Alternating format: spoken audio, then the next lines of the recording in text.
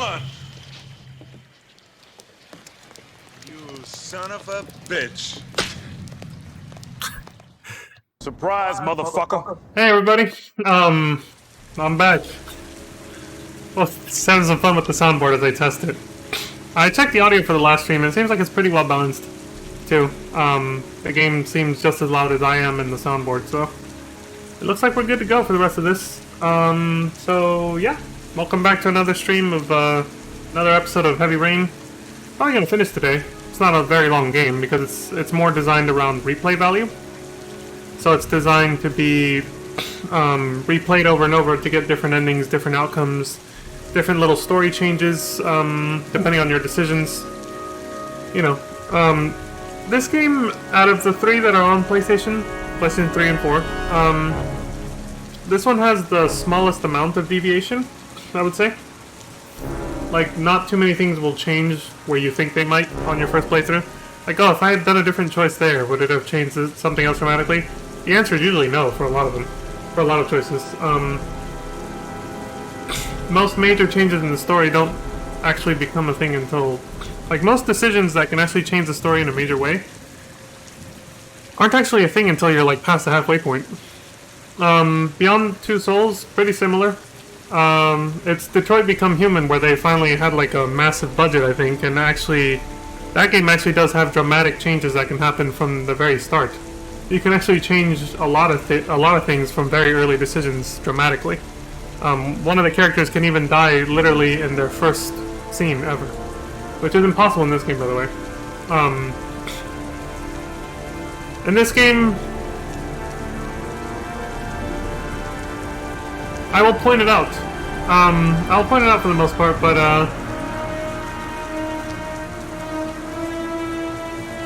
or maybe I won't, just to keep you guessing. I don't know. But yeah, there's a lot of characters in this game that can't actually die pretty early, until after a certain point in the plot. But like I said, with Detroit Become Human, that's not the case at all. There's actually one character that can literally die in their first scene, and the other ones can actually die pretty early too. But even putting aside character deaths, like I was saying, there's also a lot of little things that can actually have a huge impact on the story. Later on down the road. Little things you think wouldn't matter actually do in that game. Unfortunately, like I said, that's not really the case with Heavy Rain and Beyond Two Souls. They just obviously didn't have a big enough budget to create too many branching paths.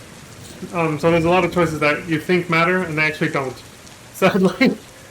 In this game and beyond. I'm just glad with Detroit it's not like that. There's actually a hell of a lot more impact with every decision, even smaller ones.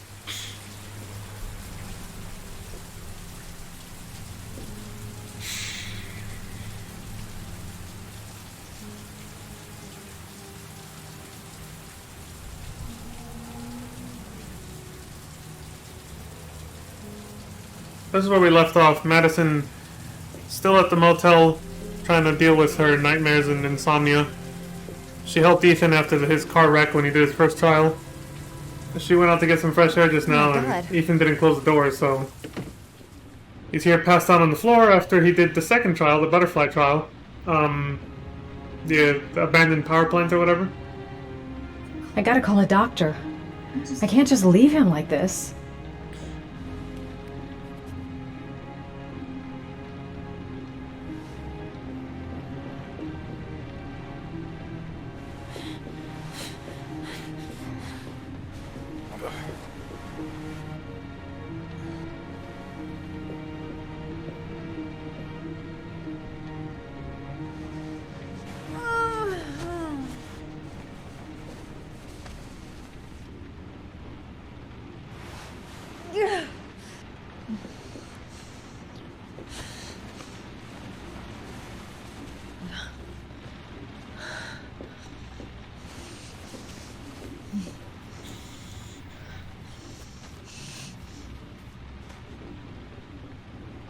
Ethan. Ethan, can you hear me? Calm down, girl. There must be something I can do to help him.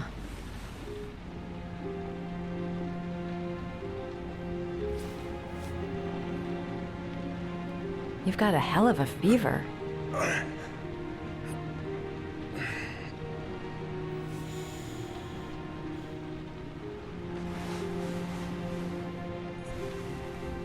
gonna have to get your clothes off to disinfect those wounds.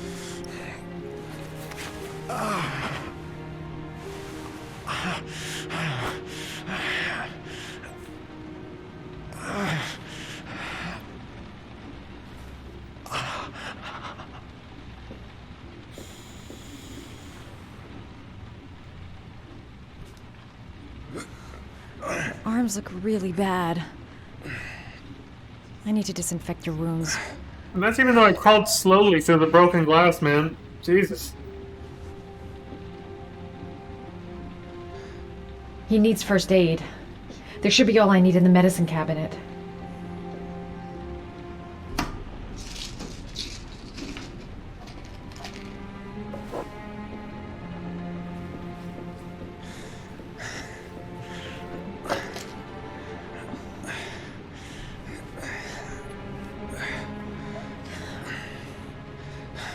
I'm no doctor, but I'll do what I can.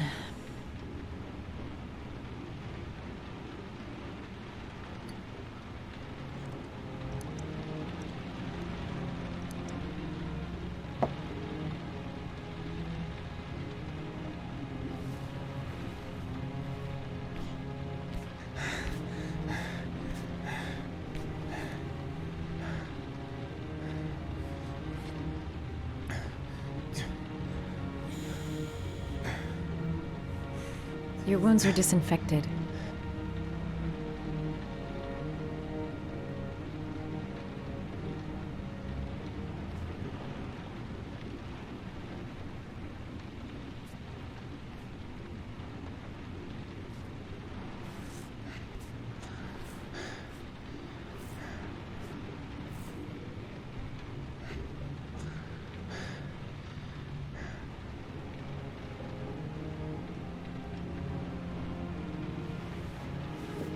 He's unconscious. Now I'll just have to wait. And hope he wakes up. Oh fuck, I forgot. You only get... If you bandage his wounds right away, you don't get to do anything else. This game's kind of weird like that. If you do things in the wrong order, you don't get to do everything. Because I didn't give him the anti-fever medicine. You have to do that first, I think, before you bandage his wounds. The sequence doesn't end unless and until you bandage the wounds, so you can do everything else before then. He also would have had an extra wound if I got electrified too. If I didn't make it flawlessly through the condensers, I would have had to put ointment on his chest because he would have had an electrical burn.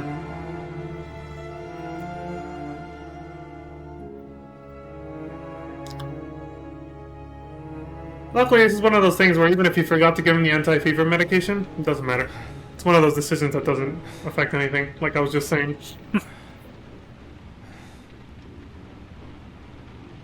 How do you feel?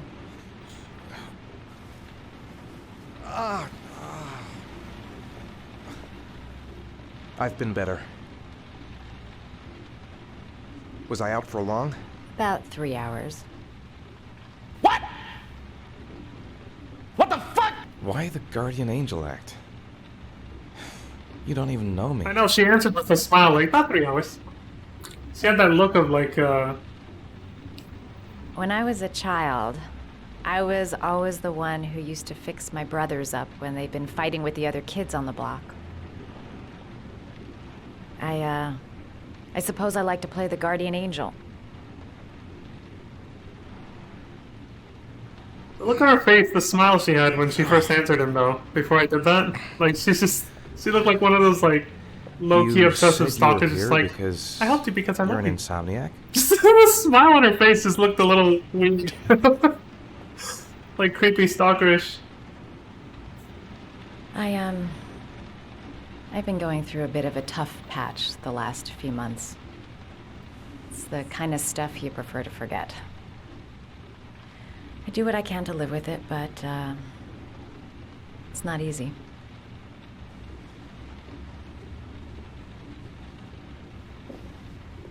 You seem to lead a dangerous life. It's not the one I chose. I'm sorry. I shouldn't be asking you questions. I mean, after all, we hardly know each other. You have no reason to trust me. Listen, I'm truly grateful for your help, but for your own sake, I think it's better if you don't ask any questions. Maybe I could help you. No one can help me. You've already done a lot, Madison. Right. I'm gonna go. Take care.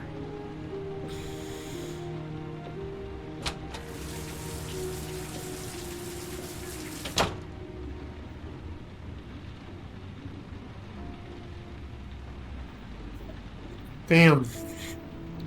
He's like, I walk a lonely road. The path, the boulevard of broken dreams. I don't know why I had to reference that song, dude. It's just, he's a lone warrior over here. He's like, only I can save my son alone. That's just to sit down, I think. No, but I mean, the real reason he's not letting her in is because even he can't trust himself. He doesn't know if he's the origami killer or not because of the fact that he has those blackouts where he wakes up with an origami figure in his hand. So he's a little bit, like, concerned he might hurt someone else, or that someone might discover what he is and then put him in jail before he can save his own son from himself. Doesn't want to get, like, reported to the cops and all that. So I always thought these these little intermissions with Ethan at the hotel were nice because you could just relax like this and watch the rain a bit before continuing the game.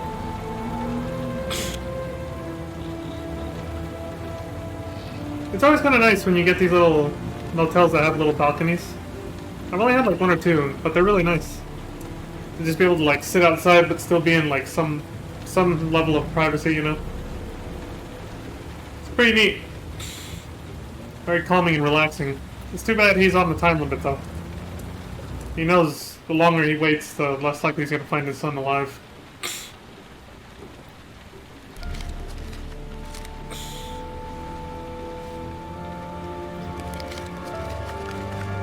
Are you prepared to make a sacrifice to save your son? 9711 Marble Street.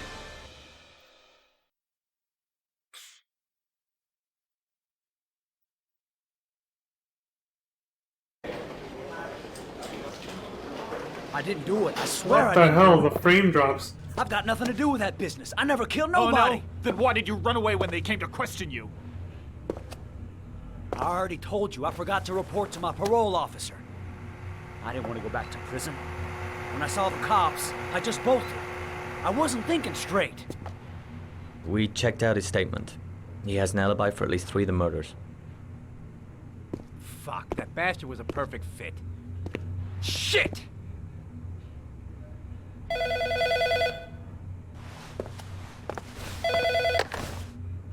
Ash? Okay. Sean Mars's mother's here. She'd like to speak with you.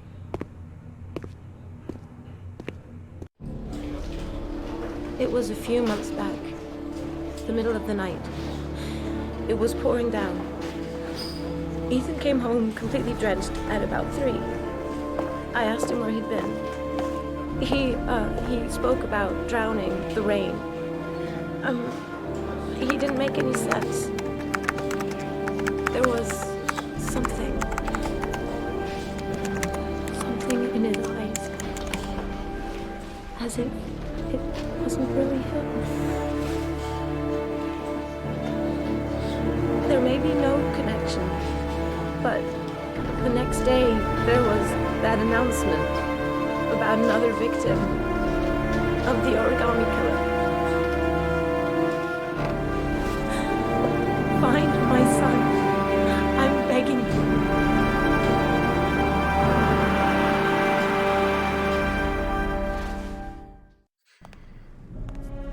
I'm Police Lieutenant Carter Blake, and this is Agent Norman Jaden of the FBI. According to our information, Ethan Mars is one of your patients. We We'd like to ask you a few questions about him. I'm sorry, that's impossible. I beg your pardon? I'm bound by an oath of secrecy. Under no circumstances may I discuss my patients. My job is to find Sean Mars alive, and I don't give a damn about any bullshit oath. Sean Mars's life may depend on what you know. Tell us what you know, Doctor. I'm sorry, I can't help you. And now I must ask you to leave. You need to cooperate. For your own sake.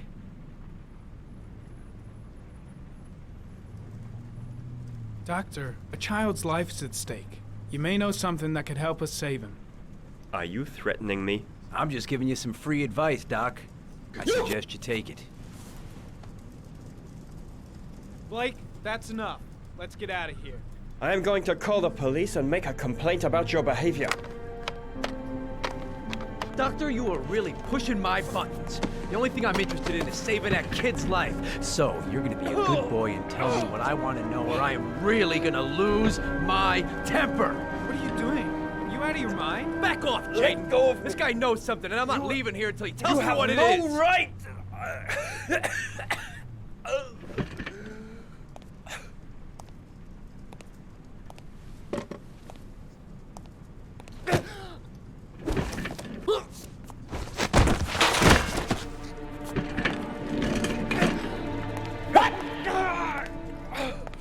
Come on, Doc.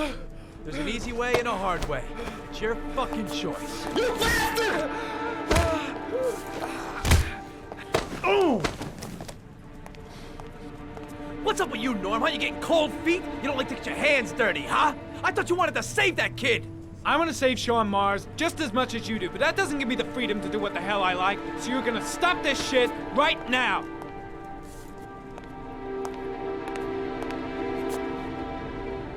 I'll get you for this, Jaden. Don't worry. I will not forget. Ethan Mars has had psychological problems since his first son died. Feels responsible for his death. A sort of morbid neurosis. He is haunted by visions of drowning bodies. A few weeks ago, after one of our usual sessions, I found this on the floor. It must have fallen out of his pocket.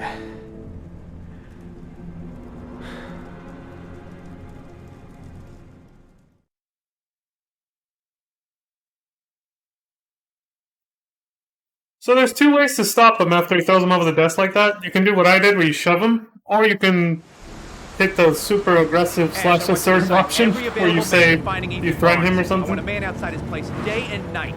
Either way, he gets pissed at Jaden. Start looking for him. I want you to keep an eye on the train stations, the airports, the bus terminals. I want every cop in the city on his ass, so that if he moves, we know about it. Yes, Ethan Mars is the origami killer. Look at how quickly he jumps to conclusions. Granted, they did find quite a bit of damning evidence, unfortunately. The origami figure, the testimony from, his wife. So I don't think they're divorced yet, they're just separated, so can't really call her ex-wife, but... Thursday, 7 a.m., 2.9 inches.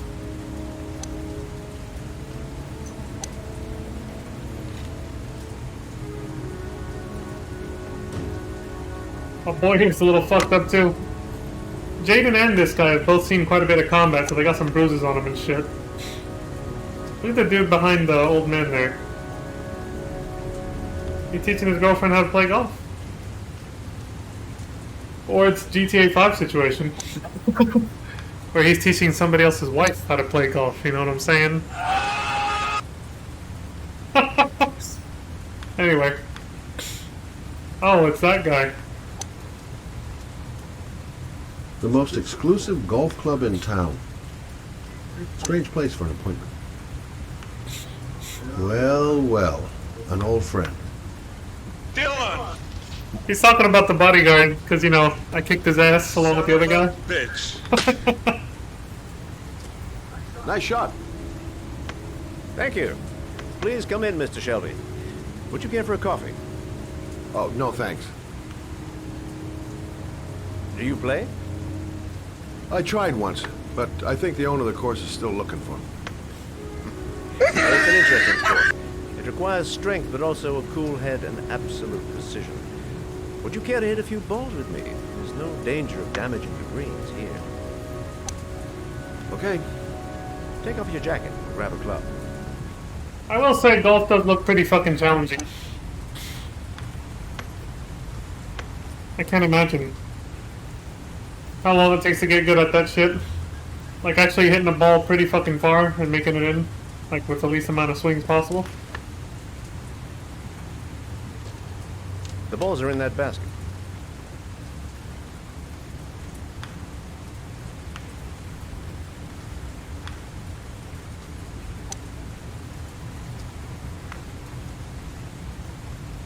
The most important thing is to grip the club correctly. When you feel ready, you swing.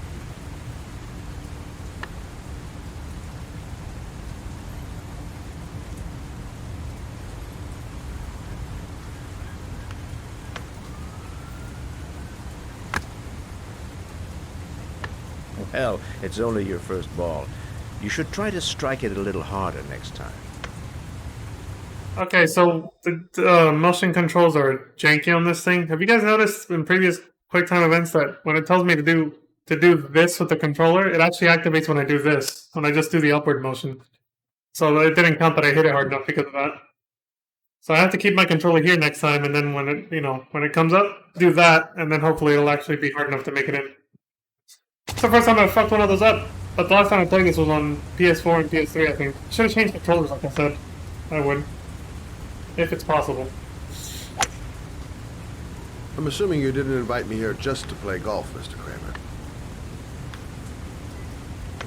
I hear you've been asking questions about my son. That's right. I want to know if Gordy is linked to the Origami Killer case in any way.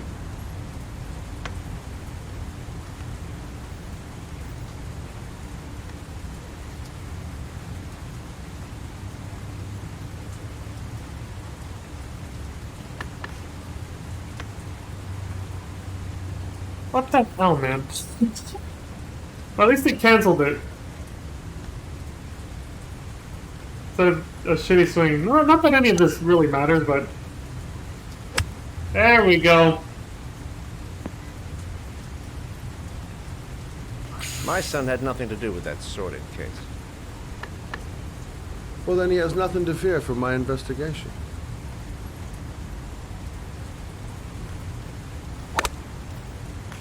You have no business investigating my son. I told you, he had nothing to do with it.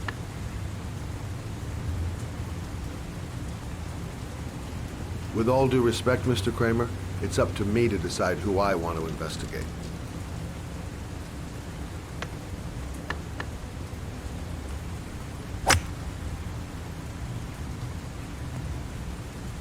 I'm an influential man, Mr. Shelby, and I pay very well for loyalty. Are you trying to buy me? Let's just say I'm trying to show you where your interest lies. How much do you want to leave my son alone? I think you misunderstood me. I don't play that game. Don't go near my son, Mr. Shelby. If you do, you'll regret it. Have a nice day, Mr. Kramer.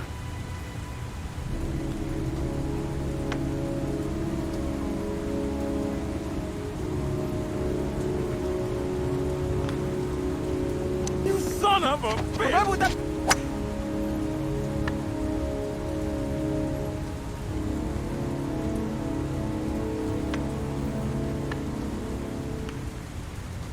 He's fucking pissed. It's rewind time. We're back to Ethan.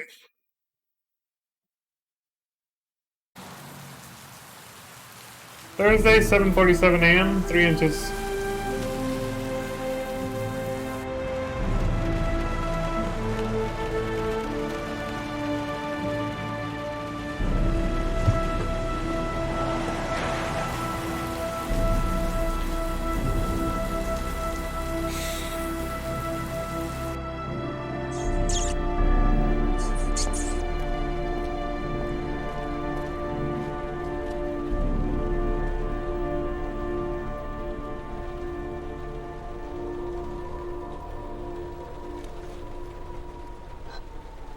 Porcelain lizards?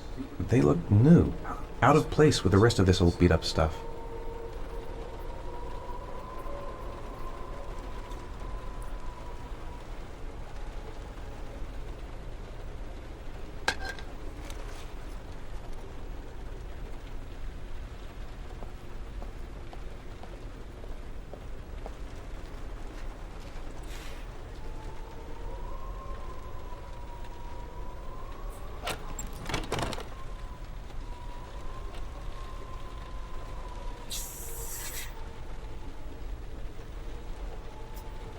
A green one. Oops, didn't mean to change the camera angle. Wrong button. 9711 Marble Street. It's the right place, but what am I supposed to do in this dump? A green lizard on the door and porcelain lizards on the floor.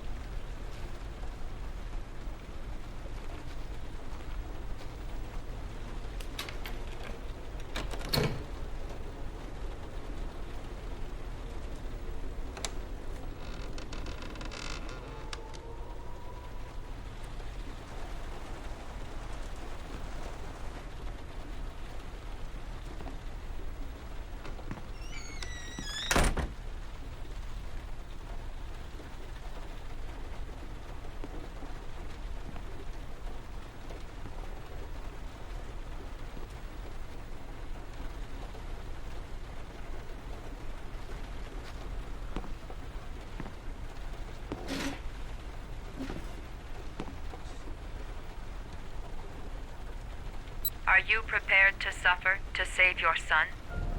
You have 5 minutes to cut off the last section of one of your fingers in front of the camera. What? If you succeed, you will get your reward. What?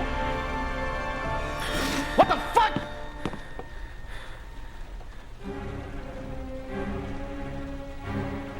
Gotta disinfect the wound, if I want to have a chance of surviving. Gotta find a sharp object, something that'll make a clean cut. I don't want to have to start hacking away at it. Cut off a finger? No way! I have to go through with it. I have no choice, for Sean's sake. The pain's gonna be intense. Gotta find some way to reduce it. This is fucking nuts! I can't do it! I want to save Sean, but I refuse to do this! I can't cut off my own finger. I just can't do it! I want to save Sean. I'd do anything. Anything but that. This could all go horribly wrong. I'm not going to save my son by dying here. I might just be able to get through this if I make the right choices. There's gotta be a way to do this. 5 minutes. I've got 5 minutes to cut off my finger. Gotta decide now. You have 4 minutes and 30 seconds left.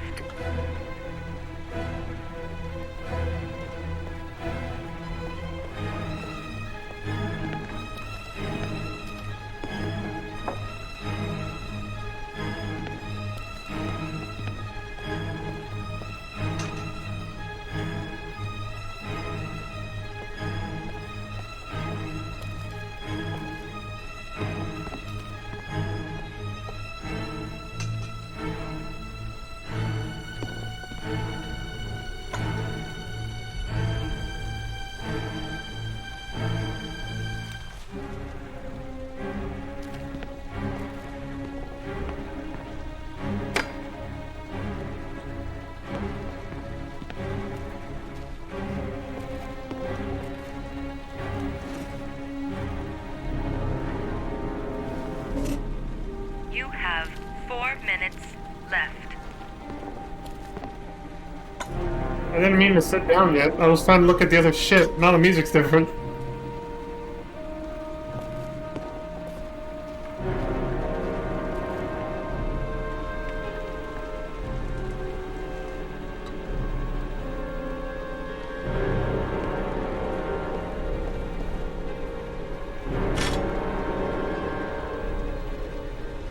So far, that hatchet I found is... that axe I found is like the best thing. That thing is That thing could have been like the Nexus thing, but it's rusty as hell.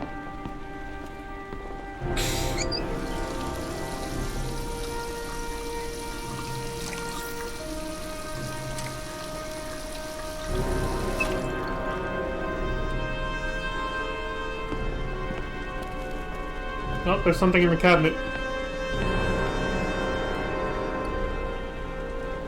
You have Alcohol. 3 minutes and 30 seconds left. Wait, what is this? Oh. Less rusty pliers, which we already found in the bathroom. That's whatever. You know, I swear there was something else around here you could interact with, but I can't find it. Wait, there it is. Yeah. Wait. Come on. Janky ass controls.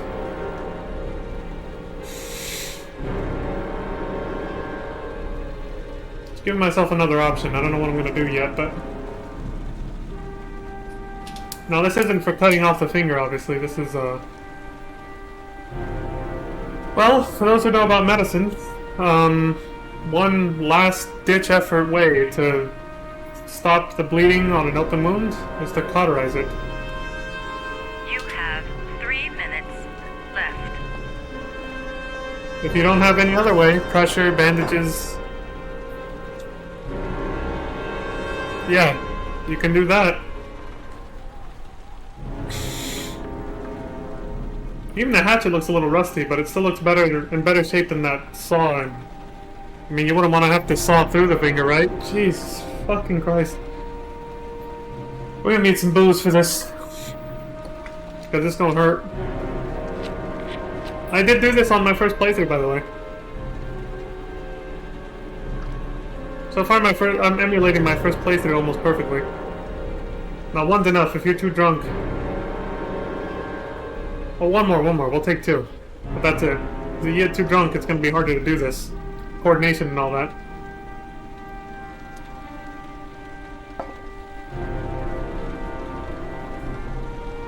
You have Gotta keep it clear, head. Everything's gonna be okay. Left. I'll be able to get through this if I just think out exactly what I have to do. Do it fast. You won't feel it. Won't feel a thing. I'm not afraid. I'm not afraid! I'm gonna do it. I'll do it for Sean's sake. I'd do anything to save my son.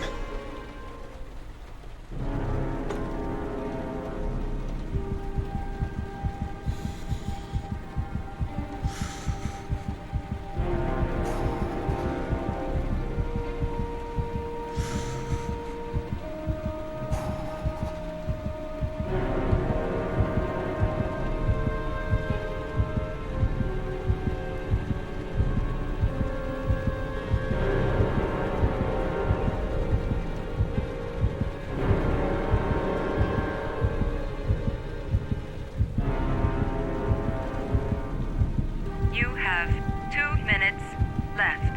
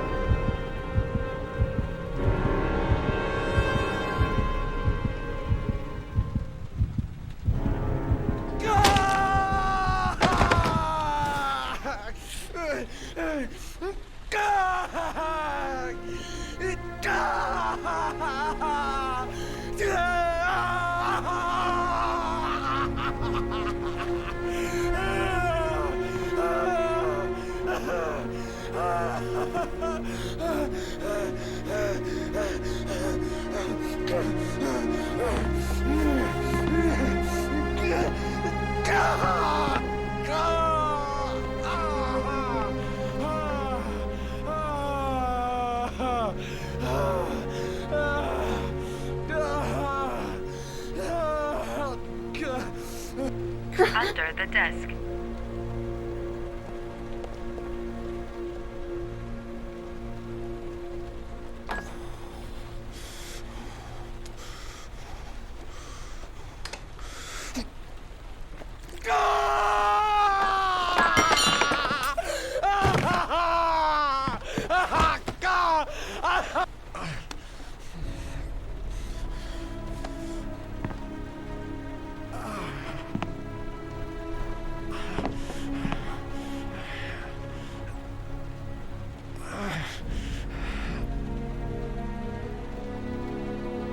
I did what I had to, Sean.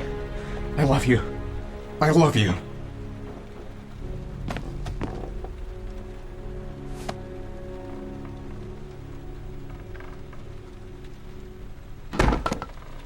That never gets any easier to watch and listen to, man. Jesus.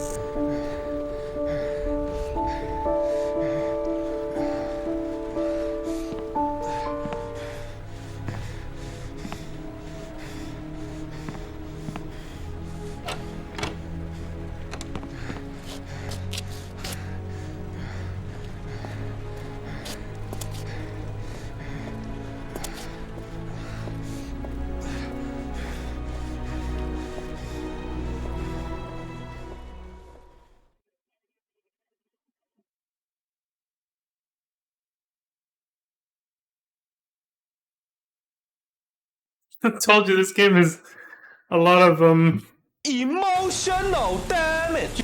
but really though. Christ. I played this quite a few times back in the day, but we're in position.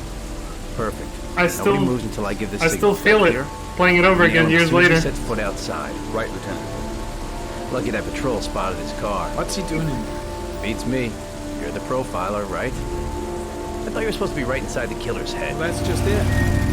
What I know of Ethan Mars doesn't match the killer's psychological profile. I know what the jury's gonna choose between your theories and concrete proof. You son of a... What the fuck is that girl doing there? If Mars comes out now, she's gonna be in trouble. What do we do, Lieutenant? Want to get her out? No, stand down. Seems like Madison followed Ethan here or something. How the fuck she know to come here? But obviously she wasn't the only one who found out where Ethan's last whereabouts were. Norman and what's his name right here? Blake. The police. They staked out the building where Ethan is. I've got to warn Ethan. The cops don't know me. I could just walk into the building without being noticed. She's going inside. Maybe she lives there. Oh, it's just as well. We don't want anyone hanging around if Mars comes out. Ethan, what happened? The police. They're out there. I think they're here to arrest you. We've got to find another way out. Shit. What's he up to in there? Wait for a go on my word. No point in trying to get upstairs. Dead end on the roof. We'd be trapped.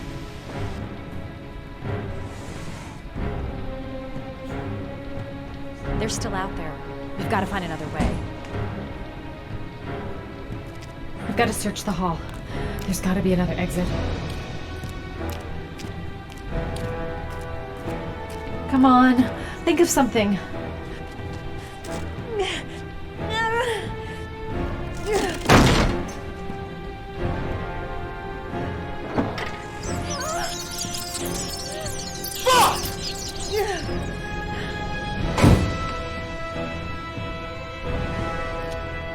A solution. There's got to be a solution.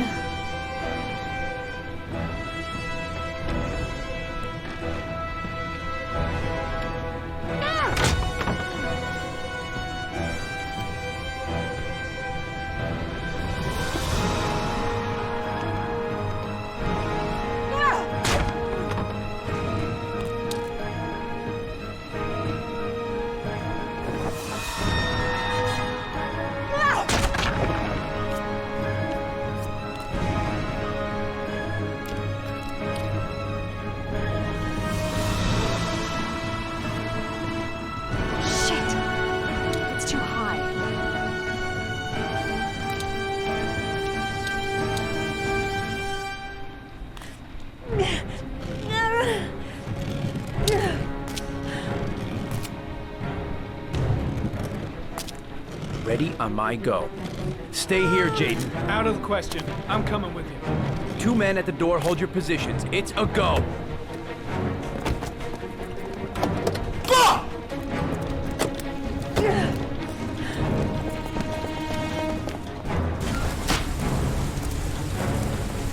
Come on, let's go this way.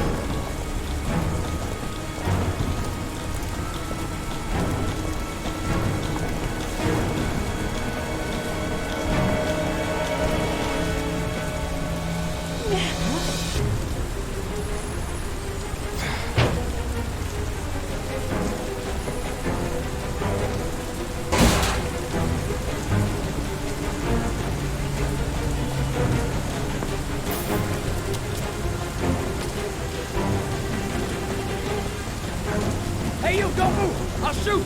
Come on, quick! I can't. Hands in the air! Lieutenant, there's a man and a woman exiting the alley. A woman? Shit! It's that girl who went in! Everybody downstairs! They're in the alley! Follow them! The subway.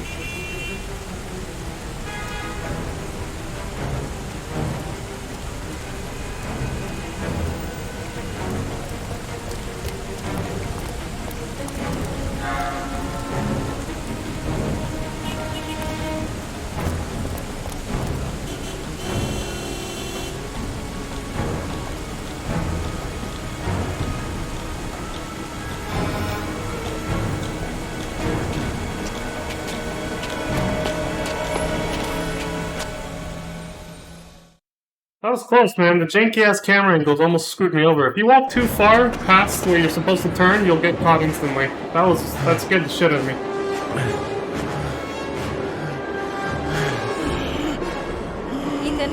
Ethan, what's the matter? We've got to keep going. Ethan, they're coming. You've lost too much fucking blood.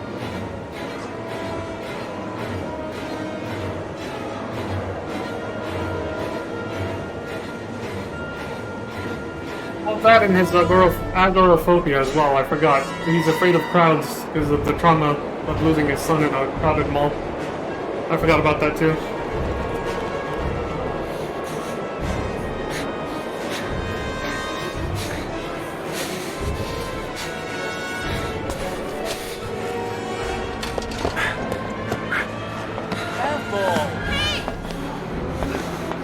Goddamn, where are you going, motherfucker? Hey, watch it, man! Please! Stop or I'll shoot!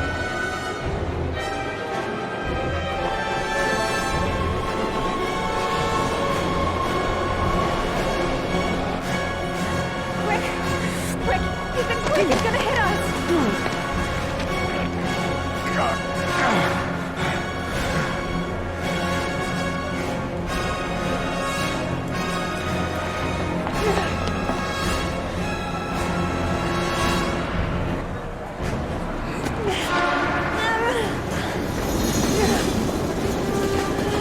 We gotta get on that train, Ethan. It's our only chance.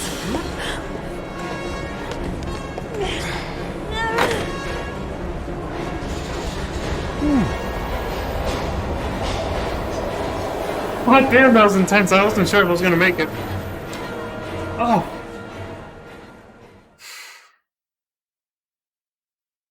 My first playthrough, I did get caught there.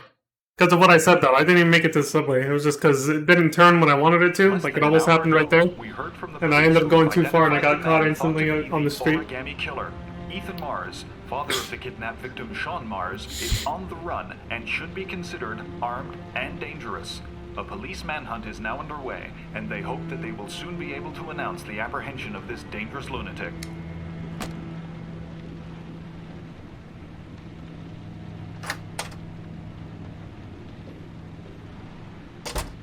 I brought some food. I didn't know what you liked, so I brought some of everything. I hope that's okay.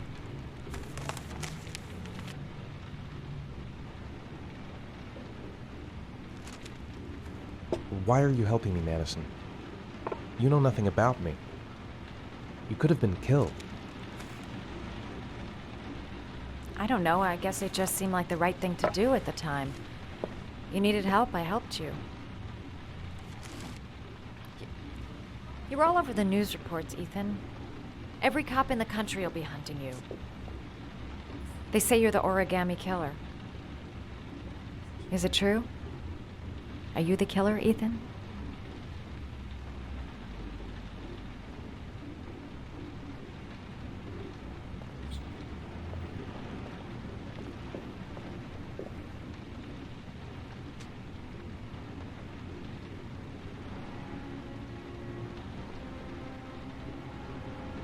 I sometimes have these blackouts. Times where I don't know what I'm doing. As if I'm someone completely different. The only thing I remember afterwards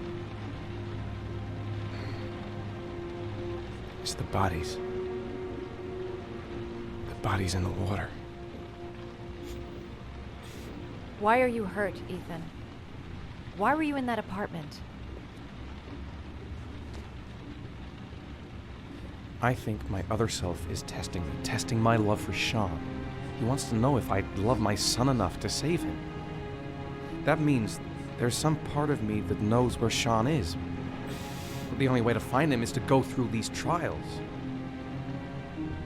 Why can't you tell that to the police? And tell them what? That I'm a schizophrenic who drowns his victims and has kidnapped his own son? They'd never let me go, and I have to stay free to save Sean. I have no choice. I'm his only chance. When Sean is out of danger, I'll turn myself in, but not until then.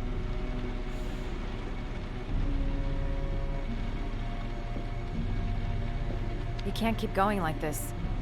You're destroying yourself, Ethan. Finding Sean is the only thing that matters. There has to be another way. You don't understand. Time is running out. Sean will be dead in a few hours. I have no choice.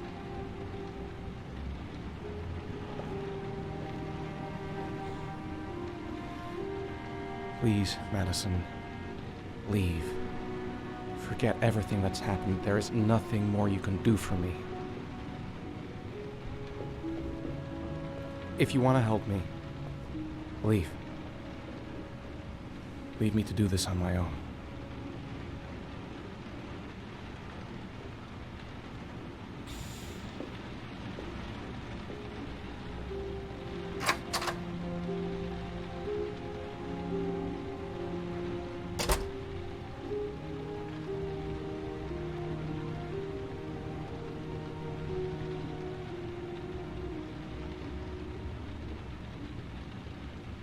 Damn.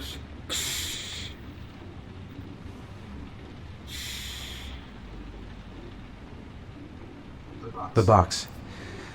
I have to open another origami figure.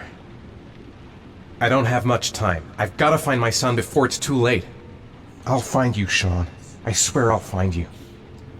See, yeah, the part where he said, right after I cut off his finger, or I made him cut off his own finger, when he said, you know, I love you, Sean, I did it for you. I almost broke just now when that happened. Before the police chase and everything else. Like, Jesus Christ, dude. This game still gets me in the feels really fucking hard. It also helps that it has been a while since I last played it, but I tend to just, in general, I just have a lot of empathy, so... Even if I don't have kids myself, like, just seeing somebody be willing to put in that much effort and sacrifice for their child is just, like, it's very moving, you know?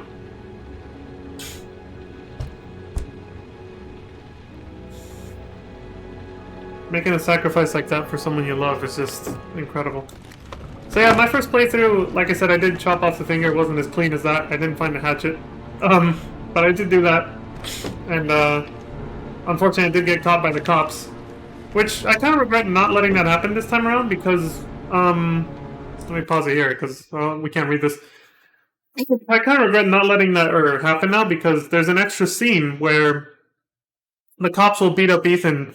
Blake will try his, like he always does, to get a confession out of Ethan in an interrogation room. Ethan doesn't say a fucking word. We won't see this now, that's why I'm saying it now. Ethan doesn't say a fucking word. He stays quiet the whole time, but Blake eventually gets tired of yelling at him and him not responding, and he eventually just starts beating him up. And then as Norman Jaden, you can stop Blake again, which pisses him off again at Norman. But then also Norman reviews the evidence and realizes that can't be Ethan. There's no way Ethan is the killer. So you get the chance to actually break him out. And Norman's like, I can't believe I'm risking my career for this, but I'm going to do it. And you can actually sneak Ethan out of the police station and set him free again. And it's really cool. We won't see that now, though, because, I got away. But I got to see that in my first playthrough, and I was like, Norman's a real one! Are you prepared to kill someone to save your son? Go to this address, kill him, send a picture, and get your reward. Brad Silver, 6784 Longway Road. So that's what the gun is for. Ethan's like, hell yes, let's do this. I'm a smoke a fool. To save my son. And he knows how to use firearms apparently too. Without any training, unless he's got some kind of history we don't know about.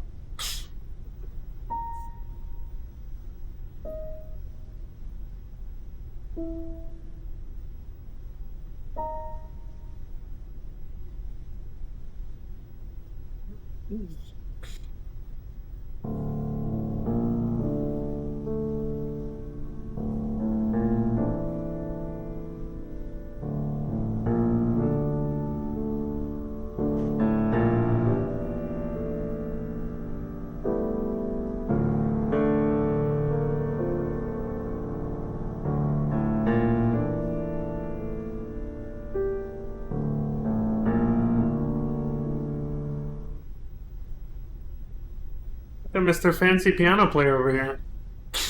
I'm guessing this is augmented reality using his glasses. Your vodka, sir. Thanks. You look preoccupied, if you don't mind my saying so. Problems with the investigation? Blake is convinced that Mars is the killer. Not you. I thought there was some evidence to that effect. That's true. But it just doesn't make sense. His psychological profile doesn't fit. Neither does the geolocalization. I can't see this father drowning 8 victims before kidnapping his own kid. Mars is not the origami killer. I'd stake my life on it. Then who is? I haven't the faintest fucking idea. Maybe you should review the evidence in your possession. That's just what I was thinking of doing. Oh, one last thing, sir. You should be careful not to overindulge in you-know-what. It can be dangerous. Very dangerous. I'm trying to keep a handle on it, but that's difficult. It gets more and more difficult. It'll end up killing you if you're not careful. That would be most unfortunate, sir.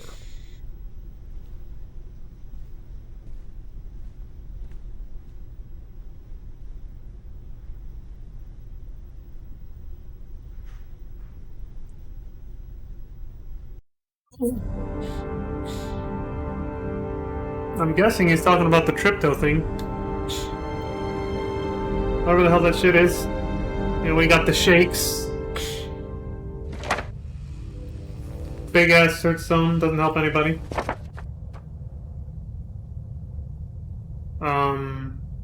Environment is just to change the background. I'll leave it. Files, I don't think Files ever gets updated. From this point on, you can just check clues to get moving faster. Well. Looks like there's something new. The video recording from near the park on the afternoon Sean Mars disappeared. I doubt there's anything on it, but you never know.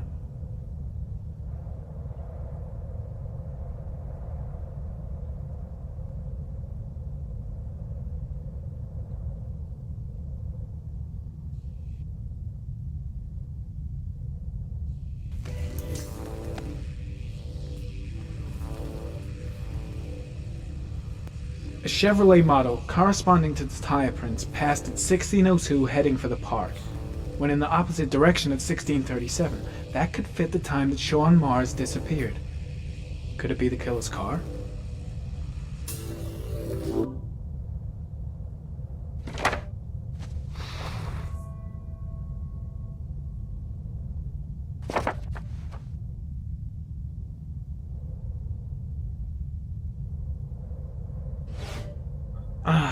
Pity we can't see the driver's face.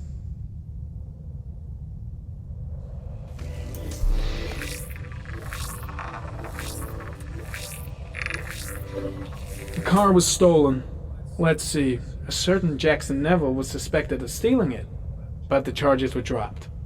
Not enough evidence.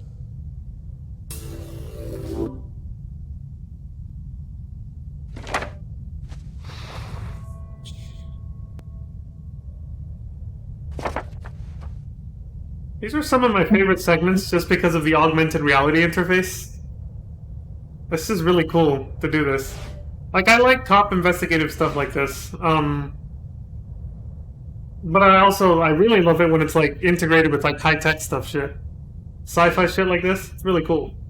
High-tech police investigation stuff, I guess, in a video game is it attracts my attention a bit. It's kinda cool. But just investigative stuff in general, I like it.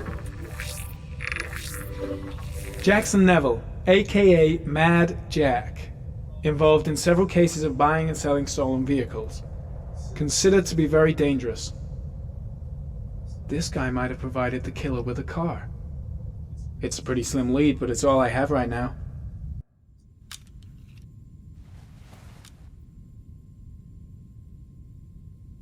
The dude's got a nickname, Mad Jack. He sounds like one dangerous motherfucker. Holy shit. You got a nickname like that?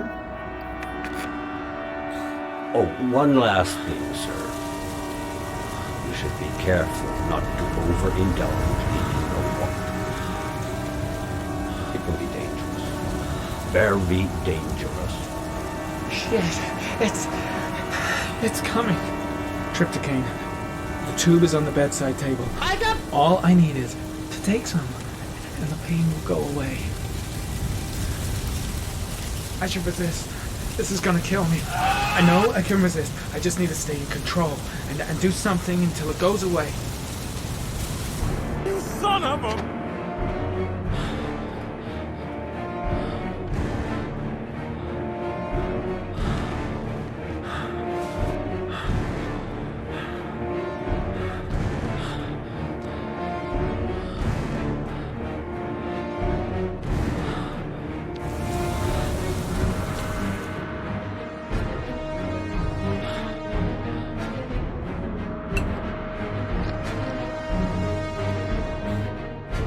Substitute one addiction with another. Come on, let's go.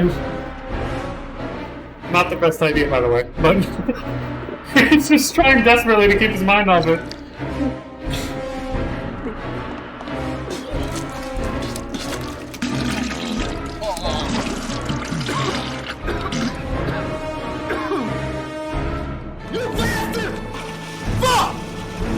Oh, you bastard, was the wrong button.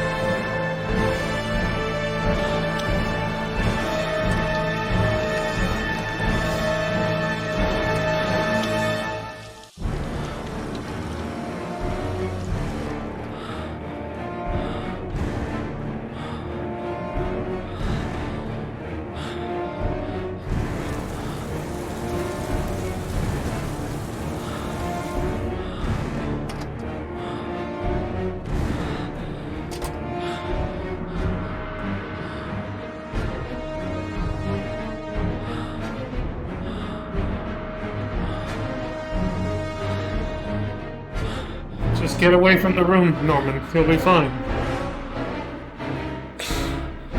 You can't access the thing.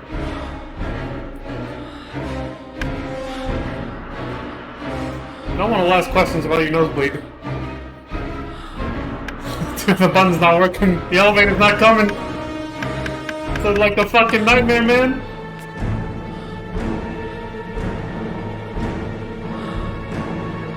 Just make it to the door at the end of the hall. That'll open.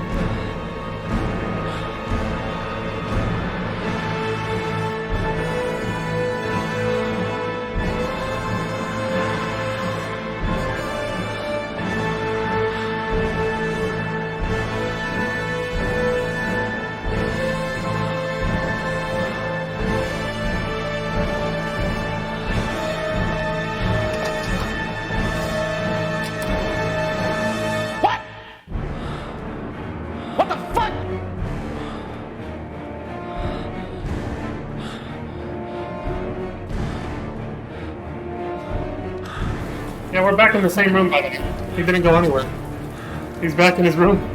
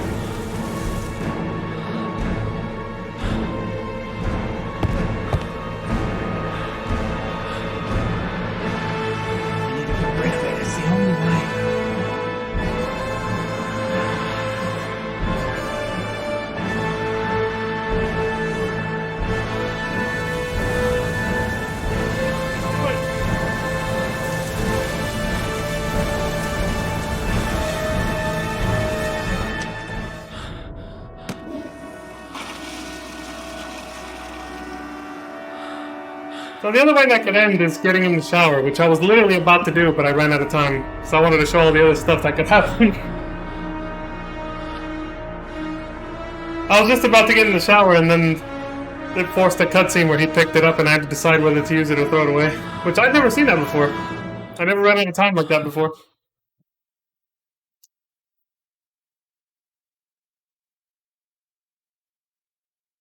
Yeah, if you want to end that in like 2 seconds, just go straight for the shower. And then he douses himself in water and just like passes out. Well, he doesn't pass out, but he just like curls up right there instead. I've never seen him flush it before. I didn't know you could do this. See? I played this game so many times and I never even knew about that.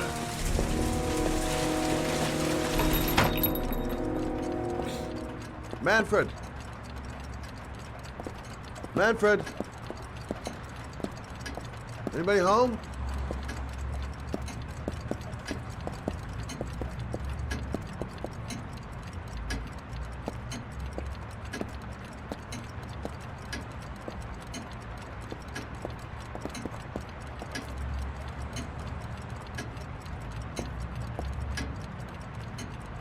I was crazy to let her come with me. She's trying to help out, but she just gets in the way. I'll have to talk to her later. Hi there, Manfred. Who is it? Scott. Scott Shelby. Do you remember me? Scott? Scott! Oh, yes, of course. Well, good to see you. How long has it been? Oh, about 10 years, I guess. Oh, at my age, time means nothing anymore. I repair clocks, but I try to forget about time. How about you? Are you still with the police? Oh. I know that was late, but... No, I quit. I'm a private investigator now. I zoned out, Miss so... Warren. She's a friend. Hello. Oh, hello, young lady. Well, this calls for a celebration. I've just the thing. Wait there. I'm sure I saw a bottle of scotch around here somewhere. Nice to see Manfred again. just like old times. Do an old man a favor, would you, Scott? Tell him to call back this afternoon. Sure, no problem. Hello? Yeah, this is Manfred's. He's not available right now. Could you call back later this afternoon?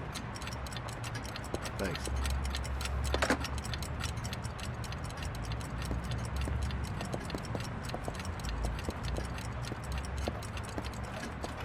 Well, to old friends. You son of a bitch.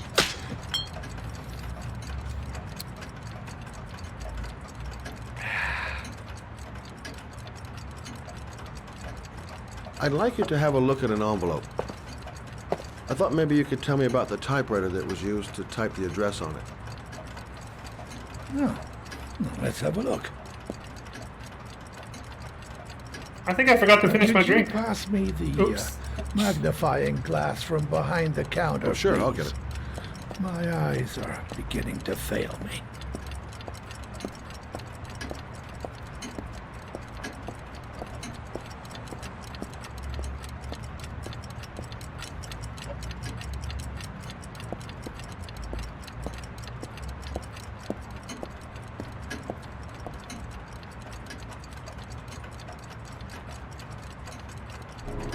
Thanks. Well, let's see what this envelope has to say for itself. A Royal 5. Yes, the shape of the T's and the F's is typical of that model. Produced between 1907 and 1924.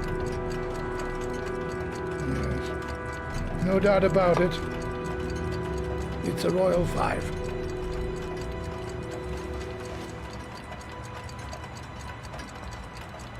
These typewriters, are they rare? No, they're fairly common. I'd say many folks have one gathering dust in an attic or in their cellar. Are there many places around that could repair one of these? I bought the company's entire stock of spare parts for a song in '64. Well, they were going to take them to the dumpster, so I got the lot. Anybody around here who has one that actually works has been to see me at one time or another. Do you keep a record of all your clients? Oh, yes, indeed. At least the ones who pay. Any chance I could get a peek at that? Yes, of course. I keep my account books in the office. If you're not in a hurry, I have a list of all the clients who ever bought a Royal 5 or had one repaired. Yeah, that would really help us out. Delighted to help. Give me 2 minutes, and I'll be right back with the list.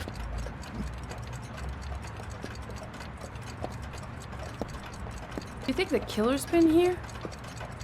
If he has a 1920s typewriter, he may have needed Manfred's services to get it fixed. We'll know when we get the list.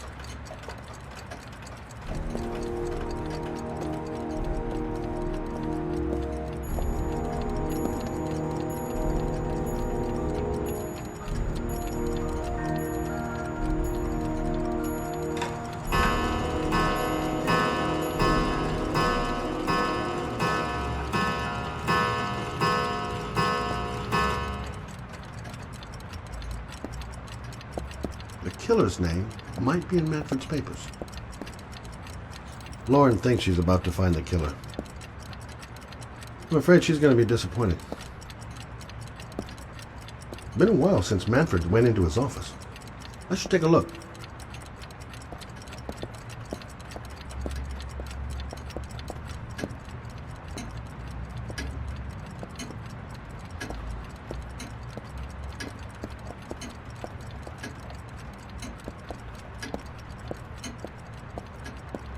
Hello? Manfred! Hello?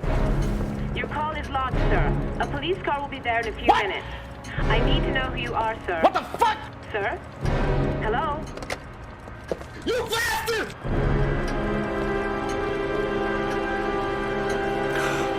Oh my God. He's dead. Fuck! Oh, God.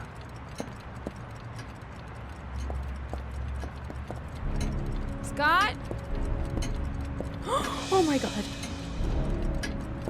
What are you doing? I'm calling the police. The killer has already called the police. I think he wants us to be his scapegoats. We gotta get the hell out of here. What do you mean? We have nothing to do with his death. We were just here when it happened.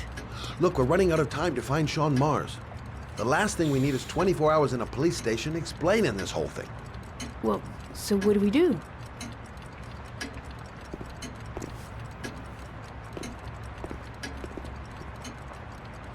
Watch the front door. I'll get rid of our fingerprints from everything we touched since we came in. You better work fast. The police are gonna be here any minute.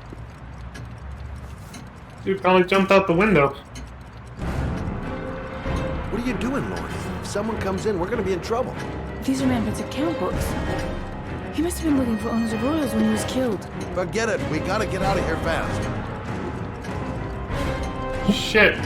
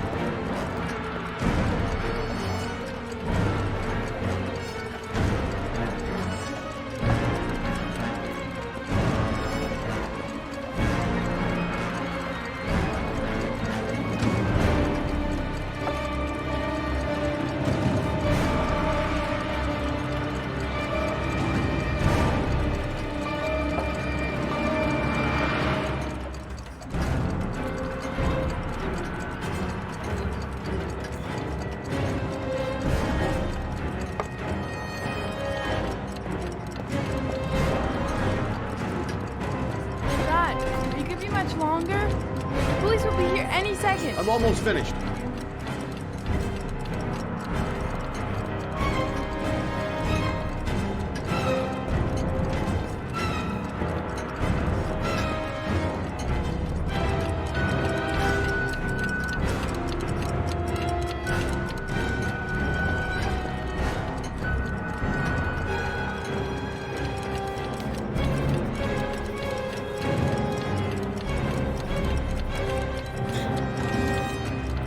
That's it. We're done. You get all the prints? I hope so.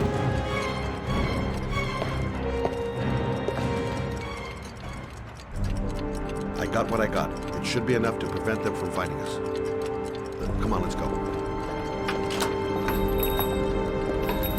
About to find out if I did get all the prints or not.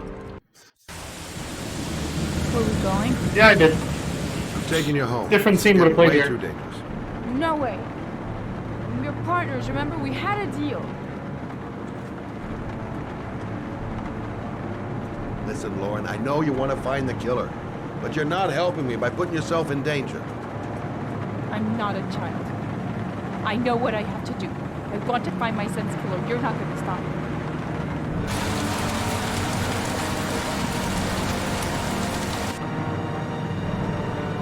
You're gonna be a good girl. You're gonna go home and let me get on with my investigation.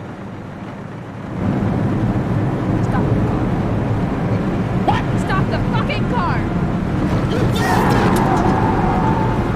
Son of a bitch!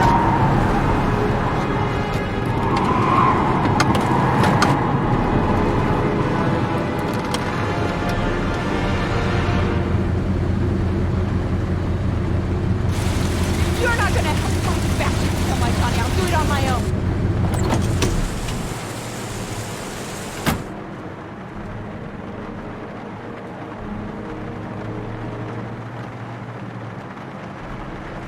It's all my fault. I should never have let her come with me. can't just leave her like that. She'd do anything to find the guy who killed her son. Crap, I have no choice. I guess I'm doing this to protect her. This girl's stubborn as a mule. She doesn't let up, with or without me. Such an idiot. I better catch up with her.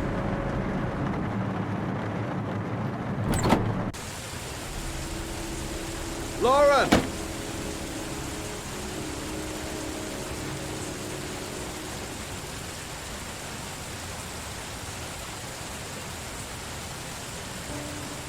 I miss him. Miss him so much. Do anything to hold him once again in my arms.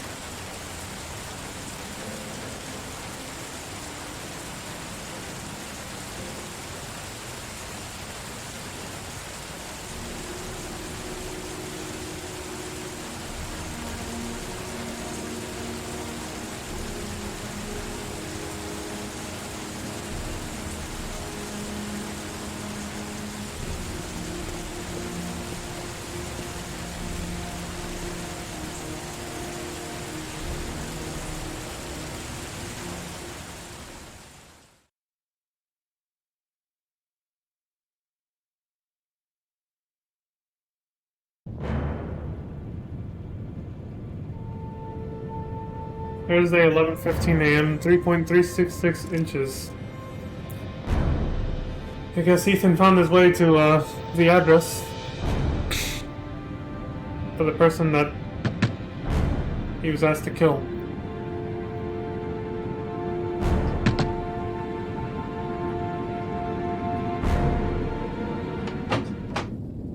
Yeah? What do you want? Ugh. I said 1,000 times that I don't want any junkies in. Hey! Take it easy, man, huh? Keep cool. What do you want? Dope? Money? Tell me what you need. Sure we can make a deal, huh? God! I'm gonna blow your brains out, you son of a bitch! You think you can come into my house and steal my dope? You'll be shooting up in hell, motherfucker! Oh, man. Will you stop fucking moving? No way! You asshole!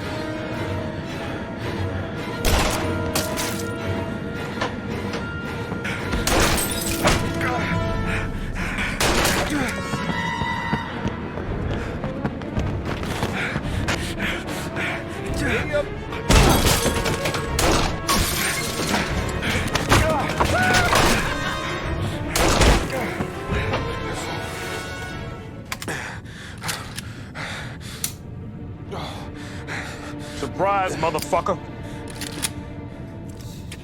Hold it, man. I give you whatever you want. Got dope? Got cash? You want some dope? Please. Please don't kill me, man. I got children. These my girls, see? This one's Sarah. And the little one, that's Cindy. Please, man. I want to see them again. Please. Please don't shoot.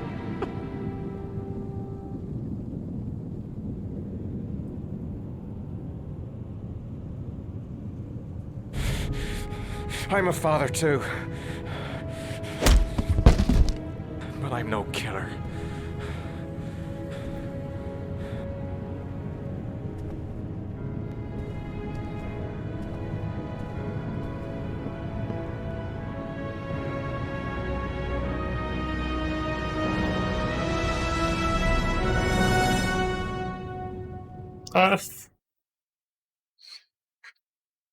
Excuse me. Not in my throat. I couldn't talk. That was where I drew the line on my first playthrough. I couldn't do it either. I didn't kill him. Mad? It's Sam. I got your information. And the owner of the apartment in Marble Street is a Dr. Adrian Baker. He's a struck-off surgeon. He used to sell drugs to junkies on the quad. He made some cash and bought up some cheap-ass apartments, including the one in Marble Street. Of course, he got caught. He did a few months in prison and was struck off the medical register. Interesting. Thanks for the information, Sam. I owe you one. Hey, Matt, be careful, okay? I'm on it. Talk to you later. Yeah, I just, I couldn't bring myself to do it, you know? I was just like, how can I justify The killing, owner of the like... apartment where Ethan cut off his finger lives here. It's not much of a lead, but it's all I've got. I was like, how can I justify killing somebody else's, parent, basically? Because, he had daughters and all. So I was like, how can I justify that just to save my own son? Like, that's just... Even if he was, like, a drug dealer or whatever. Which is an interesting choice of target. But, on the killer's behalf, I mean... That they made us... Like, why'd they want to make us kill that person? Some small-time drug dealer with two daughters.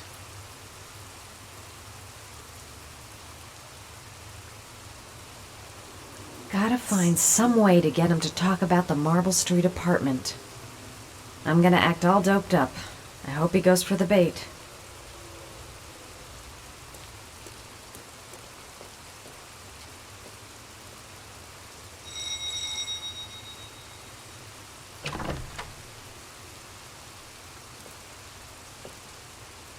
Hi. I was told that you could get Bitropin without a prescription. Sorry, you were misinformed. Goodbye. Hold on. I really need your help here. I can pay. Well, why didn't you say so? Please come in. I got the shakes. That's what I want him to soundboard to say. I need some drugs, man.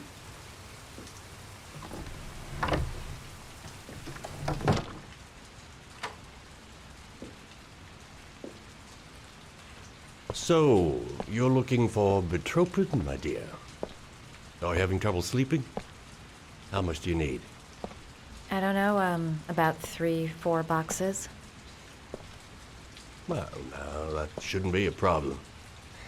Would you like a drink? I was just about to have one. Sure, why not?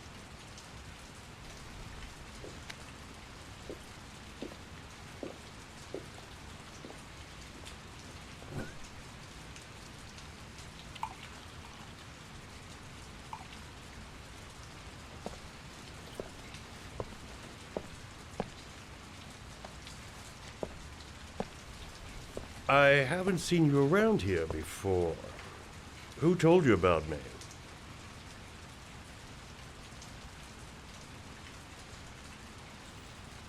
I can't remember. My brain's fried with all these pills. Can't tell day from night half the time.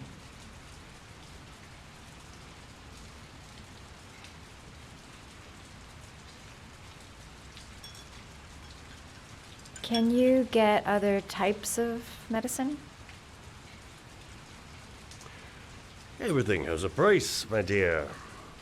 What about you? Do you have a price? Forget it. I'm not for sale.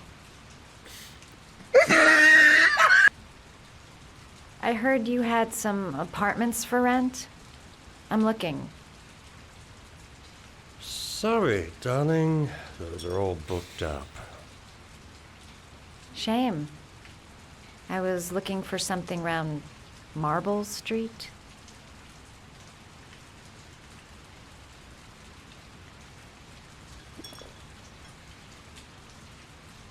His reaction to that question was a little... I don't think he liked that one. You're not drinking? I'm not really thirsty.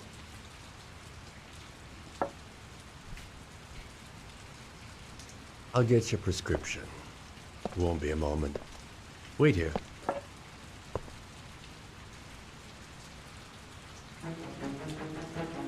That guy gives me the creeps.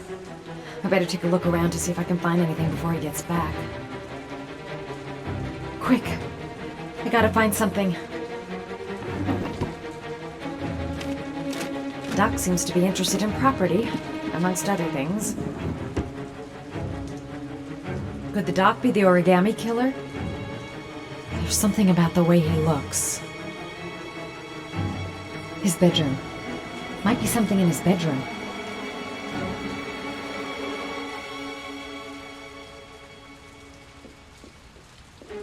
Maybe a quick look behind those doors. I'll make up some lies if he finds me. Don't make a sound. He's near. Looks like he retired a bunch of medical supplies on his way out. There's enough sleeping pills here to knock out an army. He seemed to be upset that I wouldn't drink. I get the feeling I did the right thing.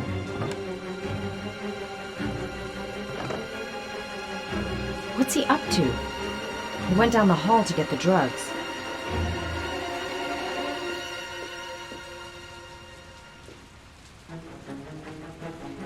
Oh, the movement can be so janky Surgical sometimes. gowns? I thought he stopped performing operations. Must be some kind of a weird nostalgia for the past.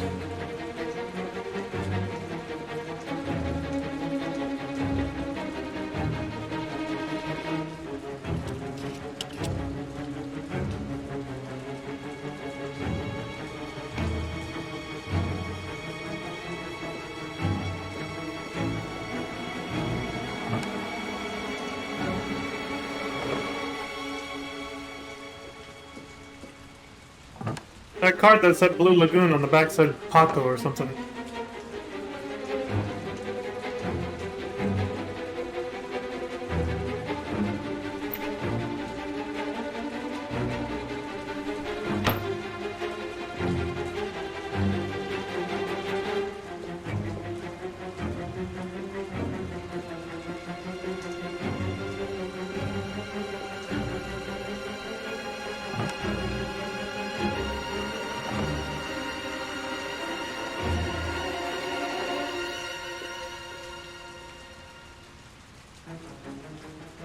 Check his kitchen real quick. Nosy little ferret. Fuck! You bastard! We're gonna have some fun together, my darling. I promise. You son of a... Shit! This actually happened on my first playthrough, by the way. Who the fuck is that? Ah. Say hello to Matthew. He claimed he had come to the census. Another one of those goddamn government spies. Those bastard government So, spies, you man. are interested in my Marble Street apartment. I rented to my friend Paco, if you must know. I have no idea what he does there. Maybe that's where he fornicates with his dancers from the Blue Lagoon. To be He's honest, I don't confirming give with a the clue we damn, found. As long as he pays his rent, he can do whatever he likes. But enough with the chit-chat. I miss surgery, you see, so I take every opportunity to practice. I don't have any instruments here, so I use whatever comes to hand. I hope you won't hold that against me. Hold up. Here's my stinger. Fuck!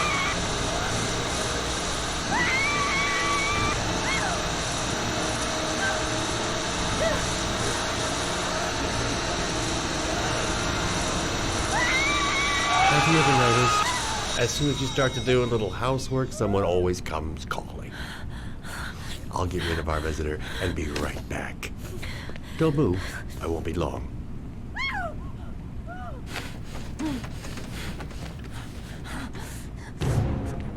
Shit.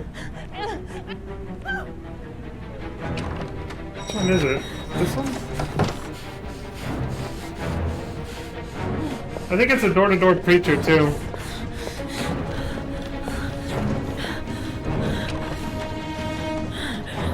Hello, sir. I've come to bring you the word of the Lord in the form of these magnificent Bibles, which I will gladly leave with you in return for a contribution Okay, it's of that one. $5. This is pretty funny if you watch it all the way through, but it does give you a lot less time to get the hell out of the situation, and you can die if you fuck this up. So I don't think I'll let it all play out, but... We, his humble flock should walk in his steps, for St. John has said. Thanks a lot, but I don't need anything. Who does not need a Bible in these times of violence and hatred? Holy Scripture will bring you peace and tranquility anytime you need it, all for a mere $5. Fuck! Hurry! He'll be back any minute. Read my lips. No Bible for me. Buzz off.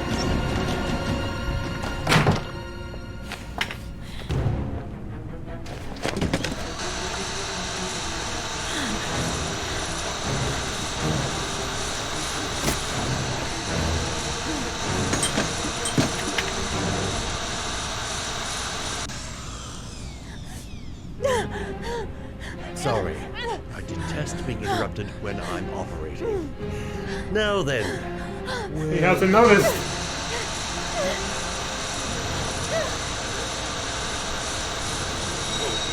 Do you believe it? There are some days when I seem to be the most popular doc in town. 2 seconds, and then I'm all yours.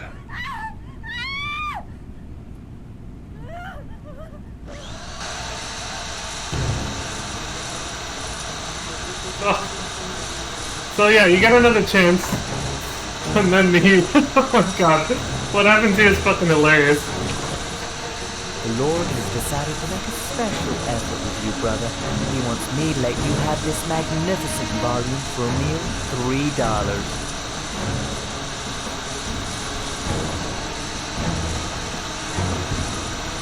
All right. You've convinced me. Please step inside.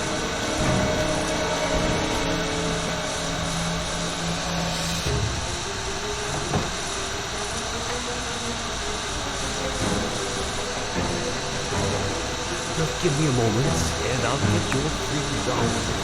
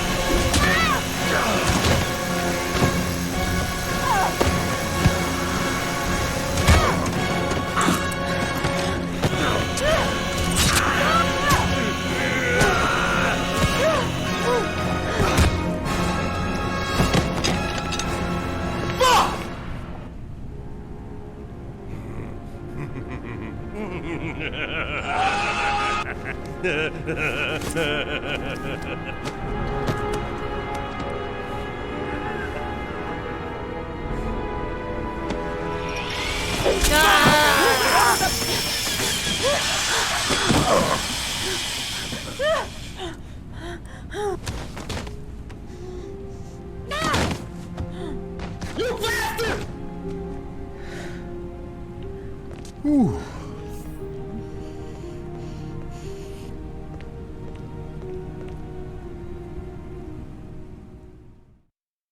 Asshole. So yeah, I wanted to show the dude getting knocked out with the Bible. The Bible says that is very risky though. if you're not far enough to escaping before he knocks that dude out with his own, before he knocks out the Bible salesman, if you're not far enough to, like, getting out of the ropes, you'll just die. Because you'll get back downstairs before you can finish getting out.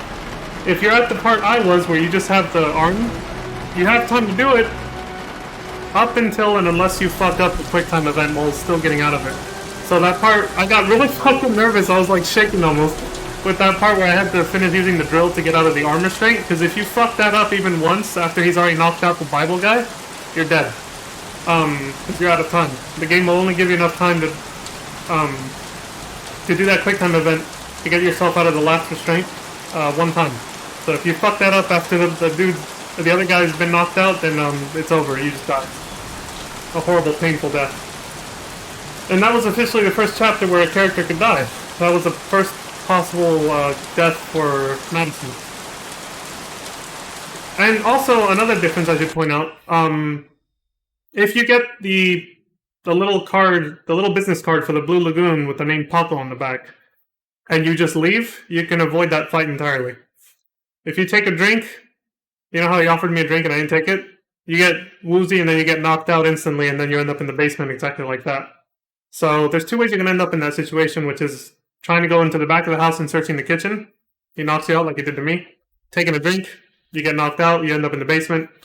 If you want to skip all that altogether, just grab the Blue Lagoon thing from his bedroom and then get the fuck out before he gets back. Because that's another way. If you take too long and he gets back, he'll knock you out too. So yeah, that fight is avoidable.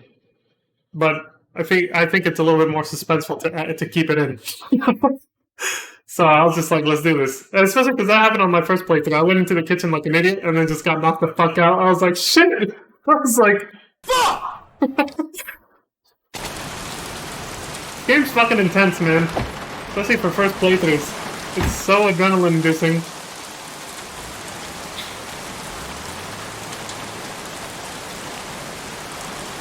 Cuba chips came. Got it in my pocket. You flushed it for no reason. You still have more. Goddamn rain. Soaking wet. Feeling sick. Got the sweats. Hands are shaking. Hope this works out alright. Mad Jack is suspected of stealing the car I'm looking for. Might be worth asking him a few questions. 24 hours. I've got less than 24 hours if I want to find Sean Mars still alive. Blake wasn't in the office when I left. Don't think I'm gonna miss him. The scrapyard. Good a place as any to tinker with stolen cars. Mad Jack, a.k.a. Jackson Neville. This guy's got a criminal record as long as my arm. Better be careful. Better have a word with the guy on the bulldozer. This is one fucked up sort of place. I'll question Neville and get the hell out of here.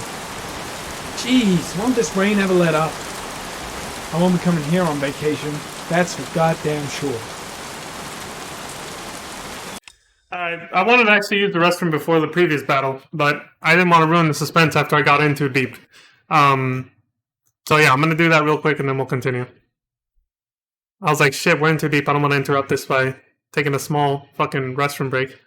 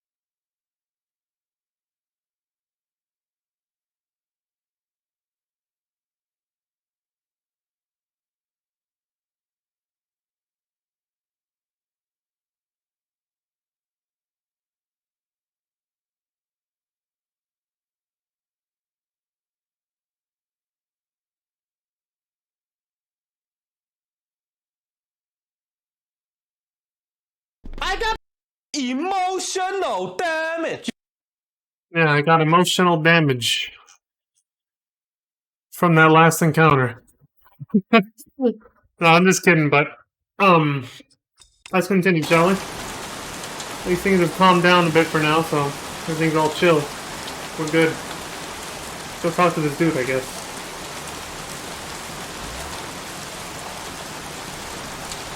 Hey, yo! Can you stop that thing? Dylan!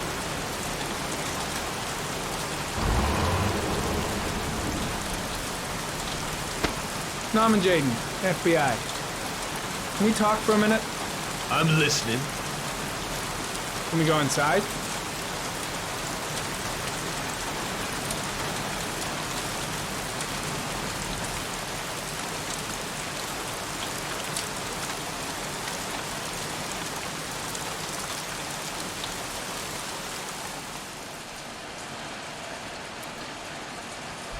I'm looking for the owner of a blue Chevrolet Malibu 83.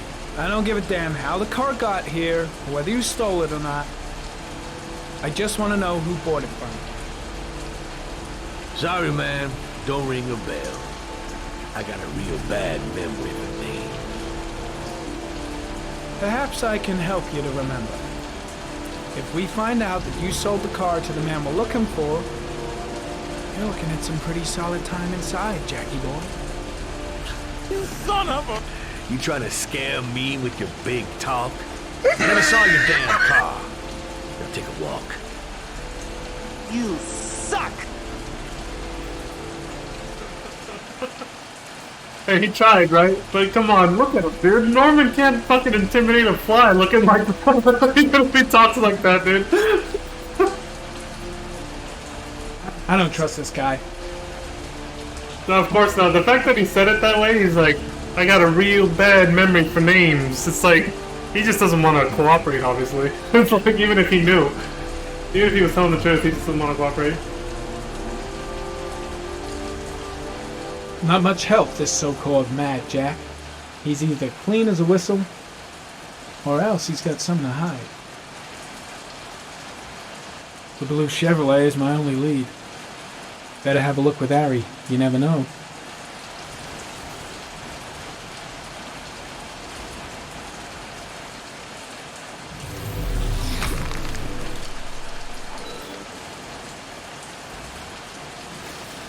Blood. Now why is there blood here?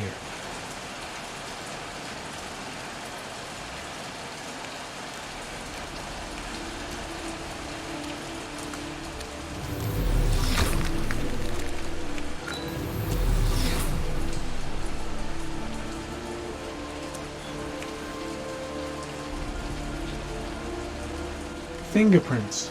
Probably Mad Jack's.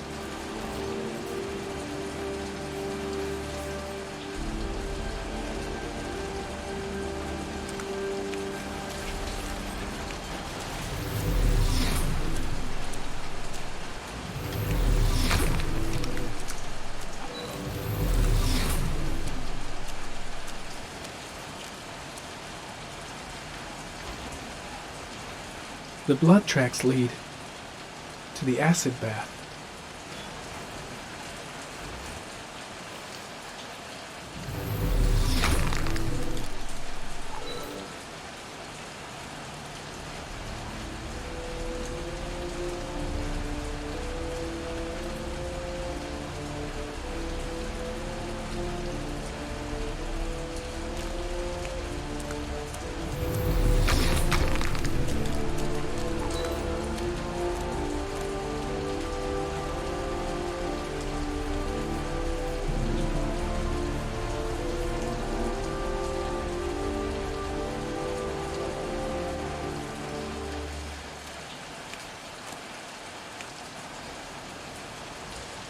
Size 10. Most likely a visitor.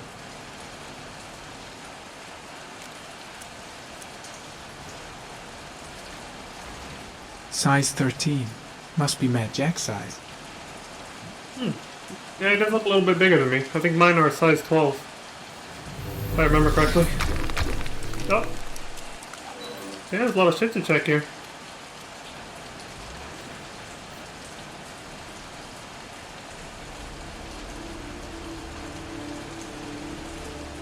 same brand of tire as the car I'm looking for.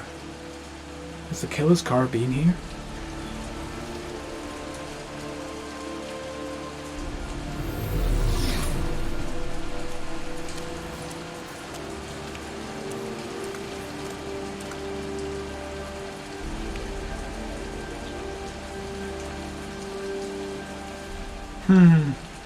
Not the car I'm looking for.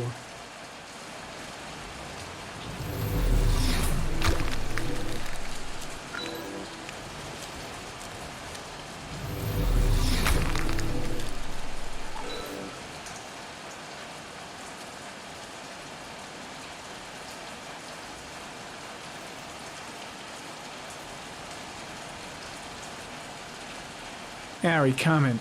Traces of orchid pollen in the air inside the garage.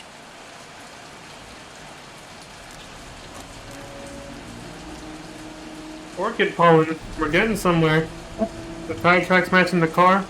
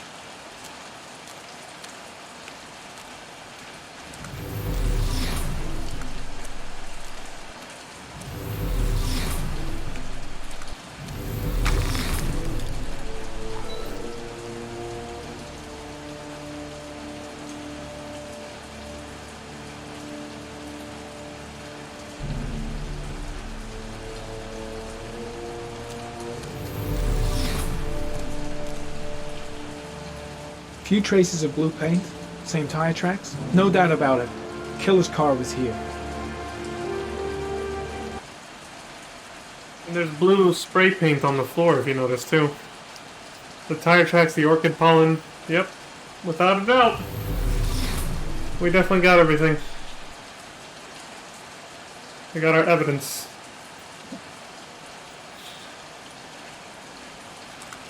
The question is, what can we do with it, though, right?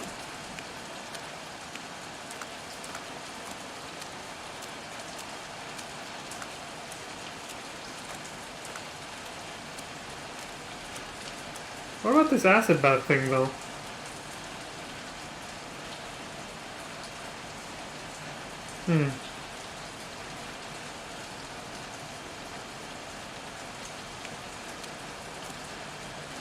Damn! You got me, officer. I'll come clean. Surprise, Now, that motherfucker. car, she buff up real good. I painted her dangerous blue in honor of the dangerous motherfucker that was driving her. Hands on your head, pig. I ain't got time to be playing around with you. Let's just get you out of sight and finish you off. I'm gonna just say this now. If you find all the evidence like I did, this obviously happens, like you just saw. If I had opened up the acid bath, there's actually a melting dead body in there. It's mostly just a pile of bones, it's not like too gory looking. And then he immediately does that. He puts a gun on the back of your head. So this is unavoidable right here, this situation. It'll happen unless you leave. You can just give up and leave, I think. I'm not sure. But if you find all the evidence about the car, the blue Chevrolet Malibu, that happens. Or if you open up the acid bath immediately. Believe it or not, my first playthrough, I don't know, for whatever reason, I wasn't compelled to open the acid bath. I wanted to follow the blood trail backwards first, and then I went all the way to the back of the car and found all the evidence, just like I did right now. I did exactly what I did right now in my very first playthrough. So on my second playthrough, when I actually went, wait, what if I check the acid bath right now? And then that happened. I saw the dead body, and I was like, whoa, that didn't happen last time. And then he immediately put the gun on the back of my head, and I was like, fuck. I was just like, fuck! So no matter what, you get in this situation, regardless.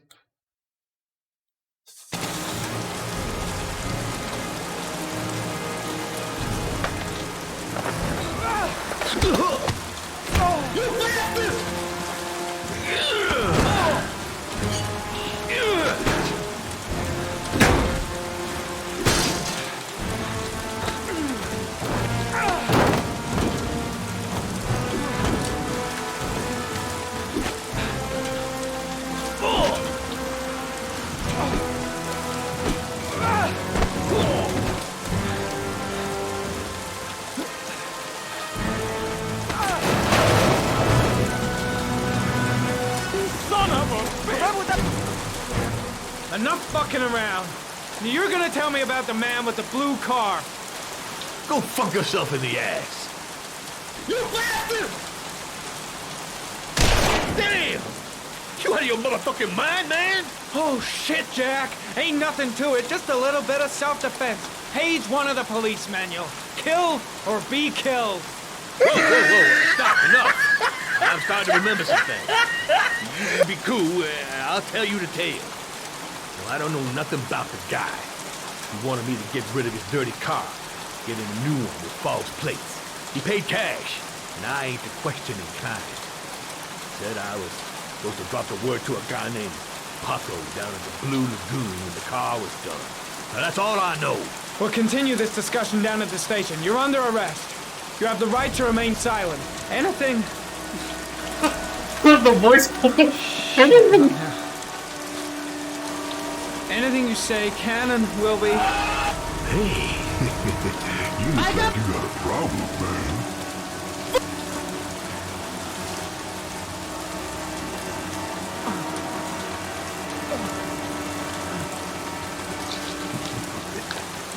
What? They letting you dope heads in the FBI now? God bless America. Oops.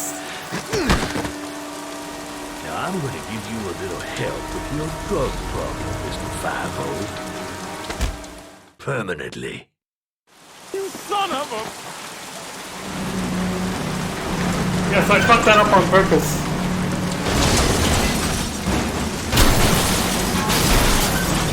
Let's up the stakes a bit.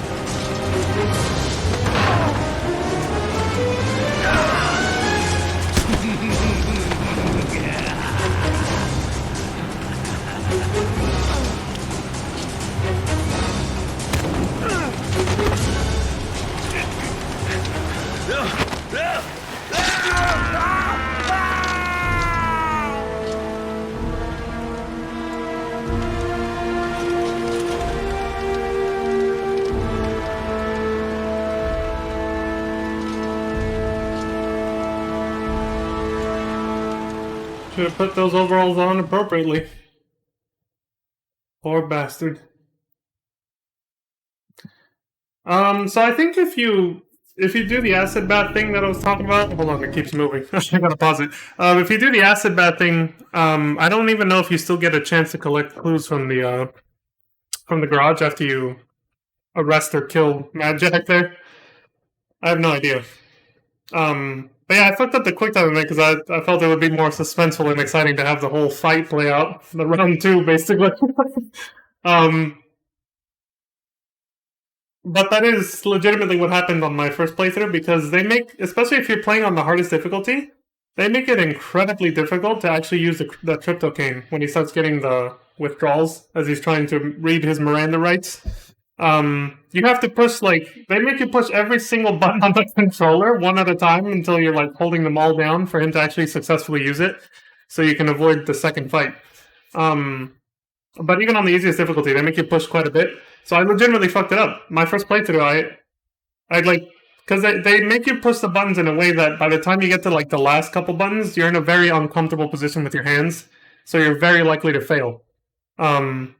You can do it, because I did retry it, and I actually did get it and arrested him instead of killing him. But they make it really hard. They make you have to, you almost have to use your fucking nose to hit the last button. It's pretty fucking funny. But yeah, so I fucked it up on purpose just so we could have the second fight, because I thought it was more entertaining, and it also lives up to my very first playthrough again. So that's Norman's first potential death too, by the way. The first or the second fight, you can get killed.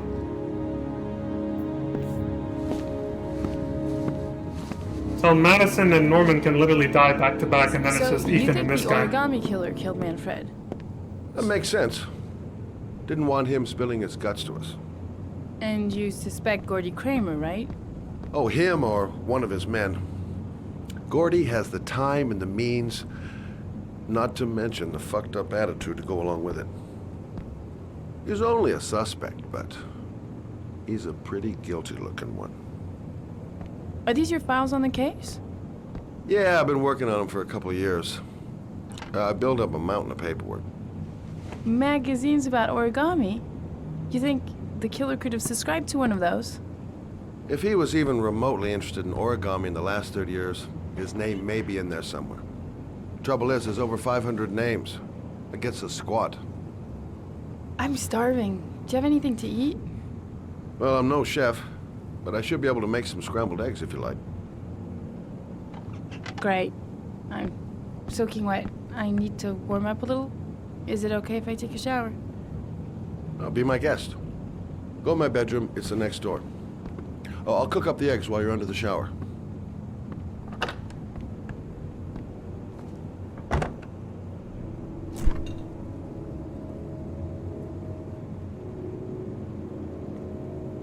We gotta sacrifice some soup troopers for this. There's 2. 2 little eggs.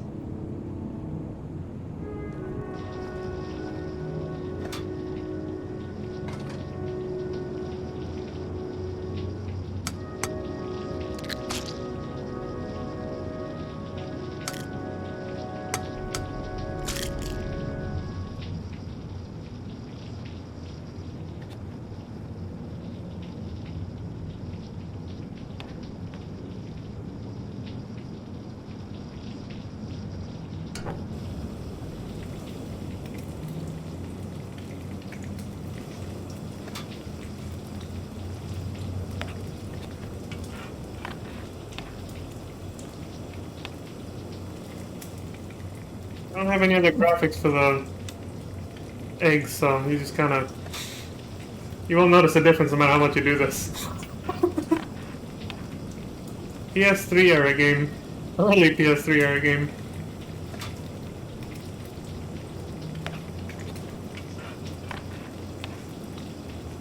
I think you just have to wait till they start... Yeah, there you go. It shows you a scene of the time that has passed and they start to smoke. Eggs should be ready by now. And then he says that, and you're good.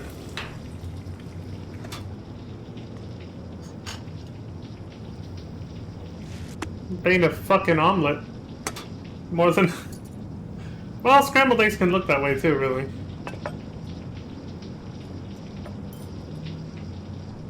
But yeah, it looks more like a fucking omelet. Still in the shower? Oh, she's done. Damn it. Fucking camera angle changes, bro. Okay. Where'd you get the... I took the liberty of borrowing your bathrobe. Oh, no wonder it's so Looks huge. better on you. Exactly, I was like, it's fucking oversized. Hey, that almost looks good enough to eat. You bastard! What's that? The notebook I took from Manfred's place. According to this, about 30 clients bought spare parts for Royal machines in the last 10 years. The killer may be one of them. Oh, you know, checking out the alibi of 30 clients one by one, that's a lot of legwork. Except that if we cross-check them with the list. The list of subscribers to Origami magazines. You still got that, right? Yeah, of course. Lauren, wait.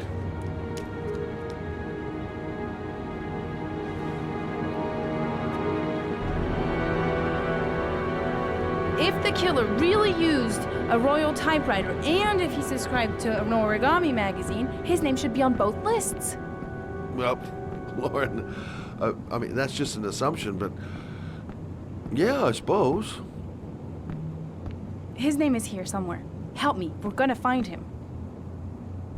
The camera angle always seems to change when you least want it to, so it causes that spin around.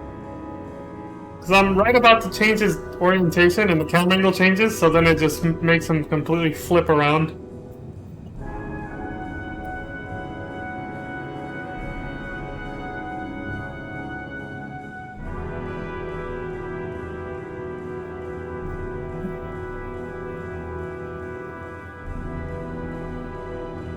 Damn, she's smart. Narrowed it down. The only guy whose name is on both lists died when he was 10. What are you gonna do now? Dig up his coffin, make sure he's dead? I know it doesn't make any sense. Unless the killer was only using his name. But why use the name of a kid who died 30 years ago? Well, that's what we came to find out. The name is John Shepard. It should be on a grave around here somewhere. You never give up, do you? You son of a bitch. She is one determined chick. She's convinced she's onto something. And here's me, thinking we're wasting our friggin' time in this friggin' cemetery. Time to look for John Shepard's grave. The sooner we find that grave, the sooner we can get the hell out of here. Excuse me, I'm looking for... well, don't worry about it. I can manage alone.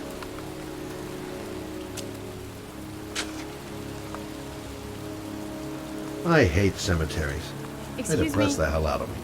I'm looking for the grave of a young boy who died Gotta about hand it 30 to her. years ago. His That name's girl John is Shepard. one really determined You chick. wouldn't know where it is by any chance. The children's graves are in the next plot. Thanks.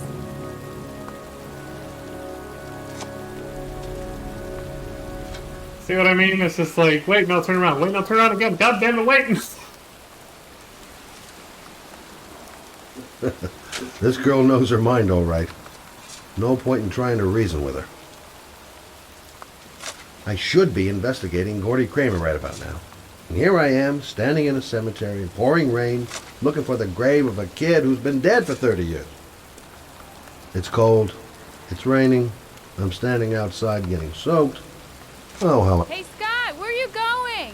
John Shepard's grave must be somewhere around here. Did anyone ever tell you shouldn't shout in the cemetery? Oops. Easy, the dead That's true, they don't. They're dead. They can't really hear us, can they?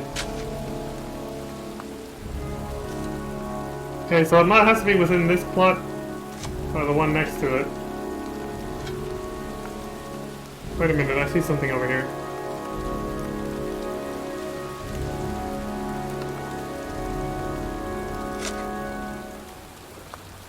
Hey, Lauren! There it is. I found it. 1967 to 1977, rest in peace, John S. Shepard. These flowers are fresh. Looks like someone's still tending the grave. Origami figures. That's one hell of a coincidence.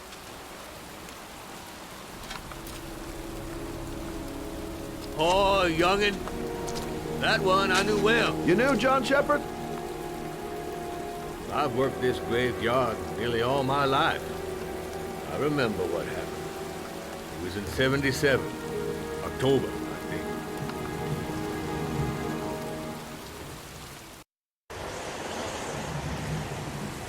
Yeah, good for nothing, hoodlum. Get the hell out of here. God, beat it. You lousy, no good brats! Come back when your fucking mother comes home from work. He's drunk again. What are we gonna do? It's pouring rain. We're gonna get soaked if we spend a day outside. Well, at least you won't get beat. Little rain never hurt nobody. Come on, let's go play. Bet you can't catch me! Being out in the rain is nothing compared to being in when he's like that. John's right. We can't just stand here all day. Might as well go and play. Mom won't be back from work till later. She wouldn't let him treat us like this. I was about to say that was a familiar looking car in the background before the camera angle changed. Oops. A blue Chevrolet Malibu.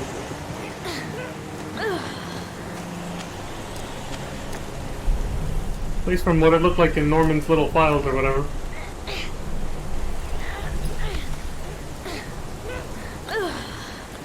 It's not there anymore. It was there.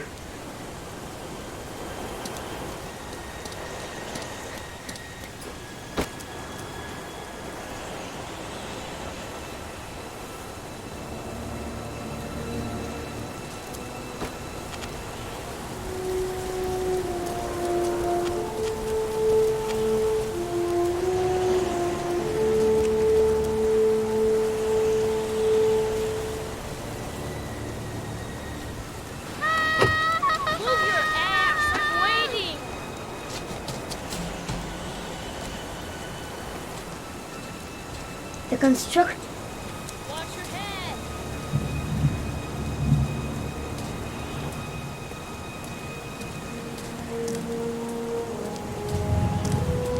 Jeez, you ain't nothing but a slowpoke.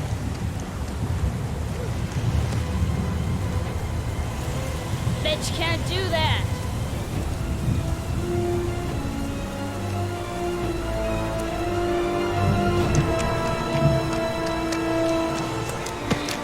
Construction sites are not playgrounds for kids. By the way, in case it wasn't obvious, this is incredibly dangerous. John is going too fast. He never waits for me. Jeez, you ain't nothing but a slowpoke.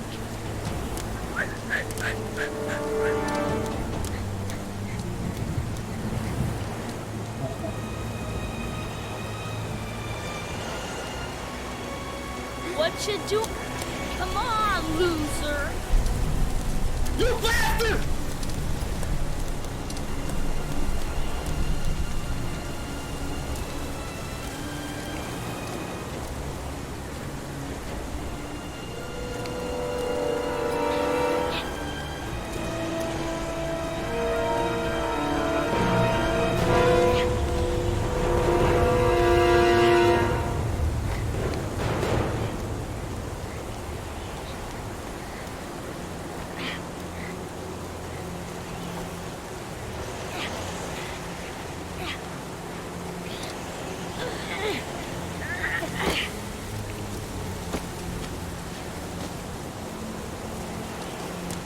I think he went down here.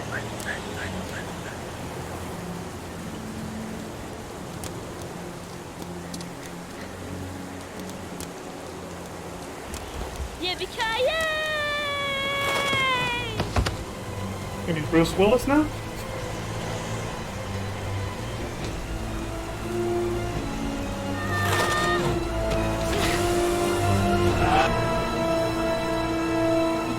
do this. It's too hard for you. No chance, I can do it all right. Just watch.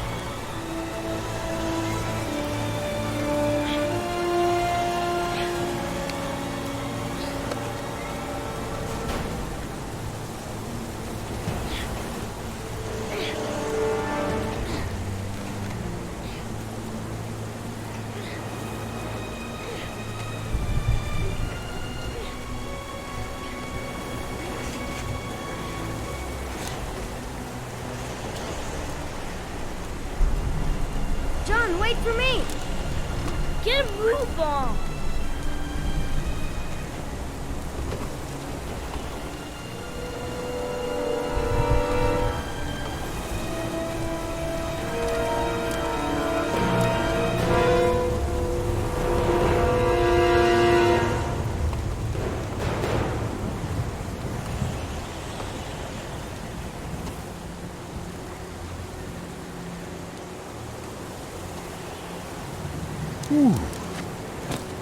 Come on, it's your turn.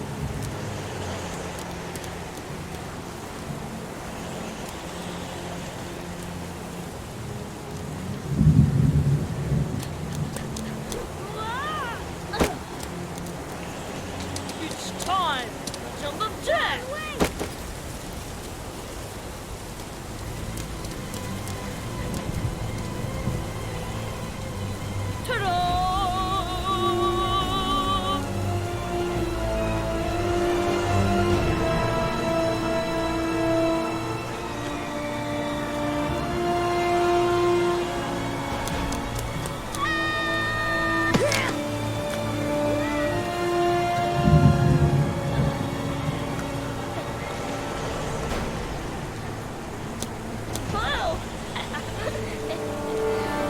Dylan!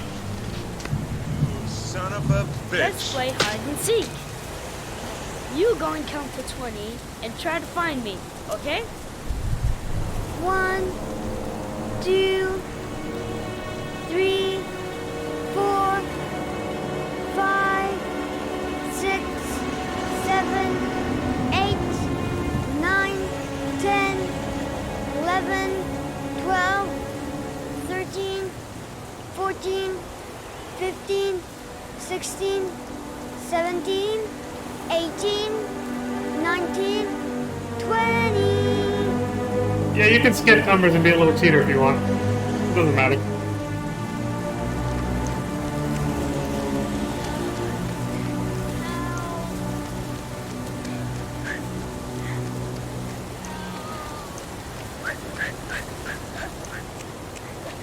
Those cries. That's John's voice. John! My foot. My foot is stuck. Grab on! Up the road there!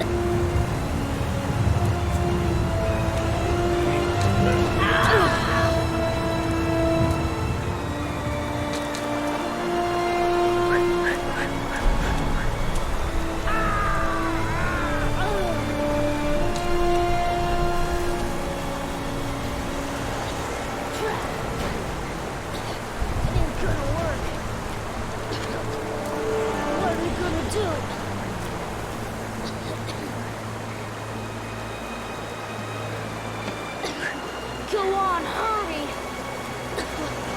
I think the water's rising. I'm hurrying! I'll be right back! But the poor kid never did find any help.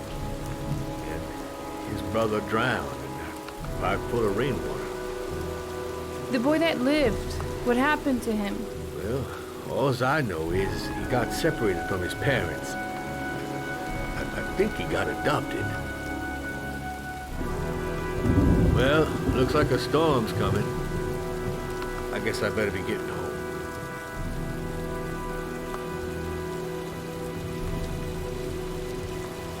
Christ, what a horrible story. John Shepard drowned in the rain while holding his brother's hand. Do you think he could be the origami killer? Come on, let's get back in the car.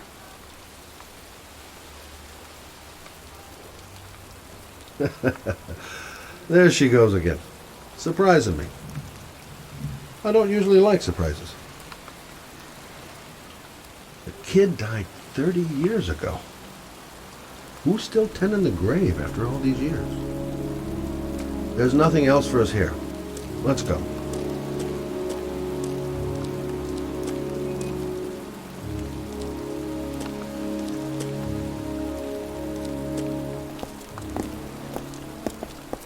Wait. What's the matter? That man over there. Yeah? It's Charles Kramer. Gordy's father? What's he doing here?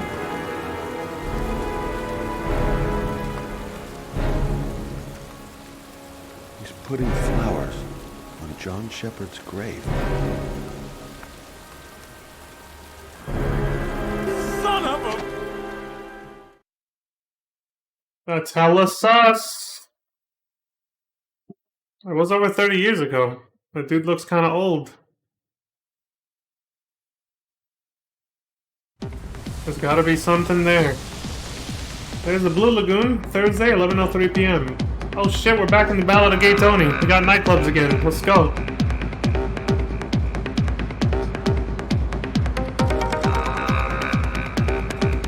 Paco Mendez. He's the guy who rented the Doc's apartment on Marble Street. Better be careful. He might be the killer. Alright. Look around.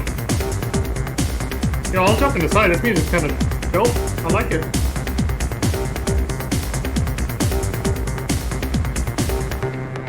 What the hell? What's this? Oh, just weed.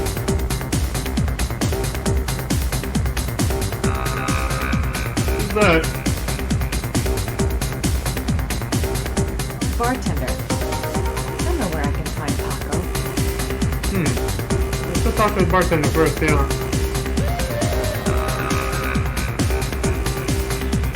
That camera angle, when we leaned out that though, I have a feeling the game's already directing us to who Paco might be. Talk to the barman first though. Paco Mendez, the guy the Doc lent his apartment to. Not the kind of guy you take home to Mom anytime soon. I'm gonna ask him a few questions. I'm looking for Paco. Paco Mendez? What? Paco Mendez. You know him? I should. He's the boss. He's over there in the VIP lounge. He owns this place? Shit. Okay. Thanks. This is why I don't go to clubs either. I love dancing, and this music's kind of tight, but they're too fucking loud, dude. You just lose your fucking hearing over time. So I never went to clubs. The bartender says Paco's in the VIP lounge. I think if I had checked all of her thoughts before talking to that guy, she makes a comment too. She said, God, the music is too fucking loud or something like that. She'll say something like that, but we missed it. A section reserved for select guests. Shouldn't be too hard to find.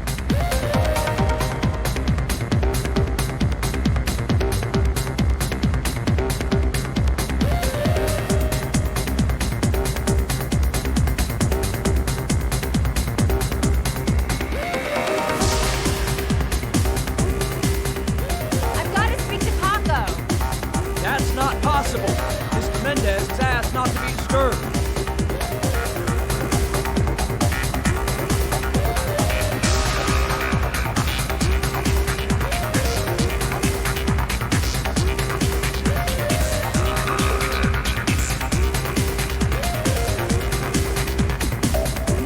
Let's hang back a while and see what's up.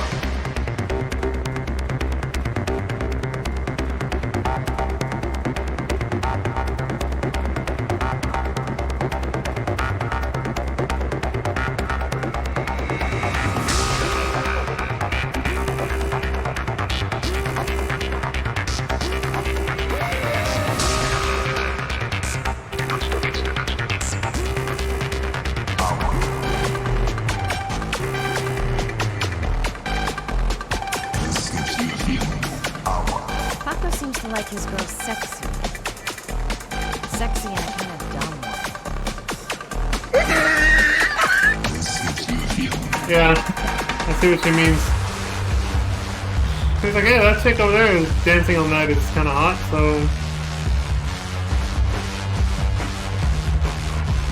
I'm gonna have to rethink my strategy if I want to talk to Paco. Gotta find someplace to change. Paco's pet goon isn't letting anyone through. Gonna have to think of something else. Maybe I could catch his attention while spreading that stuff to the body. Right, but she said she's gotta find somewhere to change. That's actually true. If you dance right now, nothing will happen. However, like she said, he likes his girls sexy in a kind of dumb way, right? Well, we can fix that in the ladies' room.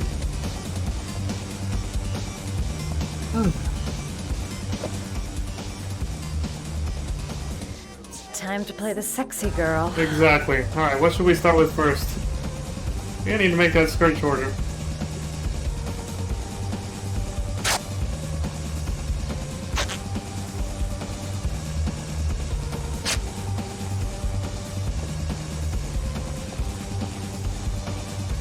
Okay, that's a start.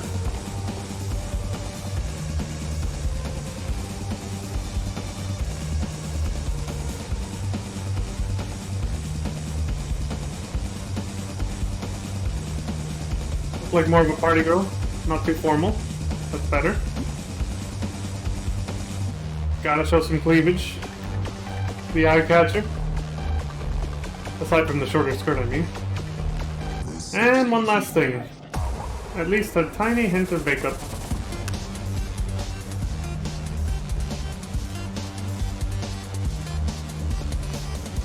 God, that would scare the shit out of me.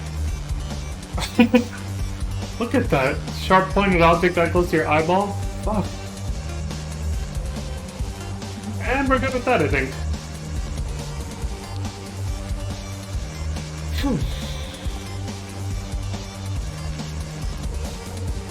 That is the bare minimum, I believe.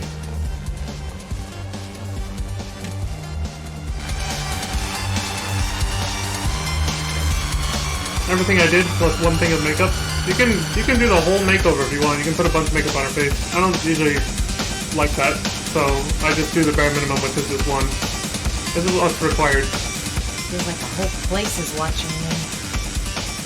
I suppose I'm not exactly keeping a low profile. Now, lover boy, let's see if you can resist this. Actually, I might do anything for a little bit of information. That is scary when you think about it. It'll never work.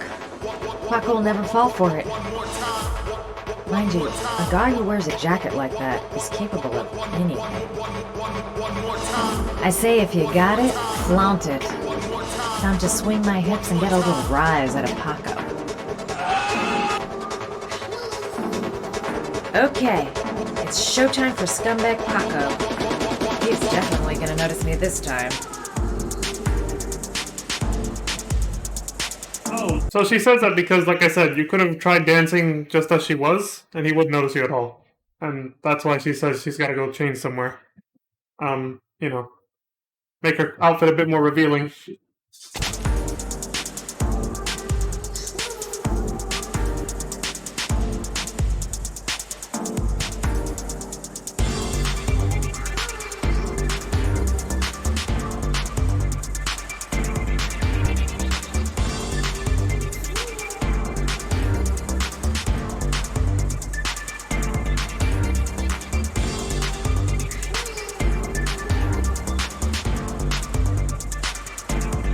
You can dance pretty fucking well in heels, I gotta say.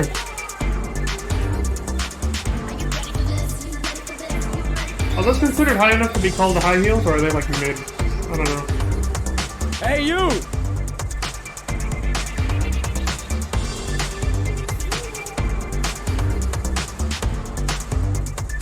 It's your lucky day, sweetheart. The boss wants to invite you to his table. Hey, thanks for accepting my little invitation. You new around here, honey? I think I would have noticed you before. My name's Paco. Are you? Madison. I'm Madison. Ah, I like the way Right, you move, Marisa. You're making me all hot under the collar. Maybe we can continue this conversation somewhere more private. Oh, sure, baby. Yeah, come with me. I'm surprised at how easy that was. He's like, wow, she's the one offering to, she's already offering to go somewhere more private with me. Let's do it. Everything is gonna be all right. I have a plan. I know exactly what I'm doing. This is no time to get squeamish.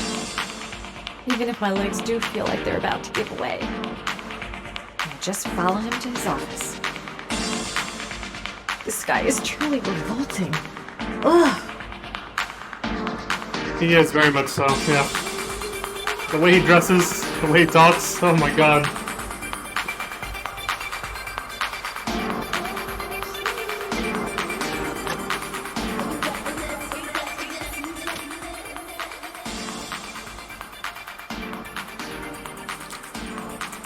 I go in, I make him talk to the gun, and I get out of there before I get into big trouble. Everything's gonna be alright. Everything is going to be alright. She's got a piece! This chick's packing. I'm not getting a good feeling about this. No one knows I'm here. I'll be all alone if things get out of hand. Shit. You're making the biggest mistake of your life, Madison. Everything's gonna be alright. Everything is gonna be alright. So, welcome to my little kingdom.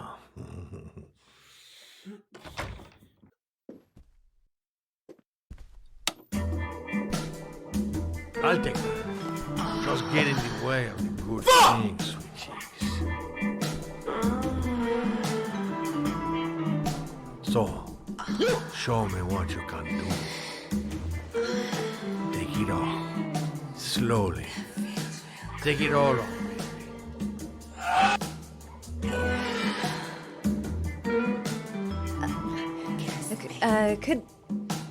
Could I have a drink? Just a little drink to break the ice. Oh, we already broke the ice. Let's get wet. Do your thing, girl.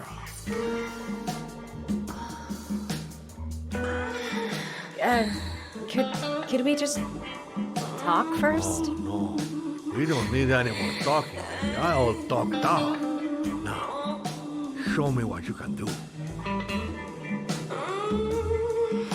I'm sorry. I think there's been a little misunderstanding. Look, I'll just go. No harm done. Another time. I think it is you who are misunderstood, honey. I'm tired of wasting my time. It's now or never, baby. And I never take never for an answer.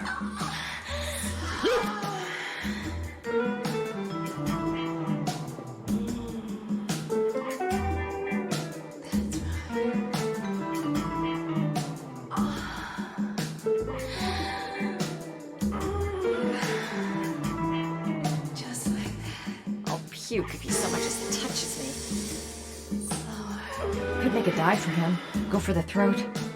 Don't even think of it. He's just too tough. I wouldn't stand a chance.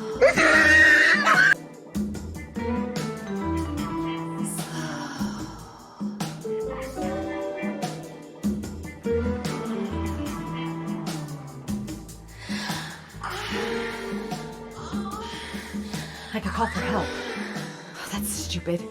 With this music, who's gonna hear me? Maybe if I told him I'm a lesbian. This is no time to start getting funny.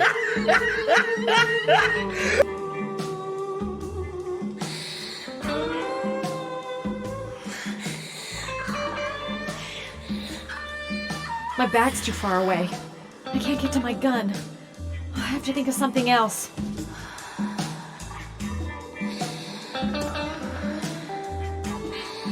Do what it takes, Mad. Play for time.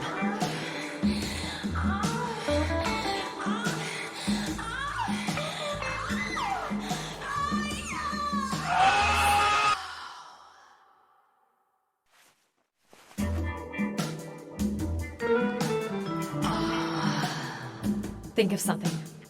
There's got to be some way out of here. The lamp. If only I could find some way to grab it. Oh, I know! That feels real good.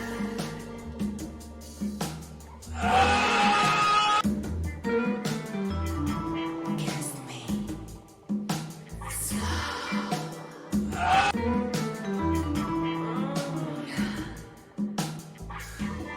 Baby sweet cakes.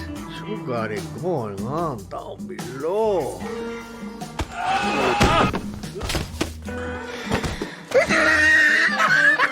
That's what I call kicking butt. You go, girl. Got him distracted and then bam! Knocked the fuck Okay, out. Act 2. Let's hear Loverboy sing.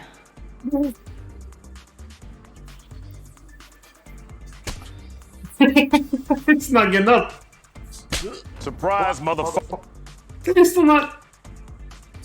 Ah! You bastard!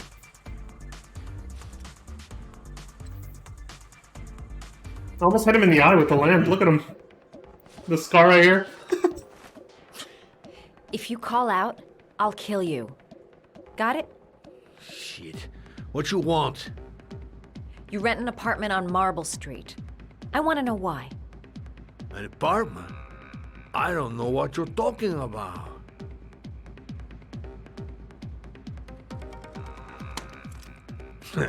You haven't got the balls, lady. But you're gonna know balls when I catch up with you. You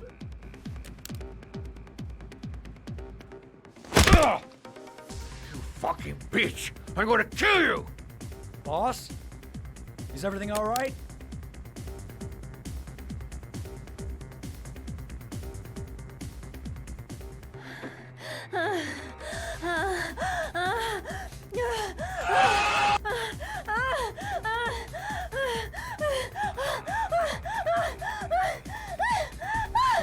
Space!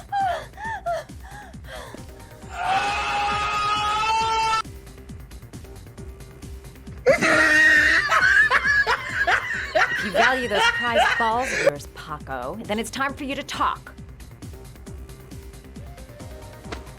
Oh! Ah!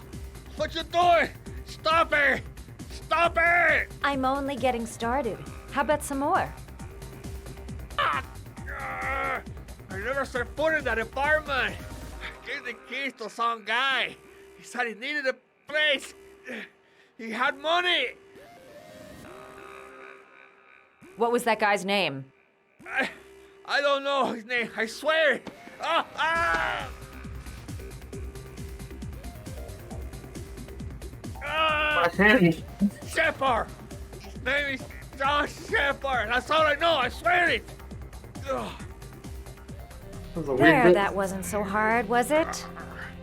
I really appreciated this romantic moment, but I gotta dash. See you next time, lover boy. You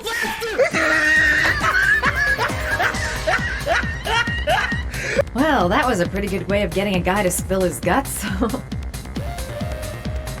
The name he gave me, John Shepard. Could that be the name of the killer? Guess I'll soon find out. Next time he'll think twice before he takes a cute chick up to his office. How about that? You didn't do too badly now, did you, girl? She handled herself quite well. Excuse me. Time to get out of here. What's up, dude? I got a massive headache. This guy's just thinking to himself, God damn, that lucky son of a bitch. He got himself a nice piece of ass. And he has no idea what actually happened in there. He has no idea his boss is still tied up. He got his ass handed to him.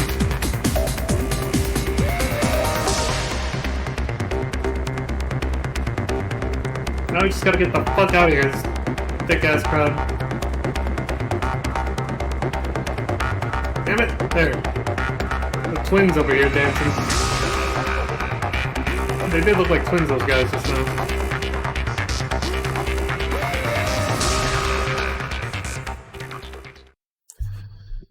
Good shit.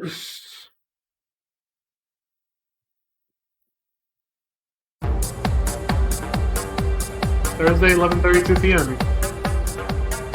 There goes I'm Madison. here to see Paco. Paco?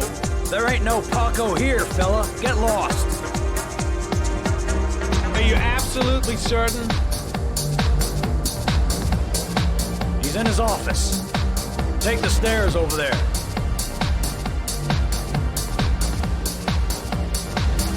Alright. Madison, well, Norman didn't recognize Madison just now from the apartment thing. I didn't hear you come in. A crazy bitch came around here asking questions about the apartment on Marble Street. I don't know what you're doing down there, and I don't want to know. But whatever that shit is, it's beginning to draw attention. Look, I know you kept me out of prison. But that fucking bitch nearly killed me. Everything you ask, I think my debt to you is paid. Don't fuck around, man. No. Now wait. I can still help you out. No. No.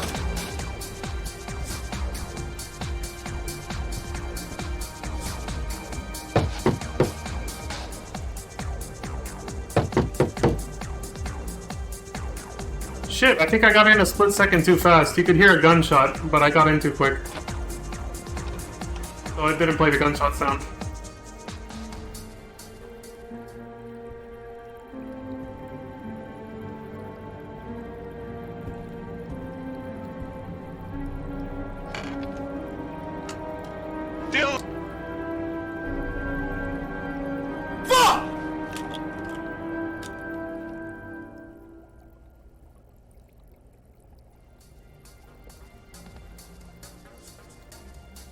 Surprise, motherfucker!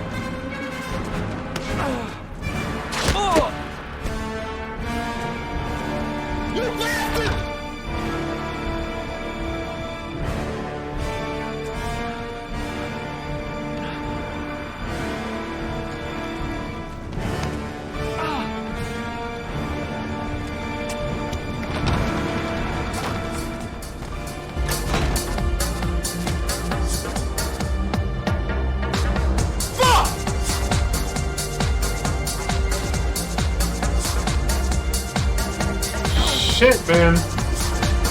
That was damn close. Paco know the guy came to see him. Sorry, I don't speak cop. What? What the fuck? What's my list, asshole? 'Cause I got no time to translate. Did Paco know the guy? Yes or no? John. He said his name was John. Friend of Paco's. Always let him straight up.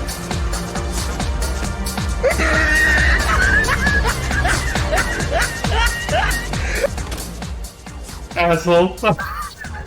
You know, when I smacked him, I should have played this one. Oh, shit! When he said, sorry, I don't speak. I don't speak cop. Man, all I know is my first time through this game, that after that fight, when you're knocked out, you know, Norman's knocked out and trying to get up and the dude's getting away, I was just like, he's right there, he's getting away. And yeah, as soon as, you know, you chase him out there and he's already long gone, I was just like, fuck! You know, This game keeps you on the edge of your seat. It's crazy. I've never experienced another game quite like this too, with this level of like suspense factor and everything. So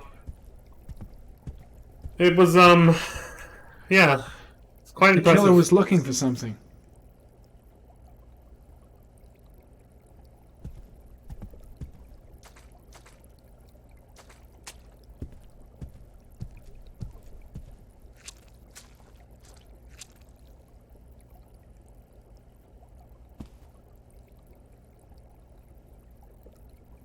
At least my shades are good. See what the hell happened in this room.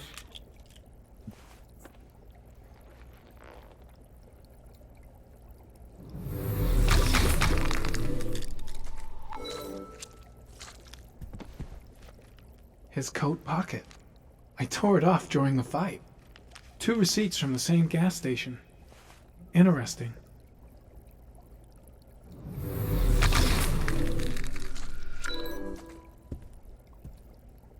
.45 caliber semi-automatic.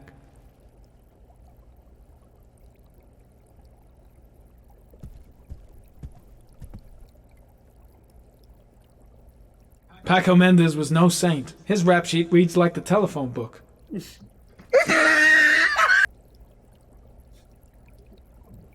Something fixed her. I didn't get to read all those.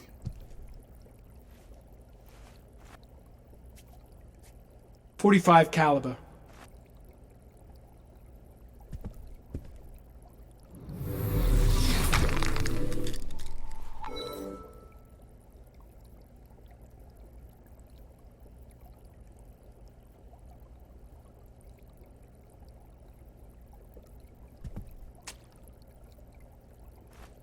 A bullet, right between the eyes.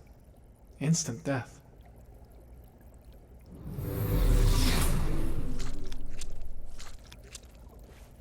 Orchid pheromones. The fucking origami killer. That confirms that was him. We had him. We had his ass. Dead to rights.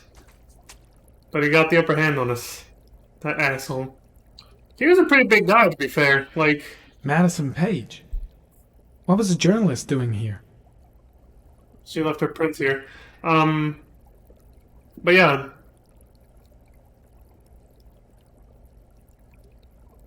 Did she ever mention she was a journalist? Even that night in her apartment when they first introduced her. For some reason, I don't remember her ever mentioning that. Anyway, yeah, like I said, that dude was a pretty big dude. Like, I'm not surprised Norman lost the fight. That dude was huge. He threw Norman around like a fucking ragdoll, dude. But that was definitely the origami Madison killer. He's Page. leaving orchid pollen everywhere. She may be a witness. Oh, she's more than a witness.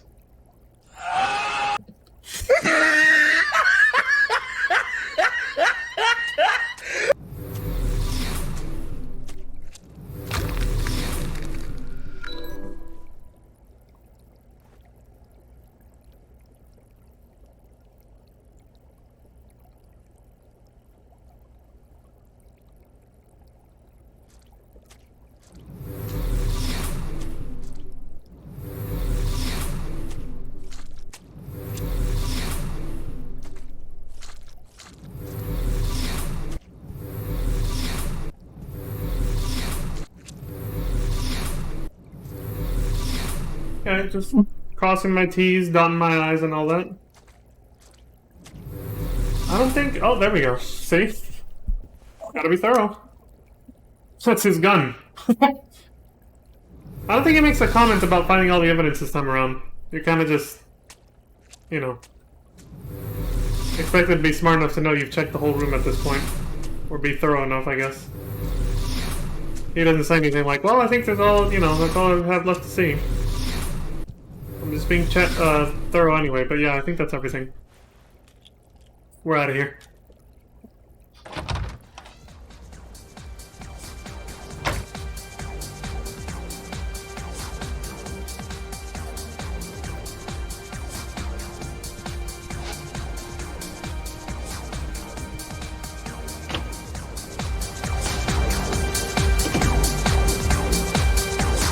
see you, asshole.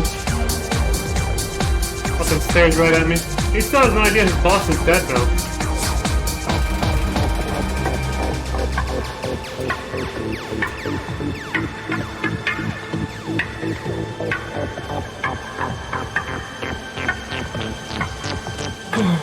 Got the shakes. Cold sweats. Let's get back to the hotel fast. I'll end up a basket case if things keep going like this. That bastard nearly broke my neck. The suspect's dead. Someone tries to kill me. On the right track, do you think? Paco knew the killer. That's why he was killed. Gotta go. Need to think about all this. I seem to spend most of my time getting the shit kicked out of me. The killer may have left some clues in the office. Shit. Looks like a dead end. Road to nowhere. It was too dark. It all happened so fast. Didn't have time to see his face. You know, somebody else I showed this game to one time said the same thing before he said it. It's like, damn, dude, my homie here's always getting his ass handed to him. Like, well, he wins the fight, so, like, he's always getting beat up by somebody. I was like, that's true. Norman does get beat up a lot in this game.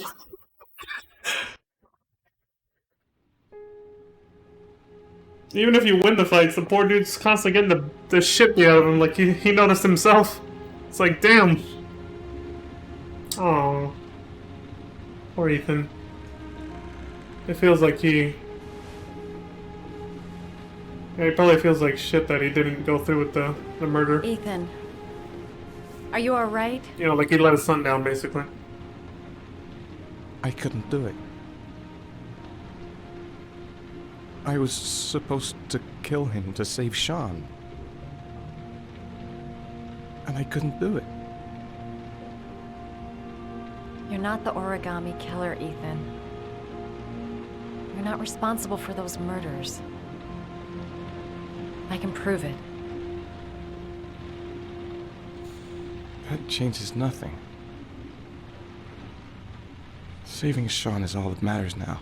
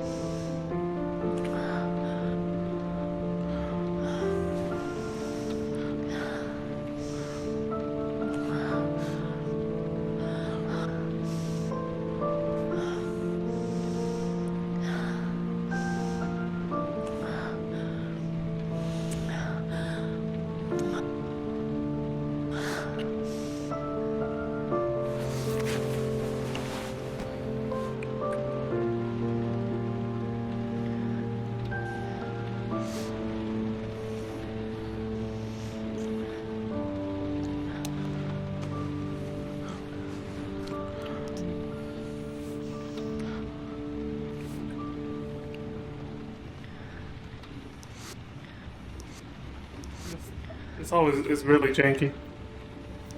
Hold on. There. It's very janky on this controller. The PS3 controller, you can actually do it like really slow, like it's meant to be, and it actually works. This one, not so much.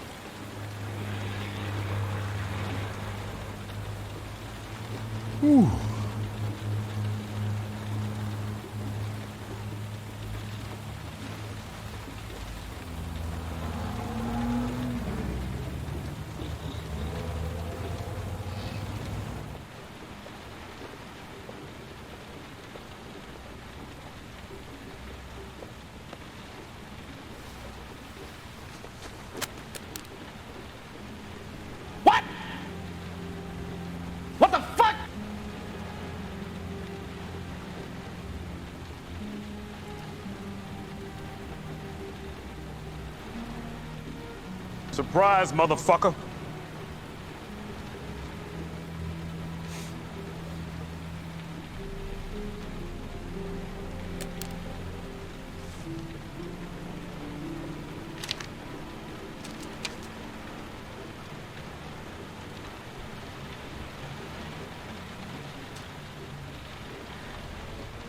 I should have guessed. All this time and I had no idea. Ethan, what's the matter? I thought I meant something to you. Listen, You're a pretty good nurse for a fucking journalist! You bastard! Ethan, I wanted to tell you, but... What kind of article were you gonna write? My life with a serial killer? No. How I caught the origami killer. Maybe you'll get a book deal.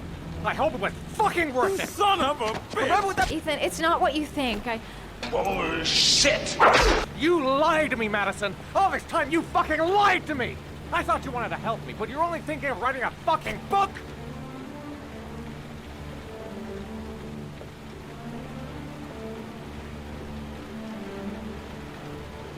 It's true. I'm a journalist. And I knew that you were the father of the boy who had disappeared, and I wanted to cover the story. But then I saw what you were going through to save your son. And I understood how much you love him.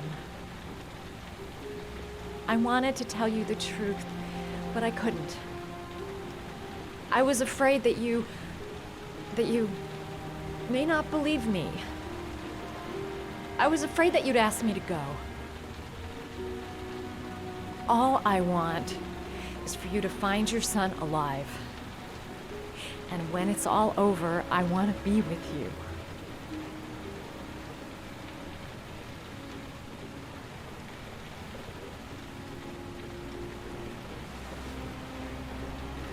I'm sorry, Ethan. I'm so sorry.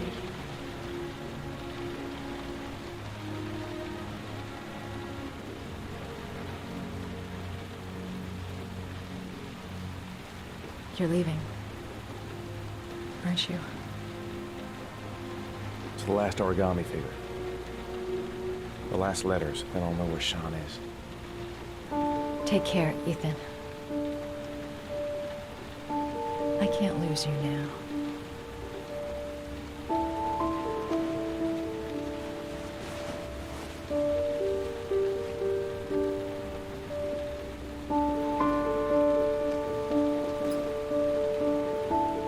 The music is so well done. It always I'm gets gonna me. go find something to eat. Wait for me. I'll be back in 10 minutes.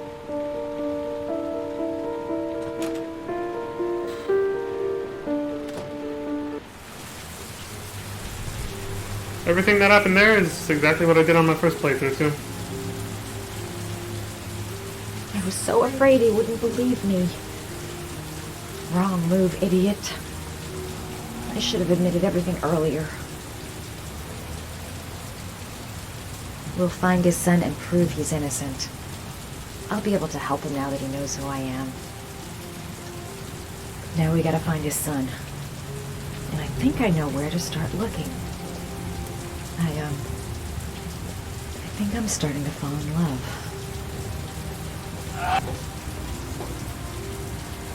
It's a wonderful feeling, isn't it? And to clarify, yeah, I'm not being sarcastic either. It is a wonderful feeling.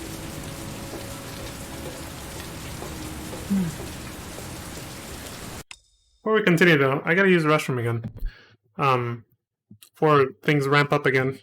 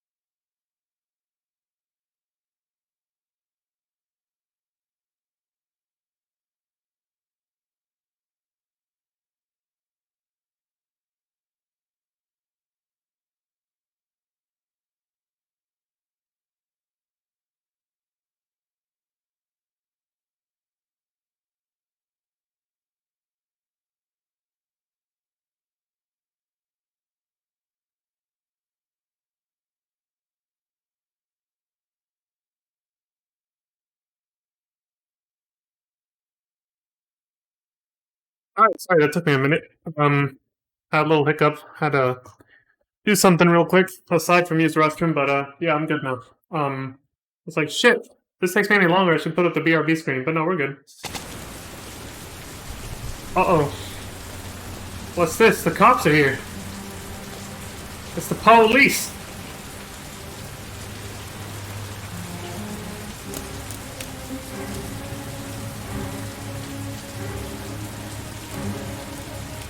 Cops. Son of a They're looking for bitch. Ethan. It looks like a raid.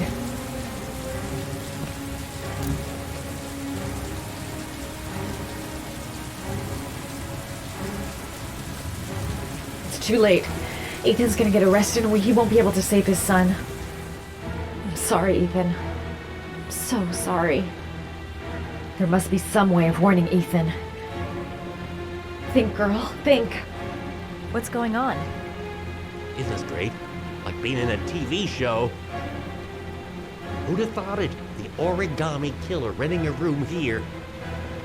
He registered under a false name, but I recognized his face. You bastard! A telephone. I gotta find. Come on, what was the damn number? Come on, come on. The other screen shows you it's 207 if you forgot. The cops. They're in the motel. You've got to get out of here.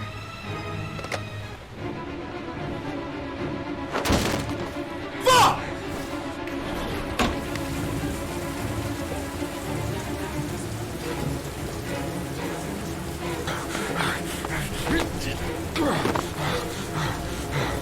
He's still on the move! Get him! He's making a run for it! He's on the balcony!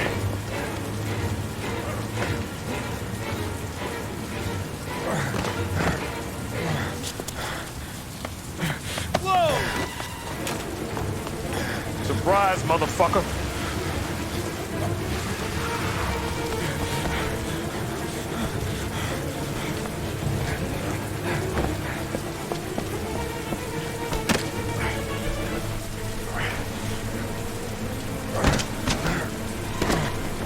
Don't move!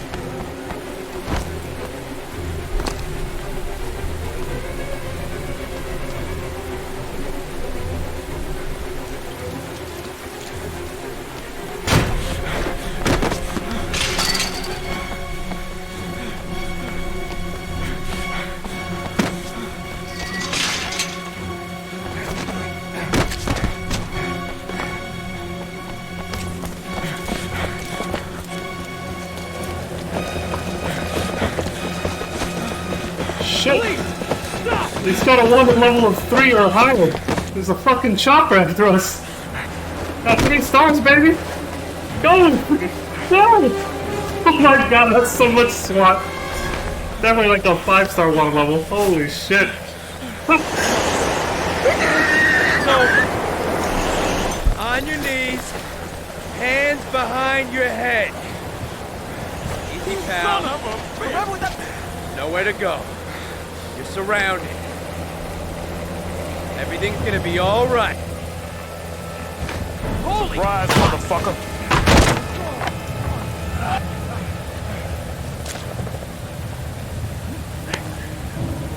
Never surrender. Fuck you.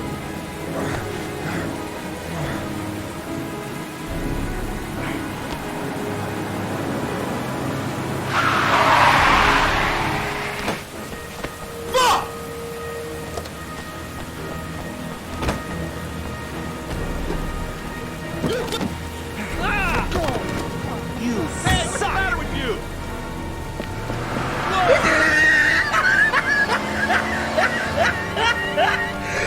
GTA, motherfuckers! Stole a taxi in classic GTA fashion. Ethan knows what's up. This is secretly another GTA game. I just don't want you to know. Thursday, 11:43 p.m., 4.488 inches. Scott Shelby, private investigation.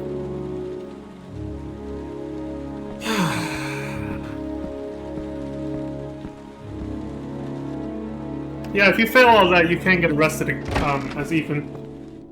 If it's your second time being arrested, you're fucked too. If it's your first time, Norman can break you out. I'm sorry, Scott. You should have listened Surprise, to me, Mr. motherfucker. Shelby. I told you to drop the investigation. Your son is a serial killer. How many people does he have to kill before you turn him in? Gordy has his faults, but he's still my son. You have no children, Mr. Shelby. You can't possibly understand. You leave me no choice. Your investigation is over. For good. Asshole. That bodyguard was so pleased with himself. He's like, surprise, bitch. He had the fucking shit-eating grin on his face. He's still mad that we kicked his ass, along with his partner. Lauren! Fuck! Shit!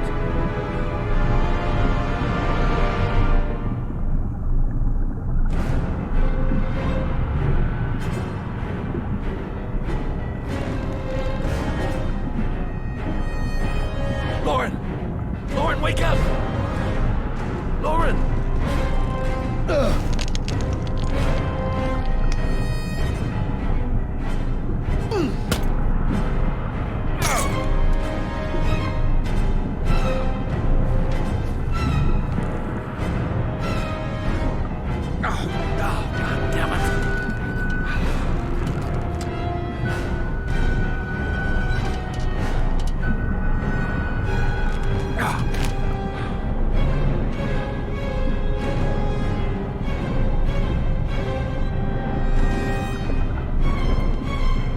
Lauren! Lauren, wake up! Lauren!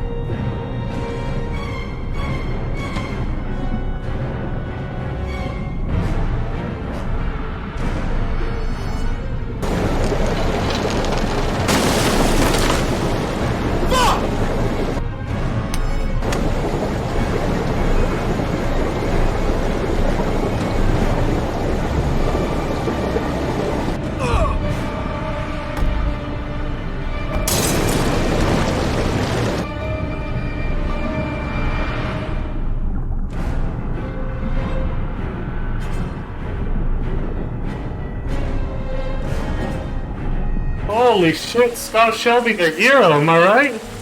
Damn. Dylan! Son of a bitch.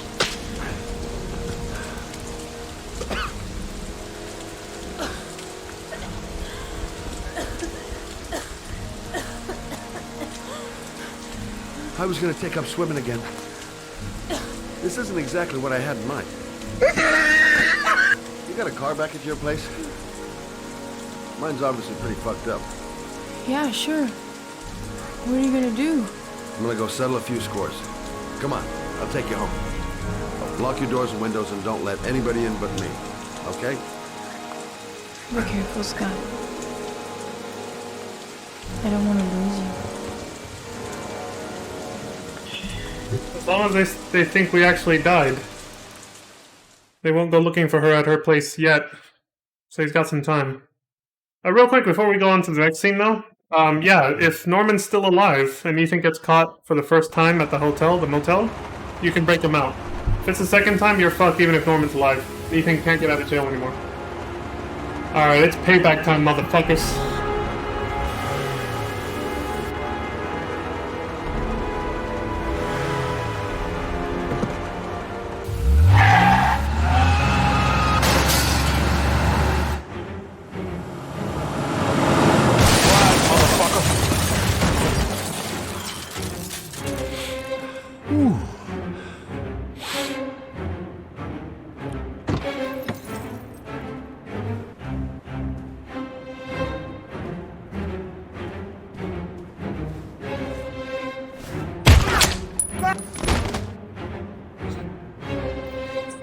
Didn't even see it coming. Let's go.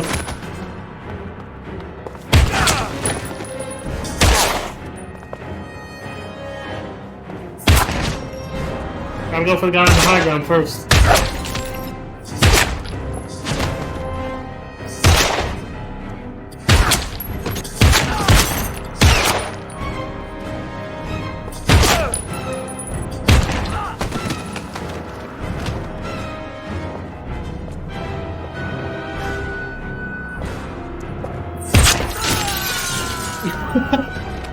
Surprise, bitch!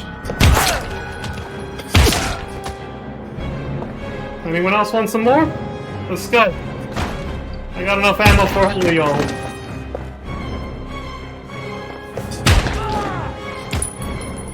Charging at me with a gun.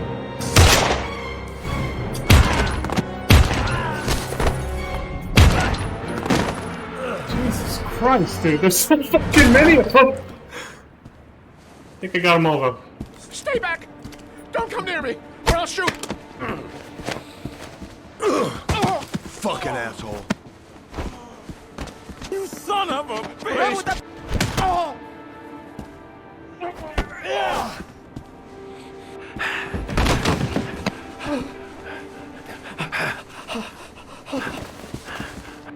Your idiot son killed all those kids, didn't he? He's the origami killer. No! No! He's innocent! He's not a killer! Not a killer! Oh.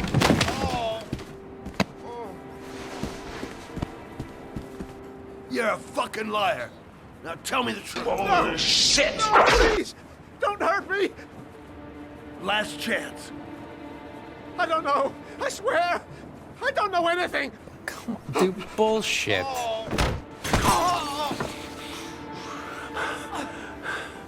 Stop! Stop! I beg you. I'll tell you everything.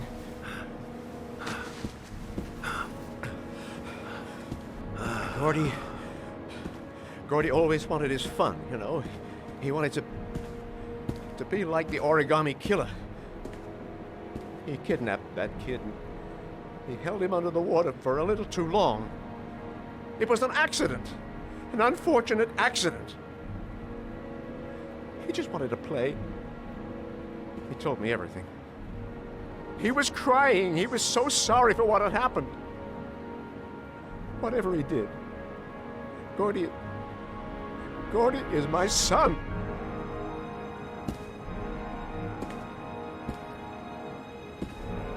No one will miss him.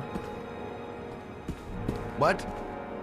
What? That boy, Gordy killed. No one will miss him. Just street trash, like so many others. You son of a... You're a disgusting pile of shit. And you said it.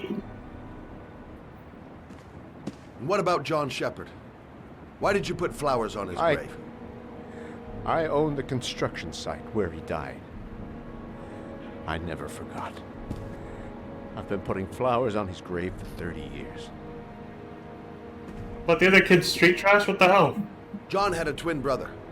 What happened to him? I don't know. He was adopted, I think. His mother should know. Her name is Anne. Anne Shepard.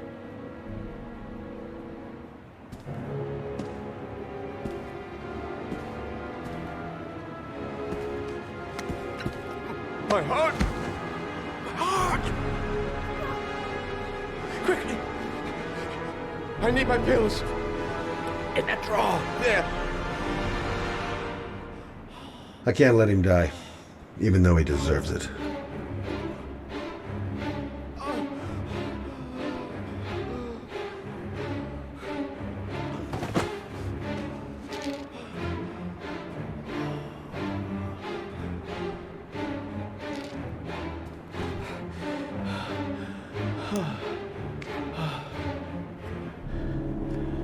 Thank you.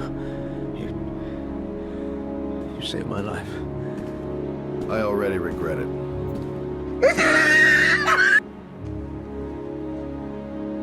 You're gonna need some new bodyguards though. I'm afraid I killed all of them.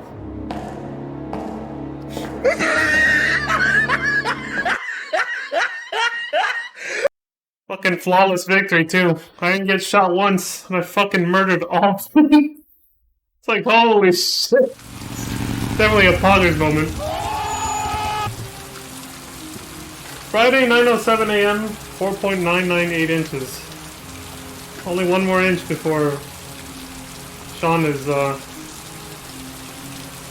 allegedly underwater, and he's gonna drown. And the rain won't let up. Only a few hours left before Sean Mars dies. Hope I'm not wasting my time. John Shepard died 30 years ago. Hope his mother has all the answers to this puzzle. Oh, and that's for that shootout that just happened at the mansion? I told y'all this was another GTA game. Hello, I'm looking for Anne Shepard's room. Shit! Please sign the visitor's book. Seriously, Scott Shelby was like a GTA Pro tag. He one-man armied that shit. Just like in the movies. Are you a member of the family? Yeah, you could say that.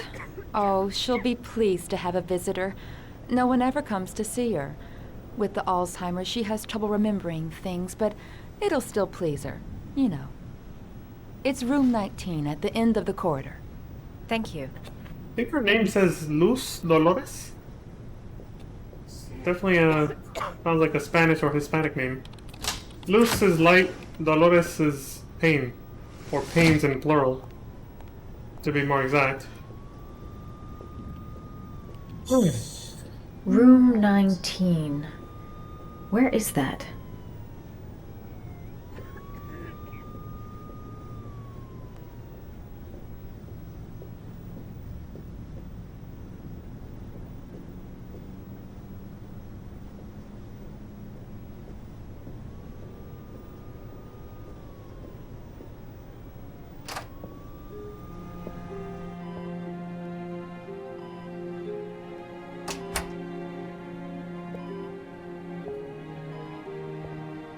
Hello, Mrs. Shepard.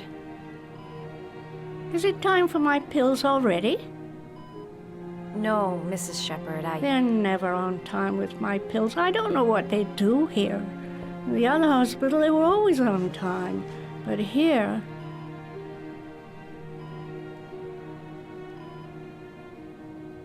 My name is Madison Page.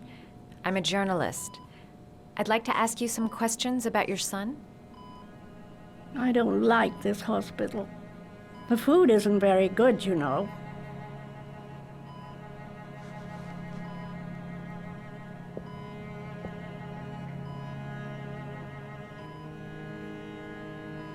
Do you remember John? My Johnny. He is a good little boy, you know. You had a son named John, and John had a twin brother. Do you have my pills? It's time for my pills.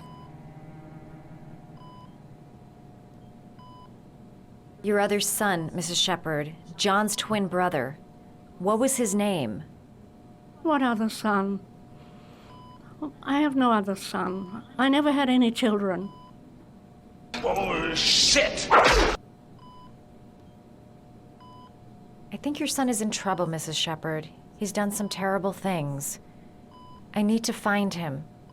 Do you understand? Terrible things you're telling me. He never came to see me, can you believe it? In 10 years, never. No one forgets their mother, do they?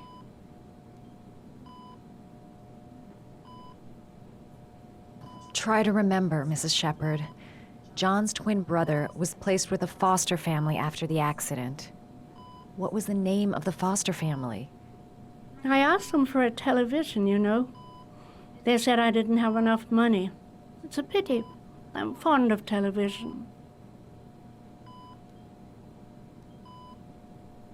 Mrs. Shepard, your son may be linked to a series of murders. Perhaps you have some information that could help the investigation. Are you a new nurse? Where are my pills? I know what happened at Carnaby Square. Do you remember? Carnaby Square. I think I used to live there a long time ago. We didn't have much money at the time, you know. We had to make do with very little.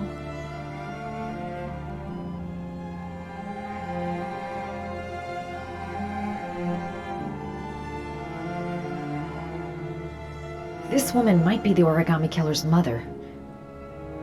Must be some way to get her to remember. It'd take days, if not longer, to find the name of the family that adopted her son. Sean Mars would be dead by then. All right, no point in wasting my time. I won't learn anything more by staying here.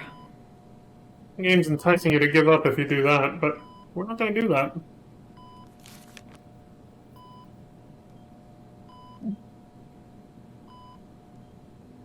It's an origami instructional book. I've tried following one of these before in real life. I can't do shit. Except the one that came with this game. The PS3 game case actually came with one of these. A special little paper to fold into an origami figure. This is not like cheap paper either. It's like this nice sort I of love laminated stuff. origami, but that's not my favorite one. And they give you the figure that's on the title screen, which you guys have seen from when I ended my stream last time. They give you instructions during the installation process for the PS3 version. When you're installing the game when you first start it up, it gives you instructions, step-by-step instructions like that for how to make the origami for the title of the game.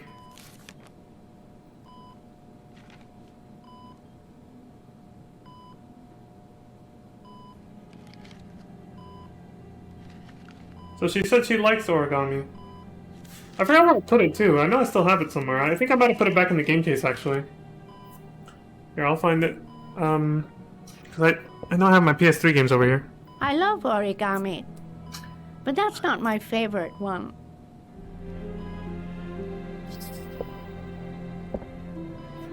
I think I see it.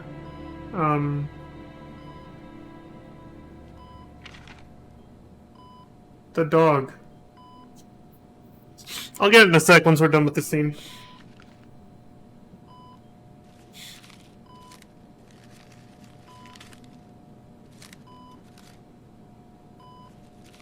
Oh, you know how to do these little dogs too.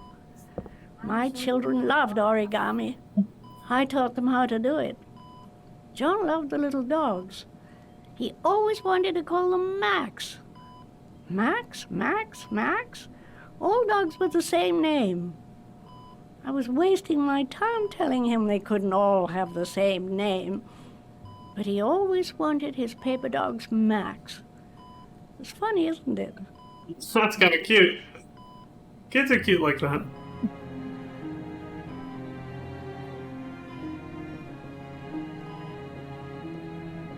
It seems to be working.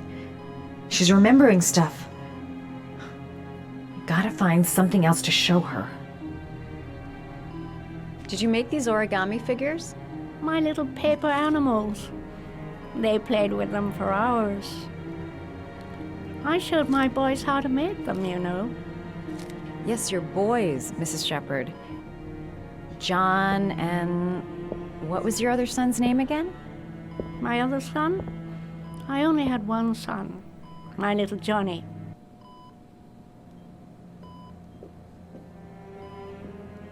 You don't seem to get many flowers, Mrs. Shepherd. No, but I love them. My son knows that I love flowers. I know he'll bring me some.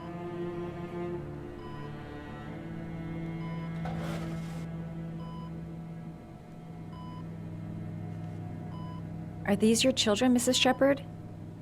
John and his brother? Is that them? They're good little boys. Their father never looked after them. Always drinking. They didn't have an easy life, you know.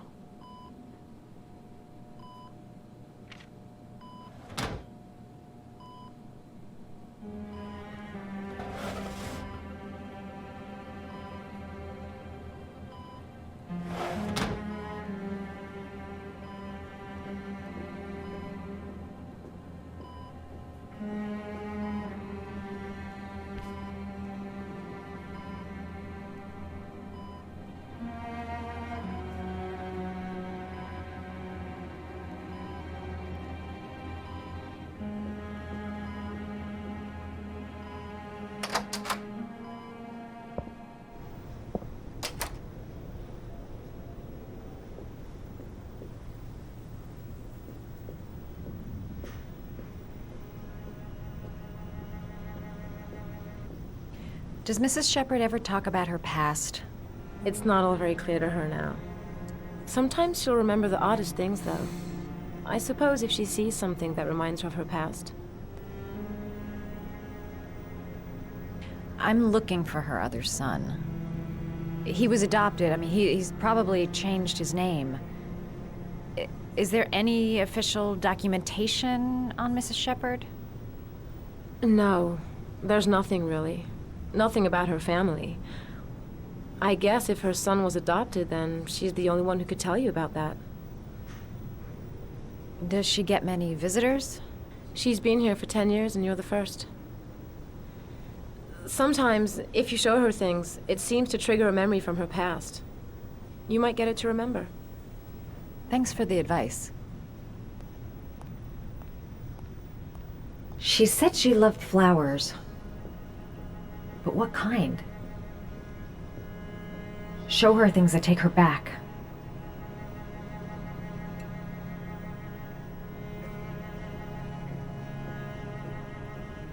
Her memory is coming back. Don't stop now. Just remember.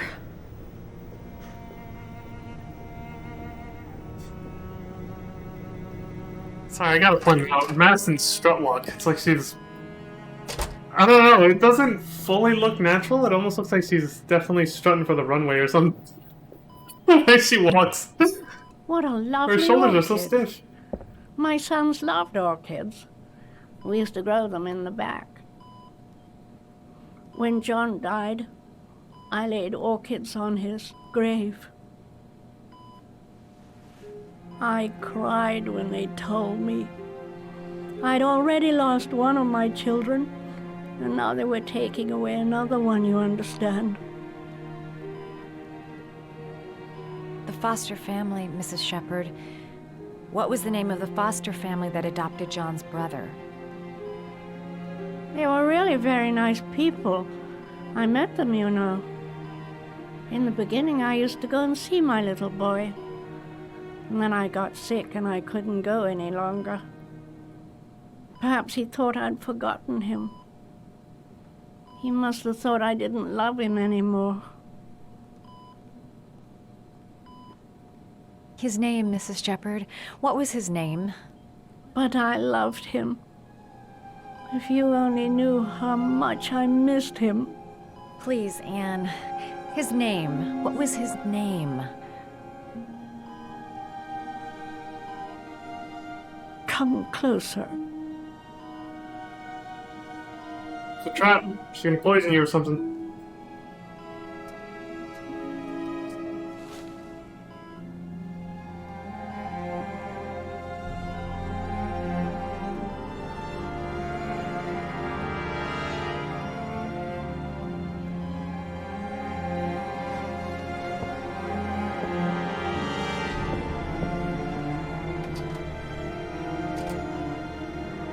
I think she got what she was after. Oh yeah. That look of determination on her face says it all.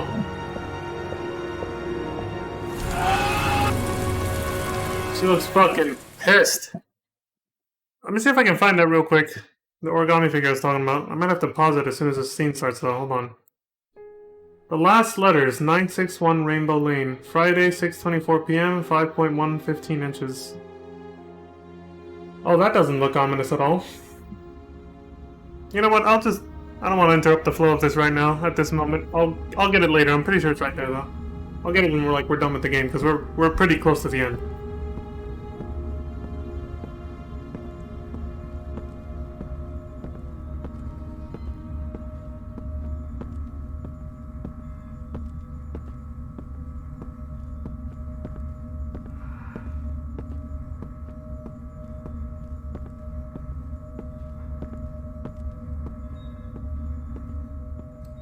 The last origami figure. The last trial.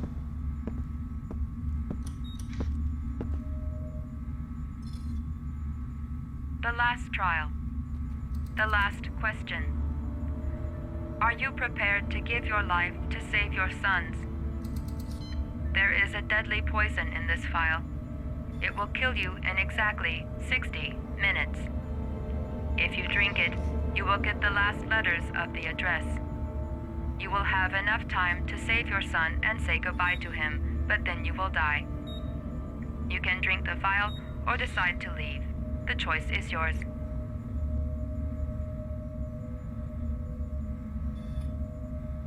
Kill myself to save Sean? That's ridiculous. I'll find some other way. I'm sure I can save him. Poison. So, if I drink this, I'll be dead in an hour, and if I don't, I won't get the last letters. I got poison! The cameras. He must be watching me. Save Sean and die. Christ. He loses his father, but at least he's alive. Maybe it's the right thing to do. 1 hour to live. Just enough time to save Sean. He could be lying. Maybe I'll die as soon as I drink this, and then no one can save Sean. There's got to be another way. I can't kill myself to save my son. Am I willing to die to save my son? There's no choice. I've got to do it. If I want to save my son. Nothing to lose. I've come too far to stop now.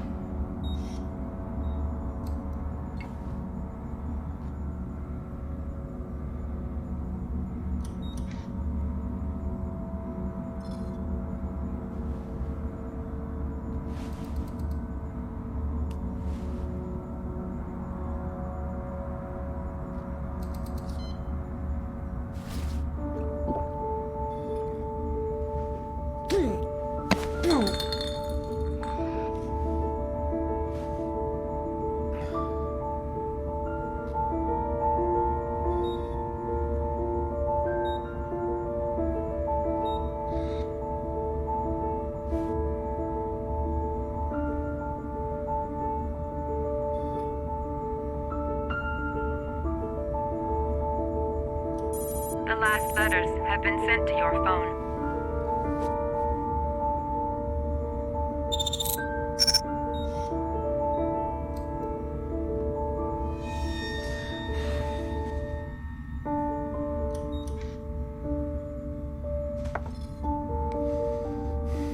I did what I had to, Sean. Your dad's coming to save you.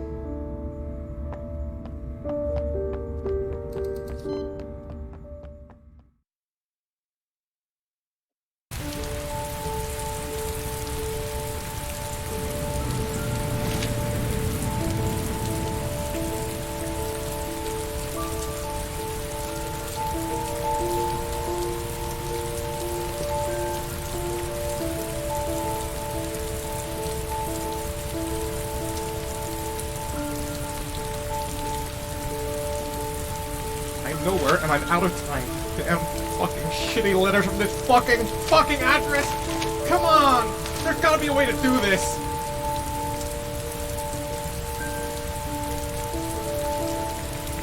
Several different addresses fit these letters.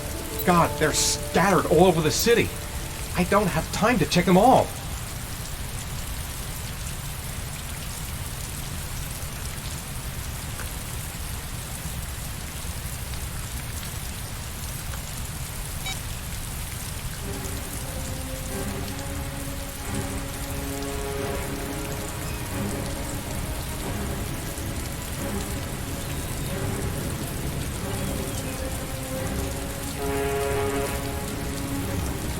Sounds like there's a boat nearby.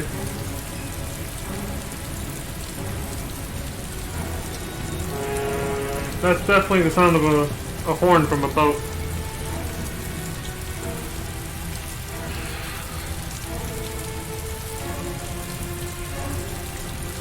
So if you failed 2 trials, you have a shit ton of choices here. If you failed only 1, like I did, I refused to kill that guy, you're narrowed down to 3 choices here that fit the address from the letters we got. There's 852 Theodore Roosevelt Lane, there's 852 Theodore Roosevelt Park, and there's 852 Theodore Roosevelt Road. I don't think I can listen to his thoughts, but I mean, if we heard a boat, that narrows it down to this one. It's the closest one to the river. 852 Theodore Roosevelt Road. I did this on my first playthrough as well. And I had, I think, 5 addresses to choose from because I didn't drink the poison either. Because I was thinking, if he does die instantly, if it's a lie, you know, he'll never save his son. But also, he's no good to his son if he dies after. I was like, there's gotta be some other way to save him. I may only have time for 1 address. If Sean's not there, I'm done. It's a crapshoot. So once you confirm it, you go back to this screen, and then time is running out. If I don't make up my mind fast, I'll arrive too late to save Sean, even if I find the right address. I can't pick one at random. I've got to figure out how to find the right one. Sean is at one of these addresses. There's gotta be a way to figure out which one. I've gotta choose one at random. Go there right away. It's my last chance to save Sean. The only clue I have is the videos of Sean from the phone. Seems to be some kind of background noise. Hey, same thing at the horn from the boat we just heard, which is why I picked that address. And that's where we're going. The closest address to the river. If you pick the wrong one, you get a different scene here already before you even see this loading screen.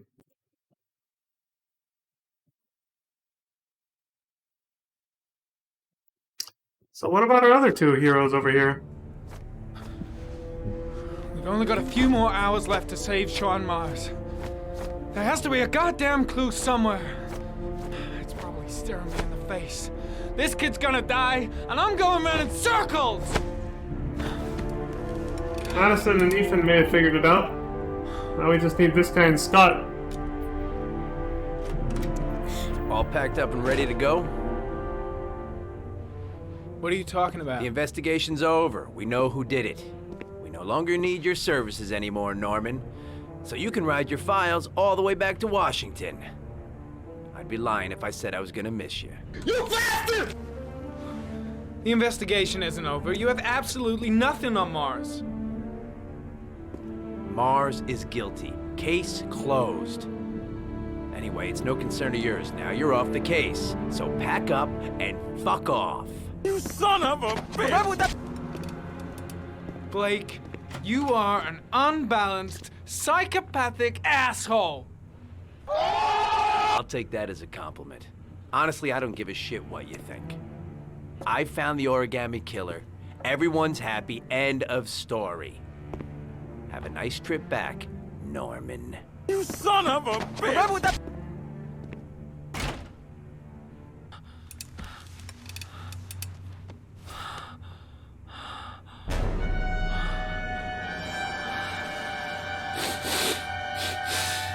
He didn't even try to resist it this time. He was like, fuck this. I ain't got time for this shit. Give me the stuff. Snorts it up. The killer's name is here. That's the good shit. Somewhere in this data. I just have to find it. Find it before it's too late. It's just like, yeah, it's the good shit. Oh, one last thing, sir. You should be careful not to overindulge in you know what. It can be dangerous. Very dangerous. It'll end up killing you if you're not careful. That would be most unfortunate, sir.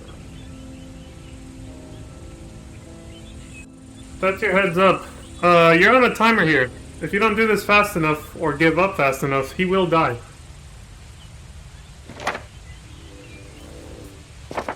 We gotta put the pieces together. Rápido. I'm just confirming something. I'm pretty sure you don't get any new files throughout anything. It's just clues and nothing else.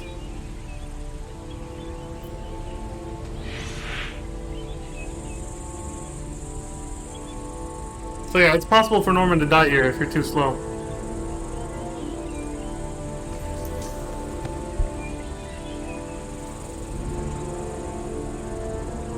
There is always a railroad line adjacent to where the bodies are found. And all the victims disappeared in the fall.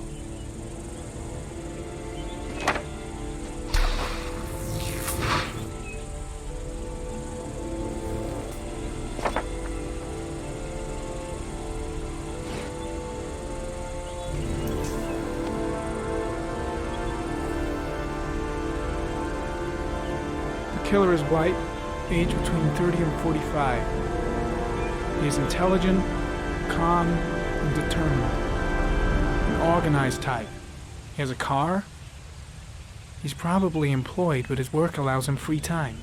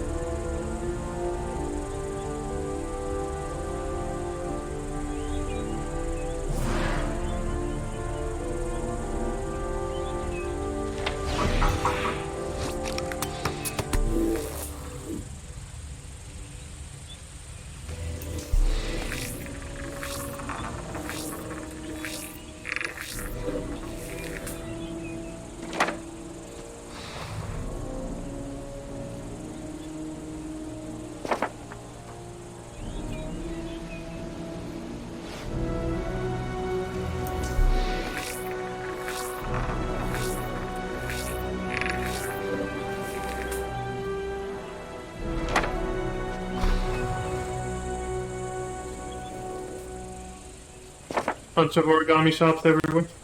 Or orchid shops, sorry. I don't think it's much different for the origamis, though. Well, I think that's the one he said last time there was only one, right? Yeah, only one origami shop with a bunch of flower shops. That starts to help with narrowing it down. Whoa! Ari was in record mode when I was fighting with the killer. Perhaps there's something on it.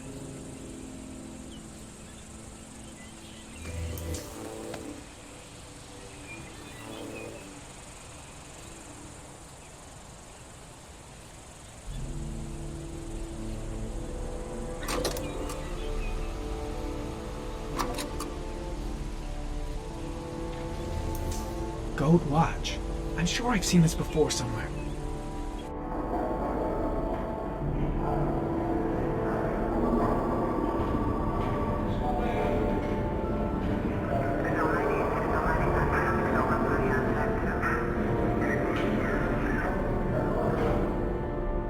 The watch they give for promotions to lieutenant. The killer is a cop. What? What the fuck?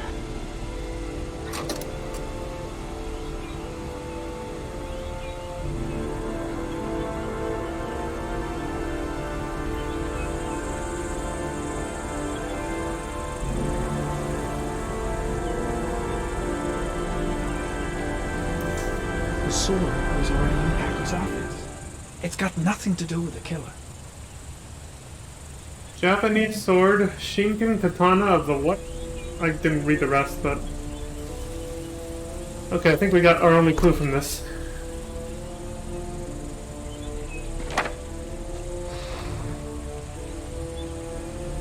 Okay, so we know the killer's a cop.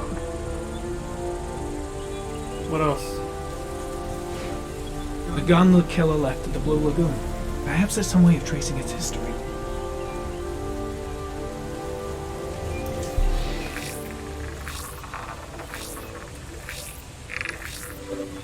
Impounded in a police case 5 years ago, the gun is still supposed to be in police custody. Who checked it out? If not a cop.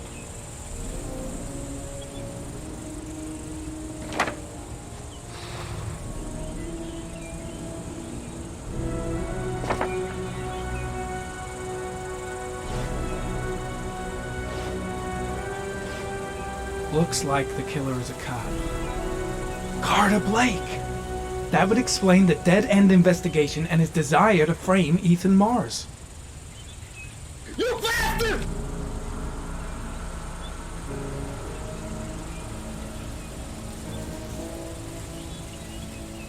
But the psychological profile.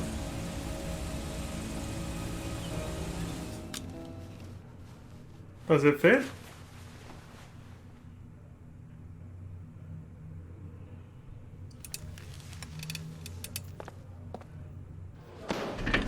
Show me your left breast.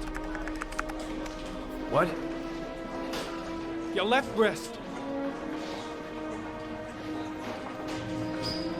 Killer's got the same gold watch. Yeah, and so does every other cop in this precinct who's made lieutenant. So does every person who's ever bought one in some shitty mall. What's your fucking point? It's a pretty odd coincidence. What are you trying to say? You son of a- Accusing me of being the origami killer?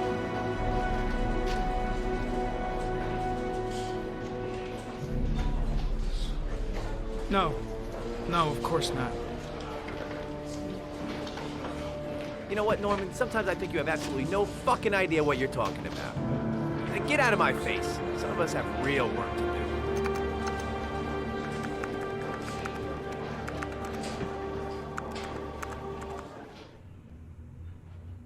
do.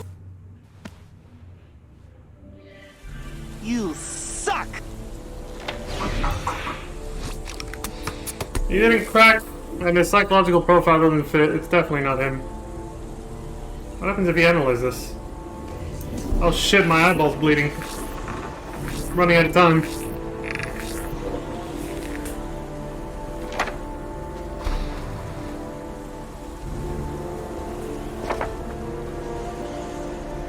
Too many cops live in that whole search zone. Still gotta narrow it down somehow. I'm almost dead. 2 receipts from the same gas station.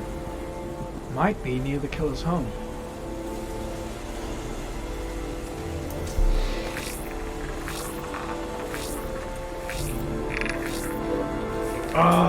That doesn't get us anywhere. He was wearing gloves, so where are these gas stations?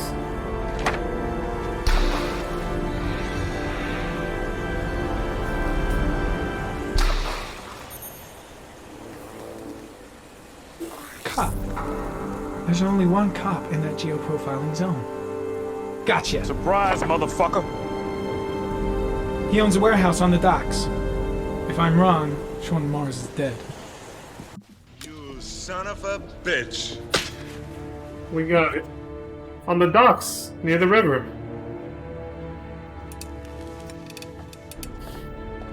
Also, yeah, the blood goes away because we succeeded before we died. It just magically disappears. If he starts bleeding out of both of his eyes and then his nose, you're about to die. You're like seconds away from dying at that point.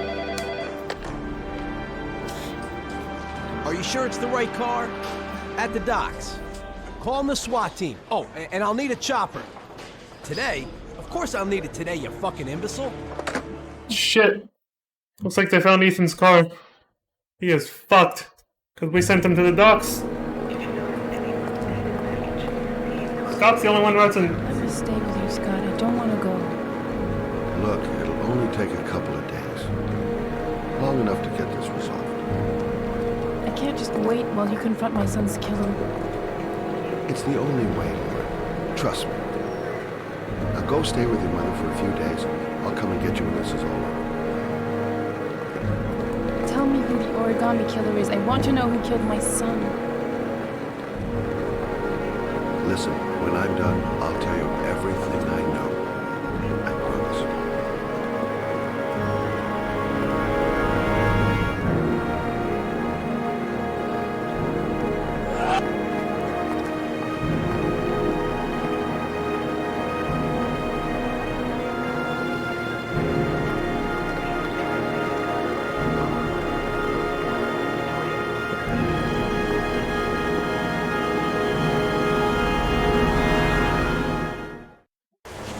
Seems like they developed feelings for each other too, huh? Hang on, John. I'll get help. Just hang on. Go on, hurry. I think the water's rising. I'm hurrying. I'll be right back. Shit! Looks like this little flashback story's not over yet. There's the Chevrolet Malibu. Blue. Same color.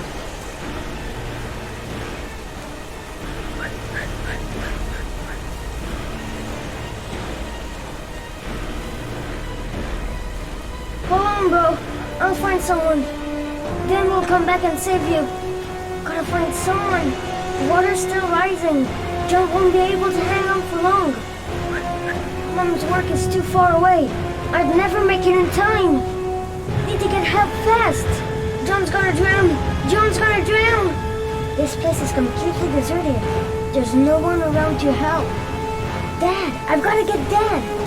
He's the only one who can save John. Gotta move! Dad, it's John! He fell into a pot! He's Get out of here, you little pest! Leave me alone! Come, Dad! Come on! John's gonna die! John's gonna die! Well, that'll be one less greedy mouth to feed, won't it? Go away! Please, Dad! I'm begging you! John's gonna die! John's gonna die, Dad! Scrap! Son of a... Remember what that... Please, Dad! You've got to save John! I tried, John. I really tried. But he wouldn't come. Please don't die, John. Please.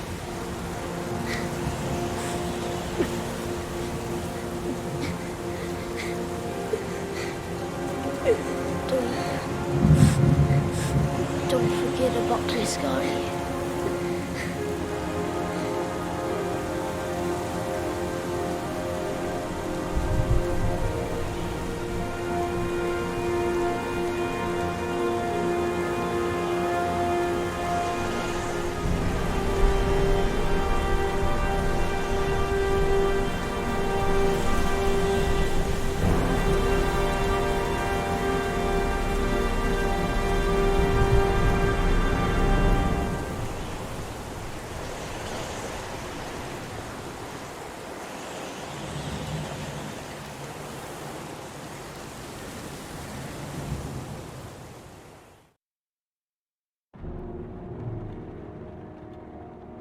His last words, man.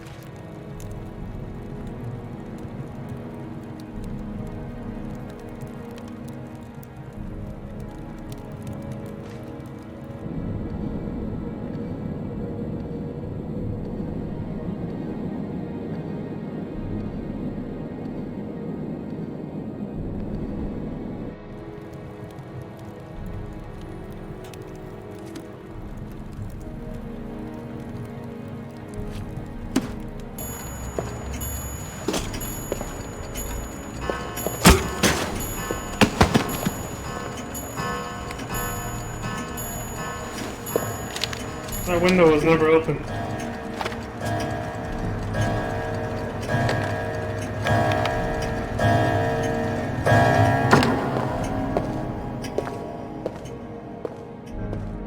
They didn't show him do it there, but he's the one who opened the window to make it look like the killer ran away.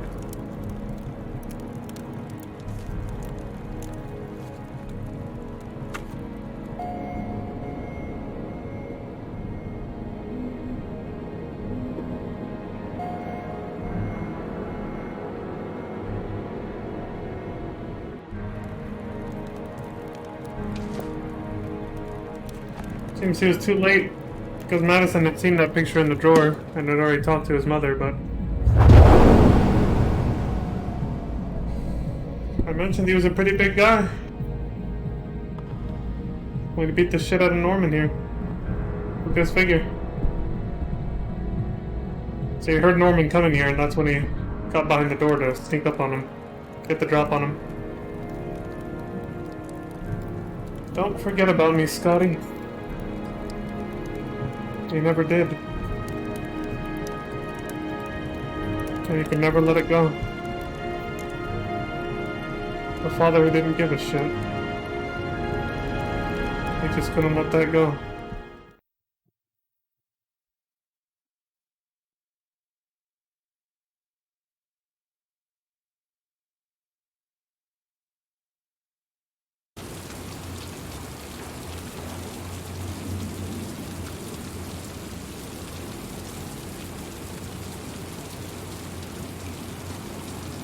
Let's hope he's not home. The moment of truth. If Ann Shepard gave me the right name, the origami killer lives here. The killer might be here. I better be careful. If he's in his apartment, I'll pretend I got the wrong floor. I should have informed the police. But I have no proof. Just the statement of an old woman who's lost her memory.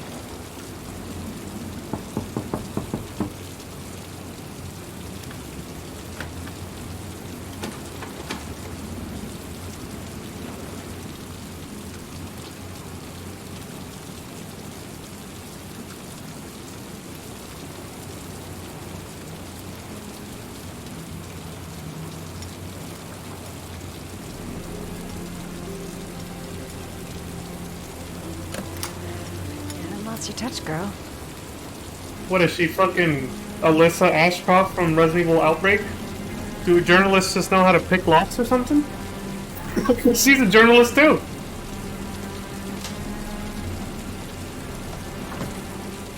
Journalists are Go shady, to yo. Miller's apartment. There must be something that'll tell me where Sean Mars is. You can break into your house. Gotta be fast. He could come back anytime. I'll go through it room by room, but there's bound to be some kind of clue.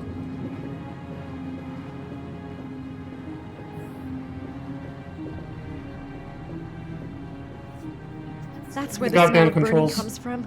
Evidence going up in smoke.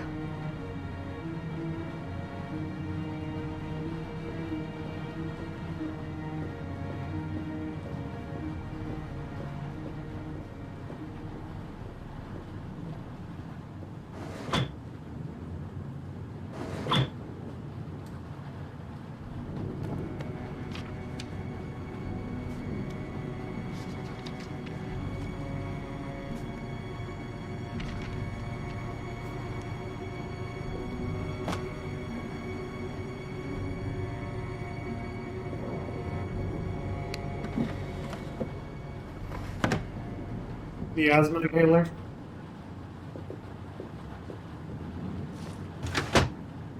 His piece. I would take it if anything just to get it away from him. He used to be a cop. Probably knew exactly how an investigation would be carried out. Norman came to the same conclusion. The guy is or was a cop. Badge number 1336. Can't check the pictures on the wall. Oh, right there, hold on. Damn it! Fucking janky ass controls. I'm glad the jank is mostly just in when you're walking around and not during critical moments during quick time events, you know? At least that.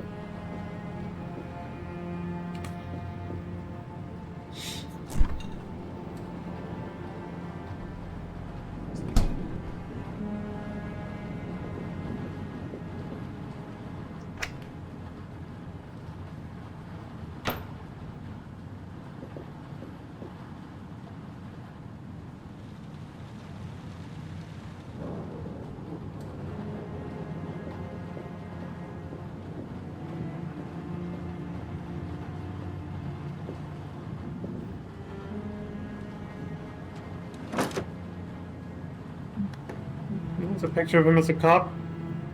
We could have seen this too, I only saw his badge before Lauren showed up, but the first chapter that Scott is actually here, you can actually come in here and see all this too. As him. Way back at the beginning of the game.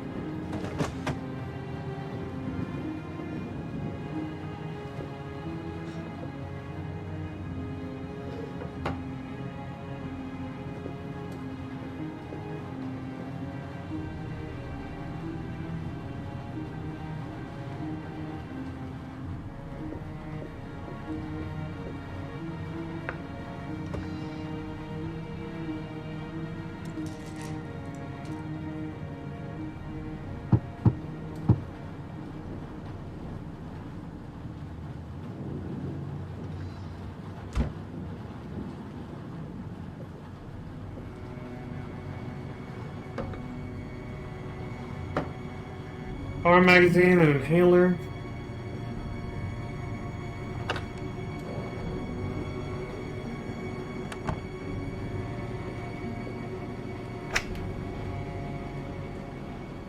A lot of inhalers, obviously. When you're an asthmatic, you can't chance it. You gotta have plenty on hand. Oh, fucking camera angle changed at the last second. There.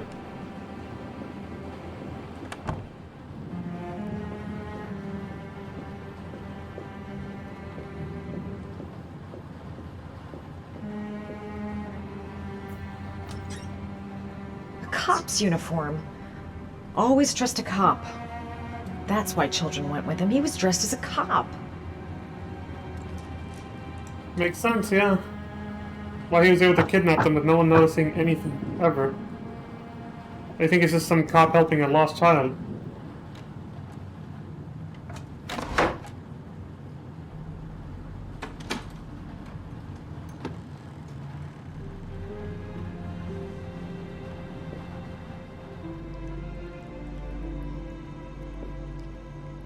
You get another reminder about Scott being a cop if you don't wipe all the fingerprints at Manfred's place, because you get taken to the cop station if that happens, and then Carter Blake recognizes him, and he's like, "Hey, Scott!" It's like, long time no see or something. This is where he cultivated the orchids that he left on the chest of his victims.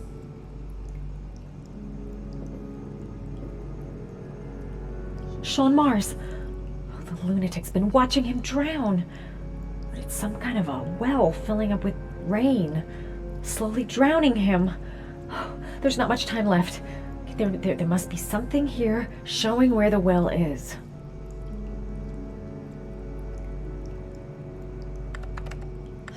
Shit, it needs a password.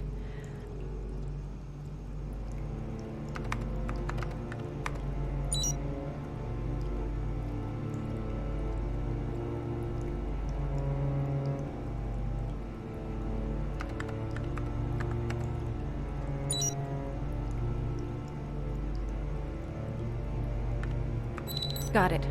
Max. The name John gave to his paper dogs when he was a child. What the hell is that? An address. It's gotta be where Sean Mars is. Hurry. There's no time to lose. It's the one we sent Ethan to as well, so we got it right. When the parents came home from church, all their children were gone. They searched and called for them, they cried and begged, but it was all to no avail. The children have never been seen again. It's the Royal 5 typewriter that Manfred talked about. This is why Scott killed him. He realized he was a loose end that would lead back to him.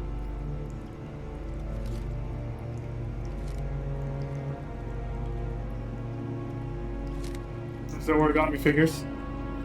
I think she doesn't comment on the typewriter because she obviously wasn't there for that. The only one who would know about the typewriter thing was Lauren and, well, Scott himself, so. But we got the address, so let's get the hell out of here. Surprise, So you motherfucker! found my little secret. It's over, Scott. All those children killed just to find a father capable of saving his son? Shut up! You don't understand. There's one child left. There might still be time to save him. Let him go. Do what your father couldn't do. Son of a bitch! Remember that? Get in there.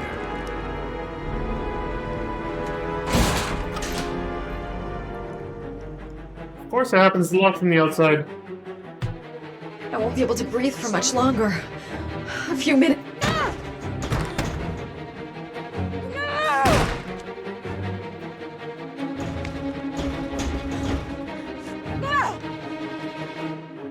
This goddamn door is the only way out. What else is there?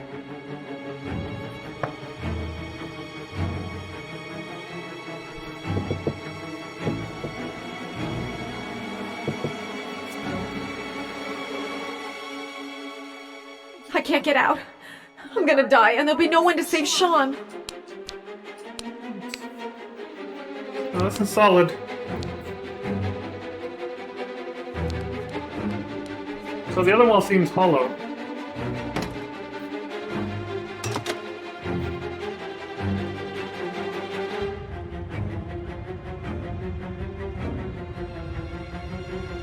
The bastard set the place on fire! What the fuck?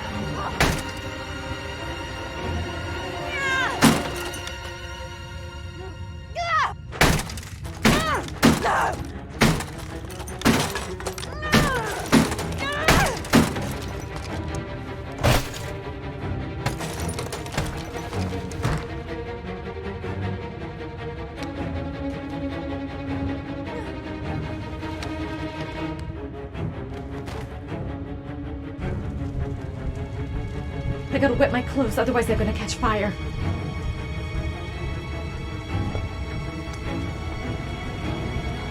Oh my god. A gas can right in the flames. The whole place is gonna blow up. What? Fuck!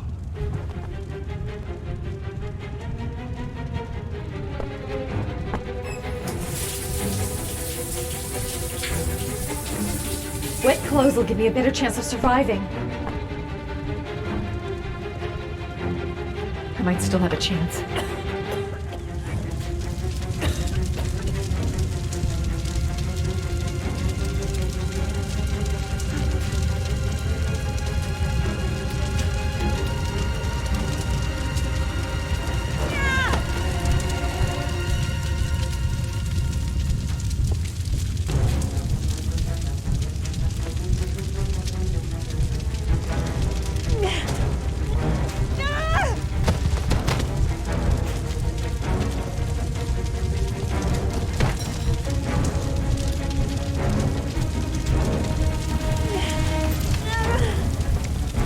Way too high.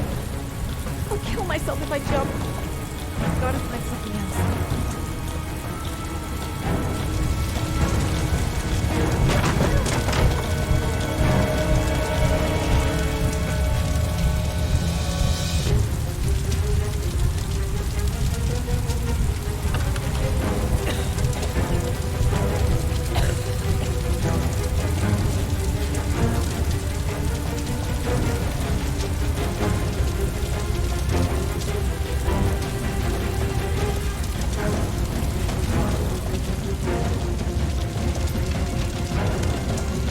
Way too high.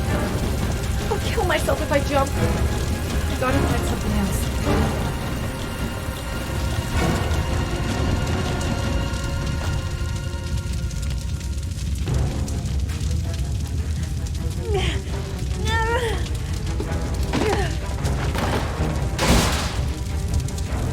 I would at least try to pick up the propane tank if it isn't too hot yet and throw it out the fucking window.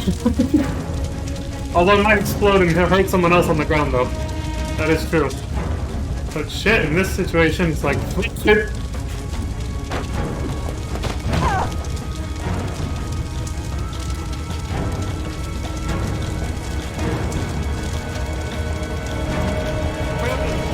We have to check the front door, but it's locked. The dude blocks it.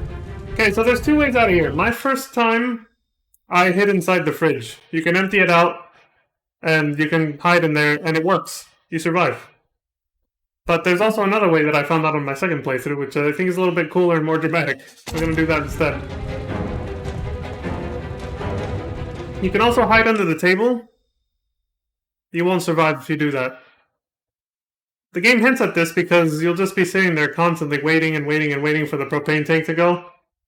Whereas if you hide the fridge, the propane tank will fill up instantly and skip to the explosion part, and the game will continue. So the game's subtle, in a very subtle way, the game hints at you that you're not going to survive if you stay under the table, because the time just keeps ticking normally instead.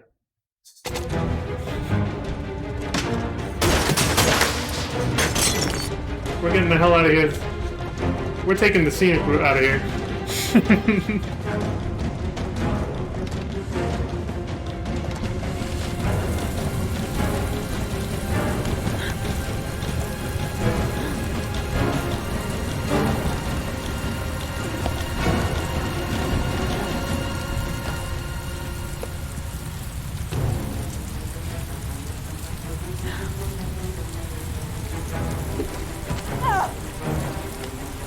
See how it blacked out and skipped to the propane tank being almost blown up? That's what we're talking about.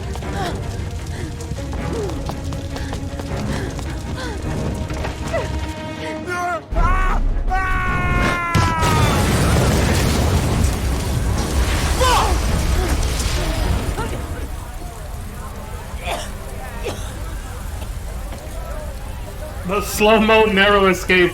It's so much better than hiding in the fridge. If you do hide, you just see the building blow up and then she comes out of it afterwards. Call Jaden, Ethan, or go alone. Call Ethan. I know where Sean is. I've got to tell Ethan. Yeah, you can only pick one. The idea here is if you didn't figure out where Sean is with the other two characters, you call that person so that they all get there, basically. If you didn't figure it out with, you know, both of the other two characters, well, you're fucked. You gotta pick one. So either call Ethan or call Jaden and tell them. Assuming Jaden didn't die from you taking too long trying to put the clues together. You can choose to give up on that scene, too. So if you chose to give up so that he at least survives, then Madison can at least tell him. Call him and tell him. So, see, this game gives a lot of second chances. All hope is not lost. The other two games, especially Detroit, are not as forgiving, by the way. Those games are much higher stakes and way less forgiving if you fuck shit up. But this game gives you a lot of second chances. They both already know, so I don't even have to call any of them, but it just makes sense for her character to call Ethan. But of course he didn't pick up. So she's like, fuck! No time to call someone else for plot reasons, I guess, so we're just going alone then since he didn't pick up. Yeah, it doesn't matter because they already figured it out anyway. I sent them in the right direction.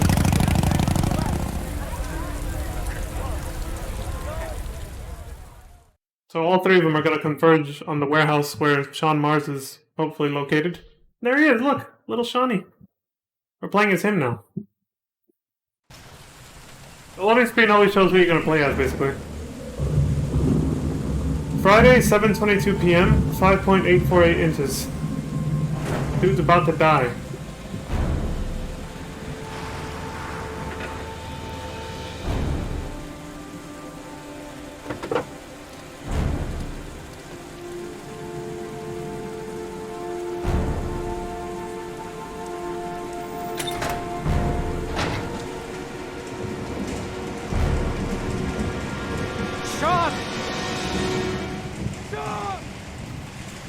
The poison's gonna kill me in a few minutes. I've gotta find Sean fast. I hope it's not too late. Sean's done for if I've got the address wrong. Sean! Where's Sean? I've been looking for a long, long time. Looking for a father that would be able to do what mine could not do. Sacrifice himself in order to save his son. Oh, I searched.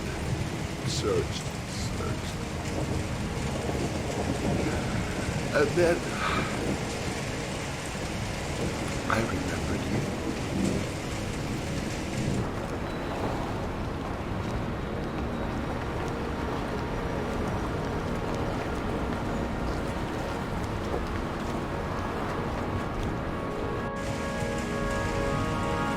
All those murders, just to find a father capable of saving his son. Just to find a father? Do you have any idea how it feels to be a worthless nothing in your father's eyes?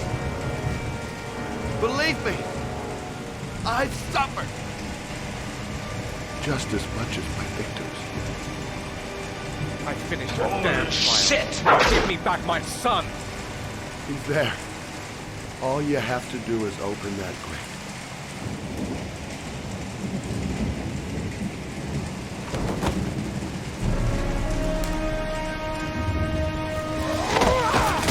Surprise, motherfucker! Son of a... Norman saved the day. Our boy. Yeah, that wouldn't have happened if, you know, if Norman hadn't figured it out or we hadn't called him.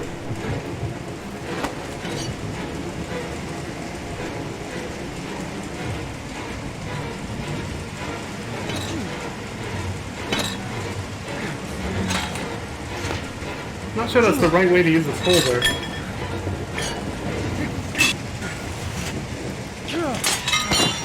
Damn it! Oh, it worked. Yeah, the lock's gone.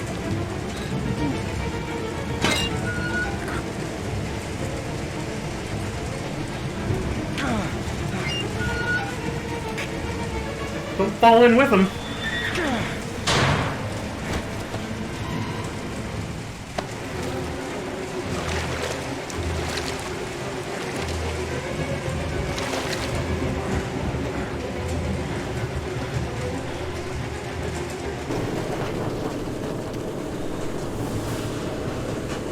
Where is this asshole?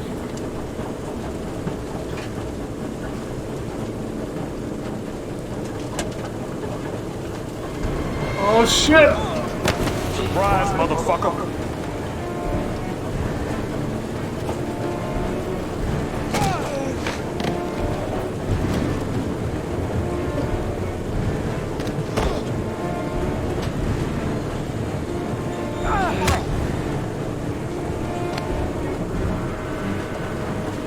Cops are here.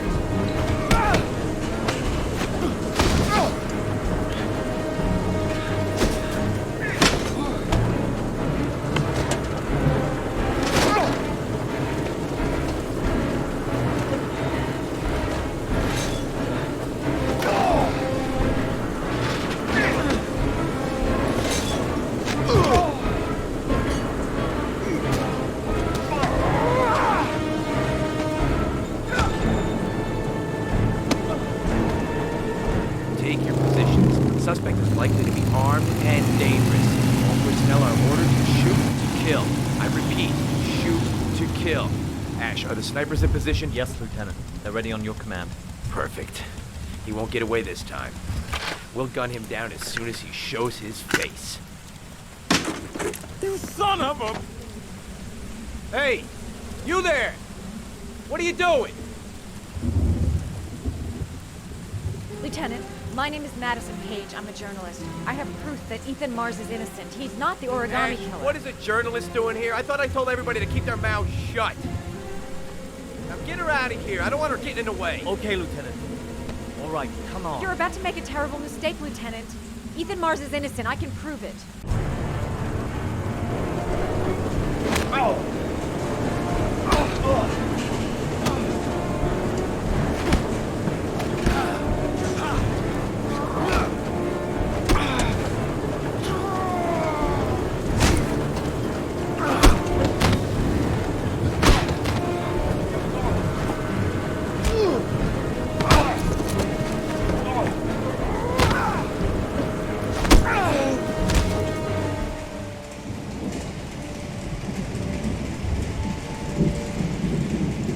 Don't help me, sir, please.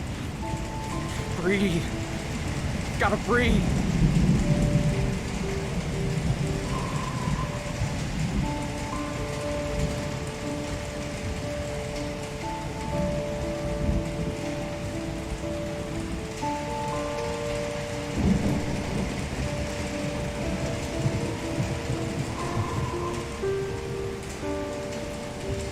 Don't leave me.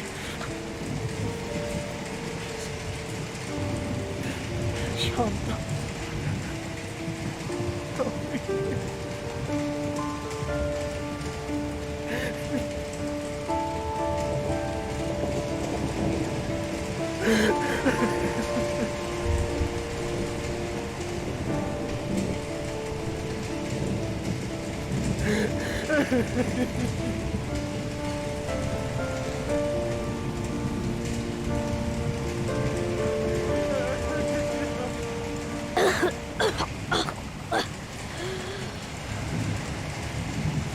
Dylan! Sean. Oh. Son of a bitch. Oh. I thought you were gone. Dad. I knew you'd come and save me.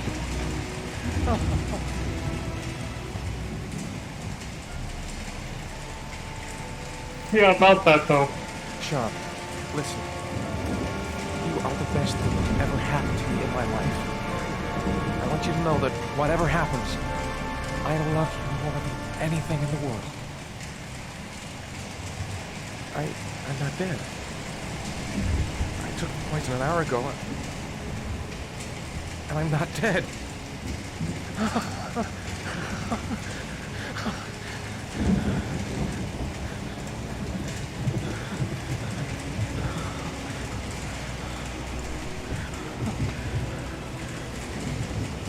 Ash, get her out of my face. Mars didn't do it, for Christ's sakes. He's innocent. Hey, what are you doing?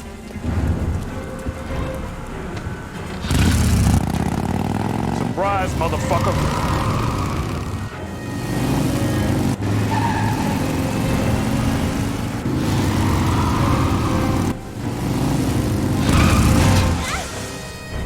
Oh, crap.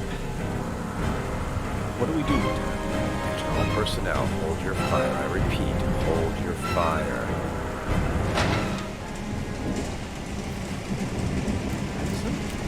What's going on? The cops. They're out there. They have the building surrounded. They'll shoot you if you go outside. I'll go out alone. I'll talk to them. I'll explain. You'll be dead before you can open your mouth. Look, we'll all go out together, with our hands in the air, and they can't possibly shoot us. I have the evidence that proves your innocence, Ethan.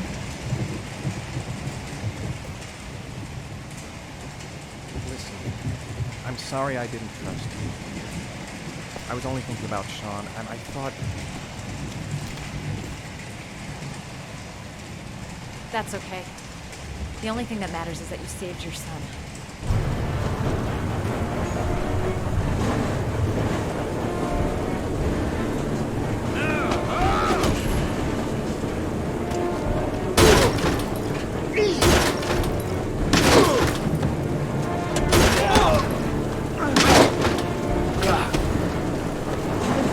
Get TV'd, asshole.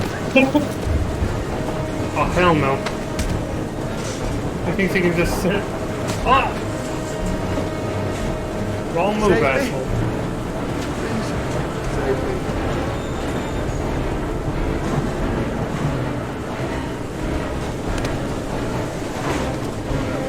Don't squander your second chance, man. Come on. Just let it go. You son of a...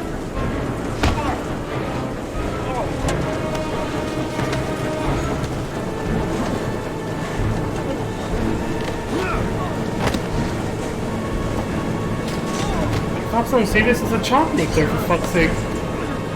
How incompetent you gotta be?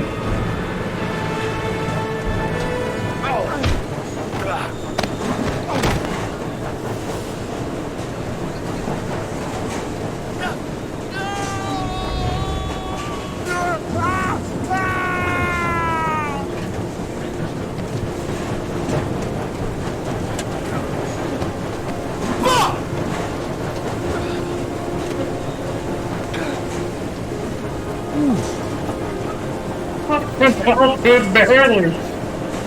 Jesus. Poor Norman doesn't catch a break. How's he getting his ass beat? Nearly died on that one, too. Whew. Yeah, he ain't gonna be in heavy rain, too. He got mulch.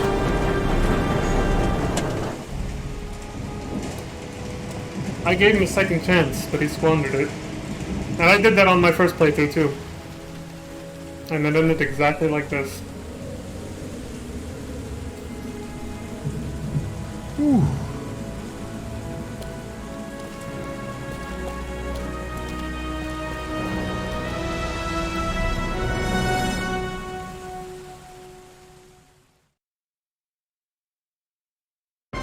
General relief this morning when the police announced that they had found Sean Mars alive more than 4 days after his disappearance.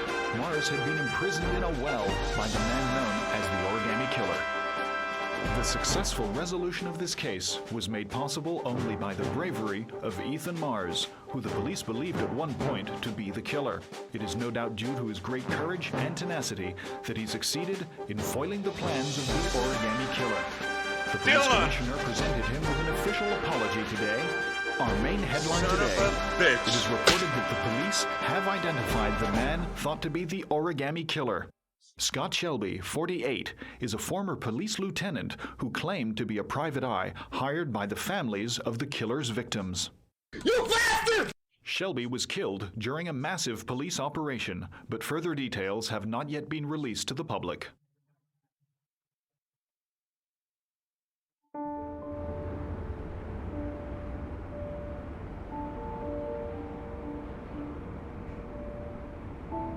Let's just say a friend of a friend let me jump in line. If we like it, it's ours.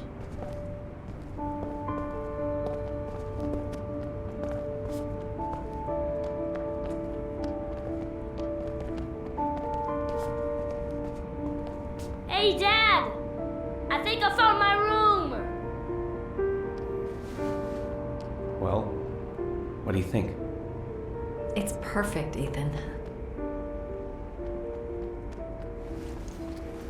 We'll be able to forget what happened. We'll lead a normal life. And one day, it'll all just seem like a bad dream. We've earned the right to be happy now, Ethan.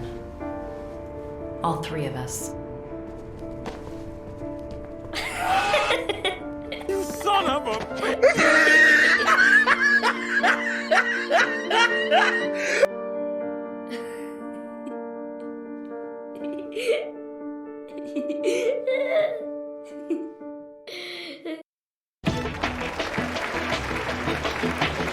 Those are some madness tears of On the cover of today's World Magazine. Tears of joy, of course. Tears of has joy. been hailed by the whole nation as a new hero for our times.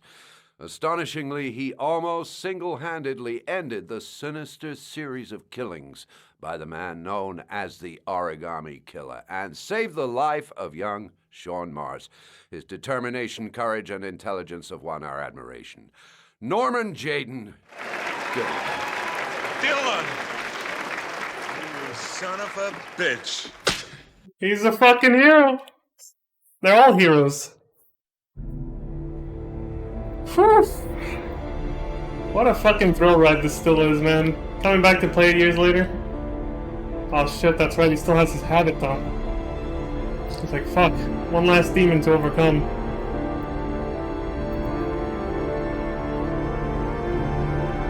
Can he do it though?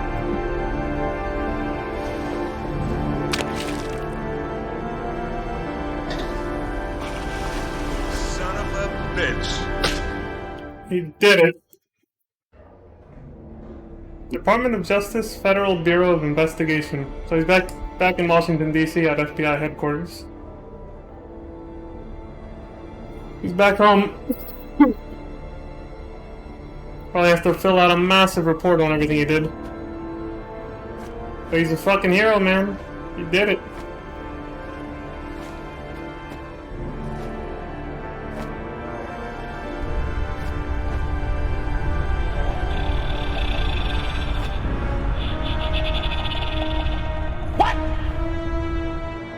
What the fuck? He's like, well, that might be a glitch in RE or something. That's fucking weird. Not supposed to happen.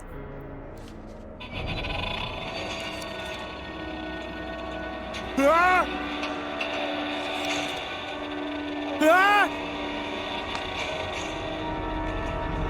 Ah! What? He's losing touch with reality. Was it the trypticane or was it the glasses? The RE? What was actually worse for him? Too much VR, too much augmented reality, AR? Who knows? You killed my son, Scott.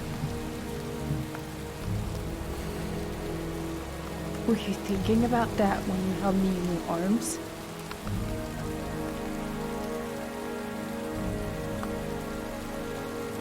I don't know why you did all this.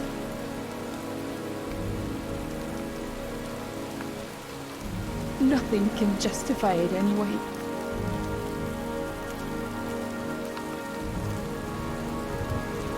I feel nothing but contempt for you.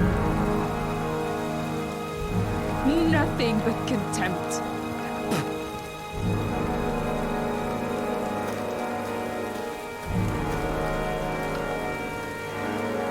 Scott Shelby, February 1967 to October of 2011. Yeah, I don't think anybody showed up to his funeral. And Lauren just spat on his grave. I want to see them again. I'm a father too.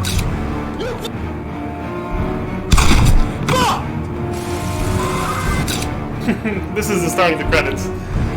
I'll give my thoughts and everything else when it's over. As always, out of respect for the brilliant developers of this wonderful game, I'll go radio silent for a bit.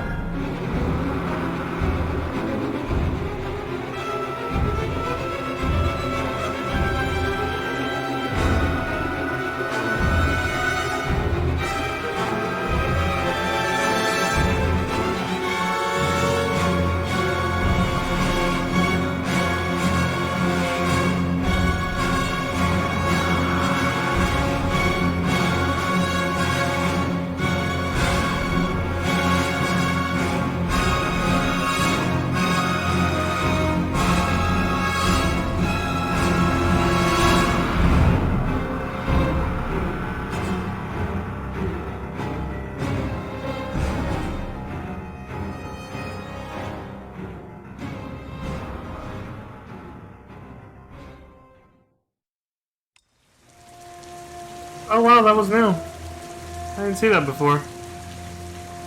I guess they added that in the HD remaster for PS4. That last little bit there. I said in memory of our friend Norman Corbeil. I didn't see the birth date, but the death date was 2013. Yeah, that wasn't in the original game, because the original game came out in 2009, so... So I guess 4 years later, somebody close to the developers team died, and then when they did the HD remaster of this, they dedicated this game to them. I'll have to look up who that is. Norman Corbeil. Yeah, in fact, let's do it right now, because it might actually be heavily related or very closely tied to this. Maybe they were someone who actually worked on this game back then.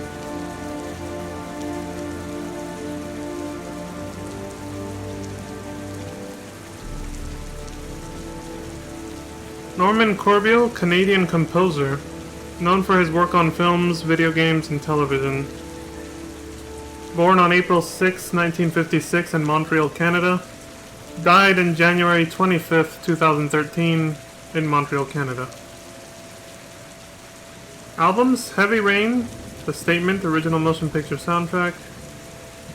Oh, okay, so he's one of the composers for this game. Damn, dude.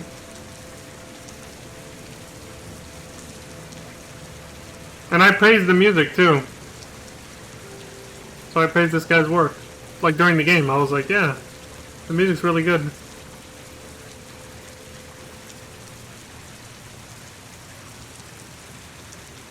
Fahrenheit, that's one of Quantic Dream's previous games. He did the music for that one, too, 2005. He did the music for Heavy Rain 2010. Oh, so it came out 2010, not 2009. Okay. Beyond Two Souls, but unfinished due to his death. It was completed by Lorne Balfe in 2013. Oh shit. He didn't get to finish the music composition for Beyond Two Souls.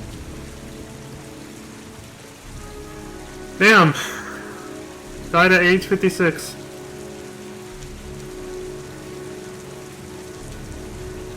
Well, he's got my praise, because this soundtrack, along with everything else happening, the story and the cinematics and everything, is just... It's enough to bring me to tears even now, as you guys saw.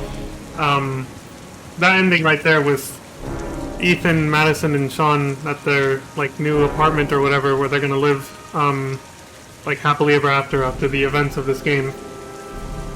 Yeah, that got, you know, it got me really choked up and smiling really hard at the same time, like uncontrollably. It's one of those few rare moments where I can be moved to tears of joy, basically, from how emotionally impactful the story was to me. And that brings me to why I played this game. Like I said, I wasn't planning to do the full Quantic Dream collection yet. I think maybe I'll do Beyond Two Souls and Detroit Become Human in October, along with Until Dawn, and maybe replay the Quarry again. Kind of make it all like a semi-special, like, little horror month thing for October, for Halloween, you know? Maybe I'll replay this again in October before doing those two games. I'll think about it. Still got a long time. About 5-6 months now. So I'll think about it in the next 5 or 6 months. But for now, like I said at the beginning of this game, I just wanted to get this game done at least. I wanted to, because I like this game a lot for the same reasons I like GTA 4. I mentioned this at the beginning too. It's a very dark, cinematic... It's a very cinematic, of course, but like a very dark and serious tone, and it's very personal. It's a very personal story, and that's what I loved about it. Just like Grand Theft Auto 4's story is very personal, which is why I like it still a bit better than GTA 5's. Although replaying GTA 5, I actually, you know, I wasn't bad. I actually liked it a lot better the second time around. Knowing what's coming, knowing what to expect, made me enjoy it better. I think I didn't enjoy it as much the first time because I was expecting it to be as good or give me the same sort of feeling that GTA 4's did, but it's not like that at all. It's a very different tone. It has dark and serious moments, sure, but it's not the same. It's just not the same as GTA 4. It's not the same tone. But anyway, coming back to this, yeah, at the time I had just played GTA 4. You know, it came out in 2008. I replayed it a bunch of times along with Metal Gear Solid 4, another game that had a very dark and serious and melancholy tone to it. So I was very much in that headspace where I saw the trailer for this game, Heavy Rain, and was just like, I'm fucking down. I've never played a game like this, I have no idea what to expect, but I'm trying it. The trailer looks good. I played the demo and thought it was amazing, so I was like, this is gonna be some good shit, hopefully. And I wasn't disappointed. One of the best decisions I ever made when it comes to trying out a new IP. Because from a very young age, I had already kind of gotten set in my ways with certain franchises. I don't really take a lot of risks in trying out games that I'm not already familiar with the developer or the franchise that it's a part of, you know? I've mostly, throughout the years, just kind of stuck with keeping up with the franchises I fell in love with as a kid or as a teenager, and don't really deviate a lot. Unless I hear, like, amazing reviews from people saying, this game's really good, you gotta try it. Like, for example, Red Dead Redemption. That's one of those games that I still haven't played it yet, but I plan on it. I will do it, and I will make my first playthrough be on stream on Twitch and YouTube. Because I've heard nothing but amazing things about both games, Red Dead Redemption and Red Dead Redemption 2. There is actually a game before that most people don't know about called Red Dead Revolver. That was for PS2. It's more of an arcadey game. I tried it for a little bit a long time ago, and I have it. I can download it on PSN and play it right now if I wanted to. So but it's more arcadey, and I think I'll probably just like watch a playthrough of that one. I don't know if the story necessarily ties into Red Dead Redemption or not. I think it does, but it's very loose. It's not like Red Dead Revolver. I don't think is a very like in-depth sort of story game. Like it feels very arcadey. So we'll see. But anyway, I digress again. When we come back to Heavy Rain here, like I said, I was in that headspace where I really wanted to try another game with a dark, serious tone and a very melancholy tone and something very personal, and this game delivered that. So I fucking loved it. This game was a 10 out of 10 for me back in the day, and replaying it now, many years later, still is. And my family and friends that I've shown it to in person, they fucking loved it as well. They've all, like, just like me, had the same experience. Even people who were just watching another family or friend of mine, family member or friend of mine play the game, as I sat there and watched them, and helped them out a little bit through the janky-ass controls that the game sometimes has. I would tell them, oh, you gotta do this, you know, like, it's a little janky here. But that's it. Even people just watching playthroughs were just, like, on the edge of their seat, like, oh my god, like, what the hell, you know, this game is very suspenseful, on the first time playthrough. And even on second and third playthroughs, like, right now, I did not expect to feel as much as I did streaming this game yesterday and today. But yeah, I did, like, I got very emotional during the very, like, sad moments, and I got a lot of adrenaline rush during all the suspenseful parts too, especially when I would intentionally sabotage myself, one of the characters, just to make things a little bit harder and make it more suspenseful. Sometimes I'd be second guessing myself, like, shit, should I really do this? I might get myself killed, dude. I'm trying to get everybody alive. Like, and it's, you know, if I do fuck something up, I have to load and then select a different chapter. See right there where the menu says chapters on the bottom right? I would have had to reload, you know, and start over if I'd gotten somebody killed. I didn't want to have to do that. I wanted to make it all one smooth playthrough. But I still couldn't help myself but to take some risks to make it more suspenseful, you know? Like Madison getting caught by the doctor, Mad Jack almost killing Norman, things like that. I was like, I gotta. Paco can't kill Madison, by the way. There's no possible death for her there. At the Blue Lagoon, it can't happen. But I just love how all three of the people that the Origami Killer associated with were some shady ass motherfuckers themselves. The doctor, you know, is like a crazy ass psychotic surgeon, who just like kills people for fun and who knows what else. Who knows what he does to their bodies. And then Mad Jack, and then Paco, shady ass club owner. It's crazy. But yeah, this game's wonderful. I love it. And yeah, the last scene, like I said, it got a lot of emotion out of me. I was crying out of sheer joy from seeing this beautiful happy ending happen between Ethan, Sean, and Madison.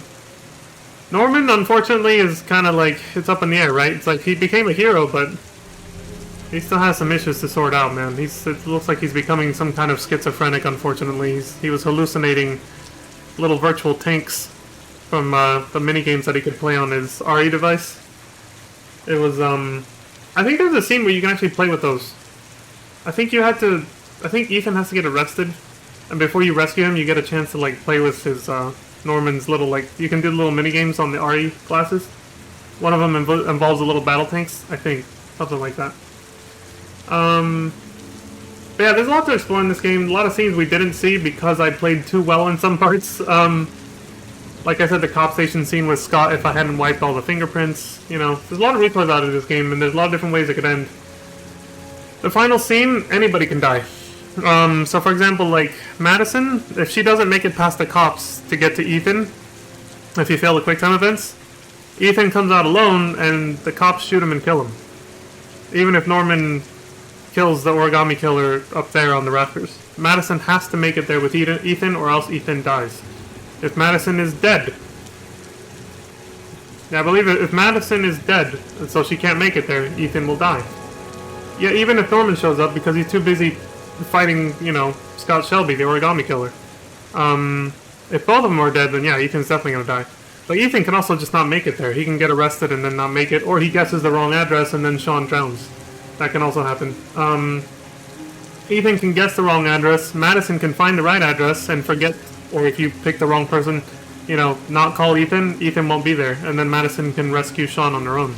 And she can, because the cops don't show up if Ethan's not there, so she doesn't get shot or anything. She just has to fight off Scott, the origami killer. He says something like, only his father can save him, you're not allowed to save him, basically. And then you have to fight him. And it's a different fight sequence than the one with Norman. It takes place in a different area of the docks. If Norman gets there alone, he can also save Sean, just like Madison, without Ethan. And he can also survive. He can save Sean and, you know, fight off the origami killer and kill him. He has to die, like, there's no way to save him. If he doesn't die, he'll kill Norman or Madison. There's no other way. If no one gets there and no one figures out that Scott was the origami killer, he can get away free. And in fact, there's a trophy for that. That was a fun playthrough when I did that years ago, when I got that trophy. Because I looked up after my first playthrough, I started looking up, because all the trophies were hidden, and on the PS3 there was no feature to look at what hidden trophies requirements were. You literally just had to keep playing the game and guessing shit. I was not about to do that. I would have gotten bored and burnt out of this game. I would have hated it. So I just went online, went to GameFAQs, and saw what all the hidden trophies were, and I was like, oh, okay, so that's how you get that one, that one, that one. So if I want to platinum this game, I gotta replay it a few more times in slightly different ways. Got it. So there's one trophy, it's a gold one too, for making sure Scott Shelby gets away free. Completely free. This is gonna be a tough one. What it requires, you make sure to kill everyone that Scott came in contact with, or the people who are still alive don't figure out that he was a killer. So don't rescue Lauren when your car gets thrown into the lake. Don't untie her, basically, when Kramer does that to you. Just escape with Scott by himself without untying her. If you don't untie her, Scott won't take her out. He'll just swim out of the car by himself, and then Lauren will just drown. So do that, and then make sure to clean all the fingerprints in the shop like I did during this playthrough. Make sure if Norman or Madison are alive long enough to figure out that he's a killer, make sure that Scott kills them at the end. Which means, yeah, this ending means Sean will die. There's no other way. Ethan, make sure he gets arrested, and if not, no biggie, because if only Ethan makes it to the warehouse, Scott does not reveal himself to him. He just lets the cops kill him, and they do. Ethan can rescue Sean, so Sean can live, but then Ethan gets shot and killed by the cops, and Scott will actually be nearby watching. He'll watch it all happen, and he'll kind of look down in remorse. Which brings me to a small detail. Thank God I mentioned that. That reminded me of something I really wanted to say. The poison. I got poison! You notice it didn't kill Ethan. As evil as Scott was for what he was doing, he didn't plan to kill Ethan originally. It was a ruse. Like, the poison, it wasn't poison at all. It was probably like mouthwash or some shit, something nasty. It looked like Listerine, you know, it was kind of green. Which, yeah, if you drink enough of that, it will kill you, but with the amount that Ethan killed, no, it would just give you some stomach pains and feel kind of nasty for a bit, but you'd be fine. The mouthwash I'm talking about. That being said, yeah, the poison was fake. He never intended to kill Ethan. He just wanted Ethan to prove he was willing to sacrifice himself, because Ethan was the only one he saw actually do that, actually attempt to sacrifice himself to save his son. Because as they revealed, Scott was there when it happened, when Jason died. but he saw Ethan dive in front of that car to try and save Jason. It didn't work. He just got a massive concussion and went into a coma for 6 months. But he saved his son Jason's, or he tried to save his son Jason's life. That was what counted for Scott. He tried, and I guess up to that point, Scott had never seen anybody do that. He was probably just, like, he probably didn't think too much about it, you know? But after he saw that, it just, like, triggered the memories of how his own father did nothing to save his brother John back in 1977. And he was like, so he was just, like, taken aback. He saw what Ethan did and was like, my god, there's actually fathers out there willing to do that? Like, willing to sacrifice themselves for their sons, unlike mine? What the fuck? And that's what triggered Scott to go on his journey of trying to find another father who would do the same, basically. But he couldn't. All the other fathers failed. Or didn't even try, or just weren't smart enough to figure it out, like poor Hassan, who didn't even think about unfolding the origamis. He just had the box full of them and never knew what it meant. The shopkeeper, you know? So eventually he just, after 8 victims, he eventually circled back to Ethan and said, is he the only one? Come on, like, there's gotta be, you know? So he put Ethan to the test. And that's why at the end he was like, you know, he succeeded. But because everybody was on to him and Scott was like all desperate and stuff, that's why he revealed himself to Ethan. And then as he turned around to save Sean, he aimed his gun at him because even though he didn't intend to kill Ethan originally, he still was low-key trying to frame him to get the police attention away from himself, from Scott. But because that wasn't working, he was just gonna, you know, try to cover his tracks any way he could by killing Ethan and anybody else. The only person he didn't try to kill when he had the chance, of course, but that's up to you, the player, was Lauren. But if you as a player know what Scott's trying to do and you're trying to actually make him get away, if you're doing a villain playthrough, which is what I love about this game, you can play it in so many different ways. If you're doing a villain playthrough where you want Scott to win, just don't untie her in the car and then escape by yourself and then she'll drown. Kramer will have killed her. So then your hands are, you know, clean. And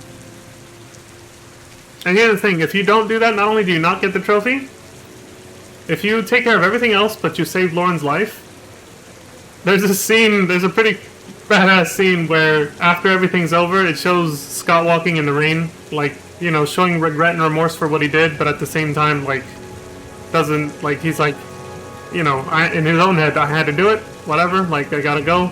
At least I found out that there is a father willing to do that, assuming Ethan made it to the end.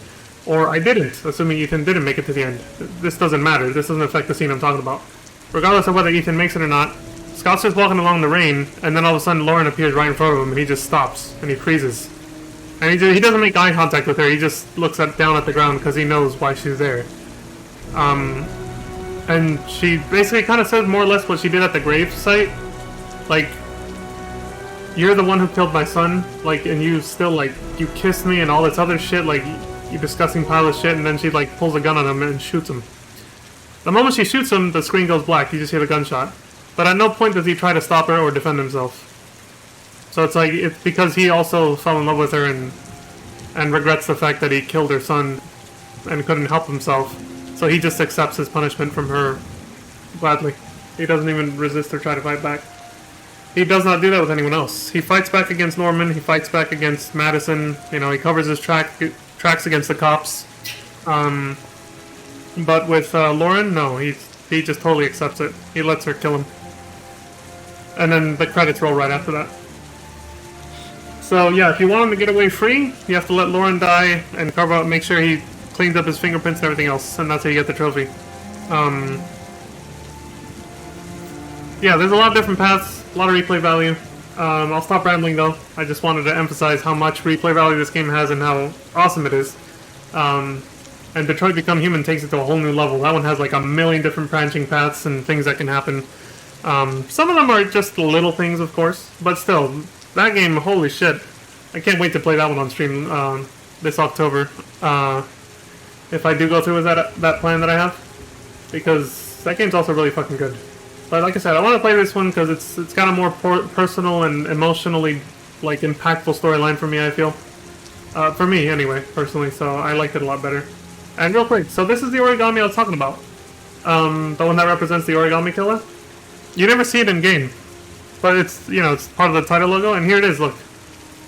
My original PS3 copy of this game, which maybe next time I play this, I'll play it on a PS4 controller or on the PS3, just because the motion controls worked a little better. Like the PS5 controller, I would do this for the moments where the game would tell you to tilt your controller, and it doesn't register unless you do it fucking fast like that. Which is a problem on higher difficulties where the game actually requires you to do it slowly. So yeah, the PS5 controller is not the best for this game. But anyway, yeah, if you open the case, you see this. However, there's supposed to be another brown, there's supposed to be another brown paper here, which don't worry, I have it. But I put it inside the book to make sure it doesn't get lost.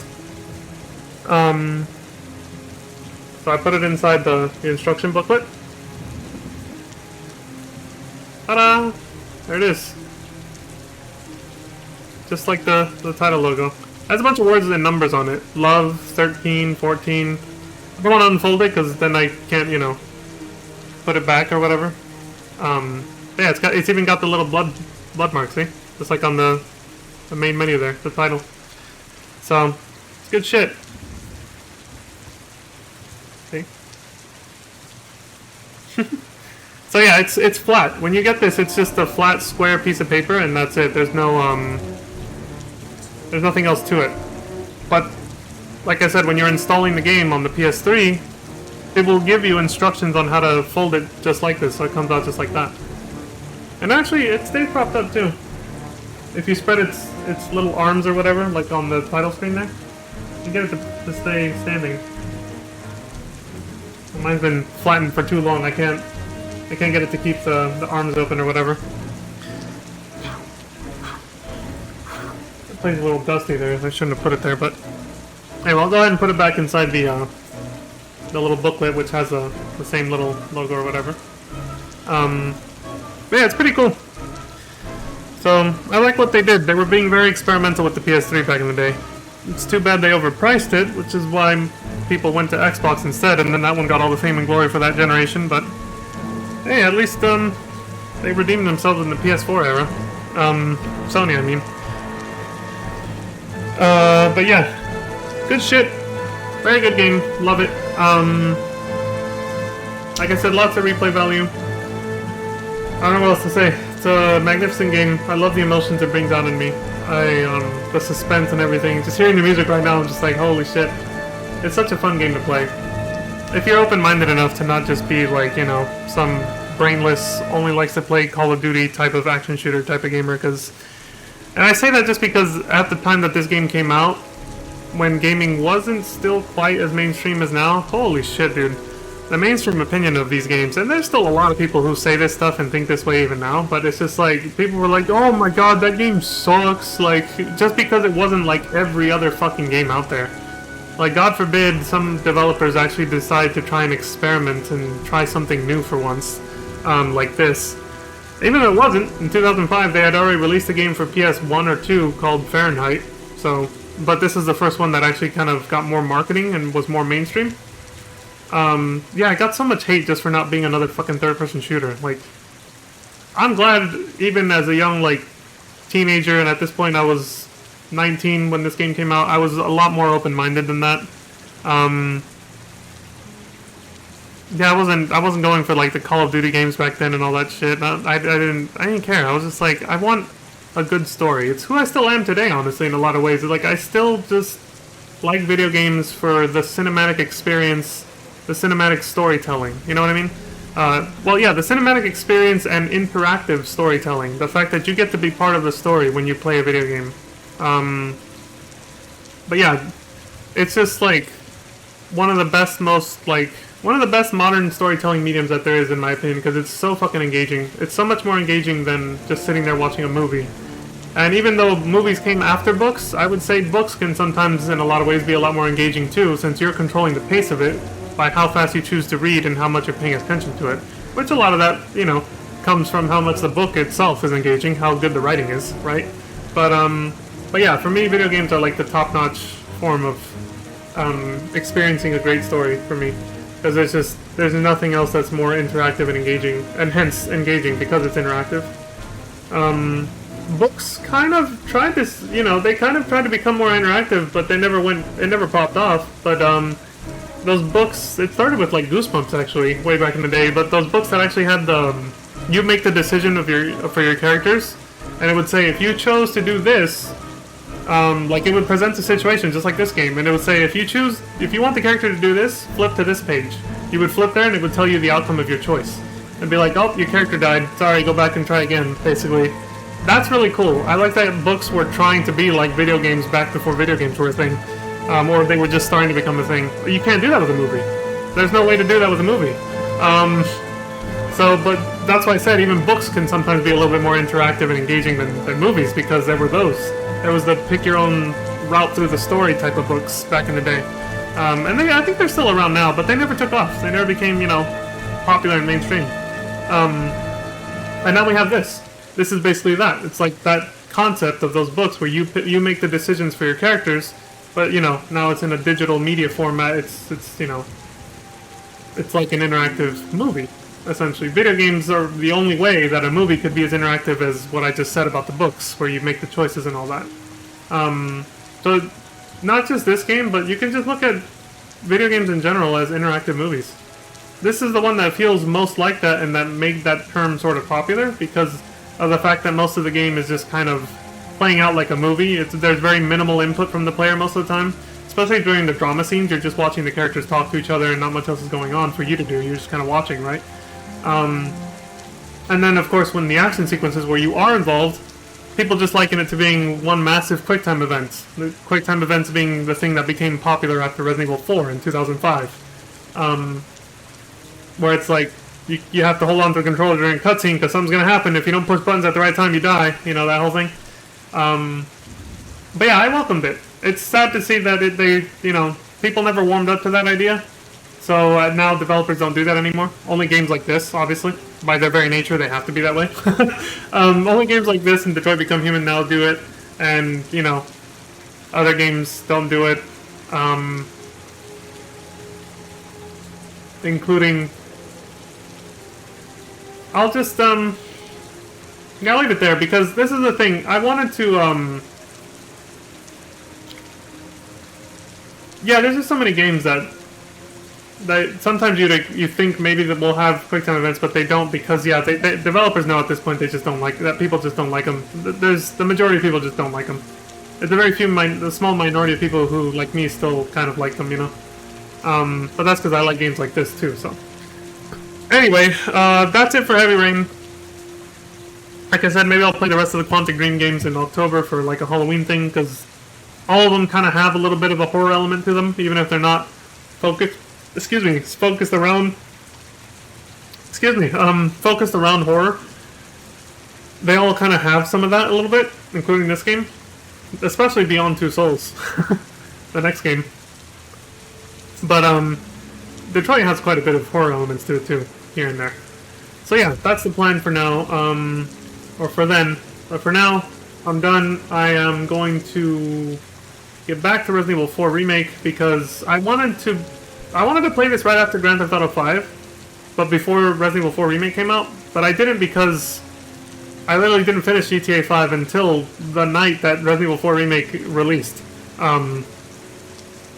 which is unfortunate, but I had to play that game first because of the fact that I didn't want to have to avoid spoilers for the next couple days or so while I finished this game and then started playing it, you know what I mean? I'm glad I didn't too, because it took several days to finish that game. So I'm glad I did that first and then came back to this. But there was always a plan to play this game first before Resident Evil 4 Remake. So I think on my YouTube I will order it that way. So when I upload this to YouTube, I will put this before the Resident Evil 4 Remake playthrough. And then I will put the Resident Evil 4 Remake playthrough, which at this point is already done. I will put that after this. So that's, yeah, if you're watching on YouTube, yeah, this technically, this whole playthrough you just watched, this happened after Resident Evil 4 Remake, but because I had intended it to be before, I will order it that way on YouTube, so that's how you'll see it. But yeah, so for the next few days, I think the plan for me is I'm going to grind out the S rank and then the S plus rank playthroughs for every difficulty on Resident Evil 4 Remake. So if you're wondering what I was going to do next, that's what I'm going to do. After that, I think just to celebrate Resident Evil 4 Remake's release, I will probably do like a little marathon of all the Resident Evil games. I haven't done that in a while. That's how I started this channel. My Twitch and my YouTube channel was playing Resident Evil games, so it's been a long time. I think it's about time to revisit all the games, especially after RE4 Remake came out, so I think that's my plan. for tomorrow or the day after when I come back to stream again. So yeah, stay tuned for that. Anyway, that's all for me for now. I gotta go eat. I'm hungry as hell. This has been a 5.5 hour stream. It's definitely a longer part 2 than part 1 yesterday. But yeah, I will get this uploaded to YouTube as soon as possible. Thank you all very much for watching. I appreciate the support across Twitch and YouTube, wherever you choose to watch. Thank you, thank you, thank you. And I'm glad you're, you know, for my followers and subscribers on YouTube out there, thank you. Like, I'm glad you've enjoyed watching me play through these games as much as I've enjoyed playing through them. I hope you've enjoyed my mostly uncut commentary of all these games and everything. I really just, yeah, Resident Evil, this game, the, what's it called? Yeah, Resident Evil, this game, and the Final Fantasy franchise, and a few other ones that I have yet to play. But most of the ones that I played up to this point in time, Resident Evil, Metal Gear Solid, Final Fantasy 14, and, you know, 7, 8, 10,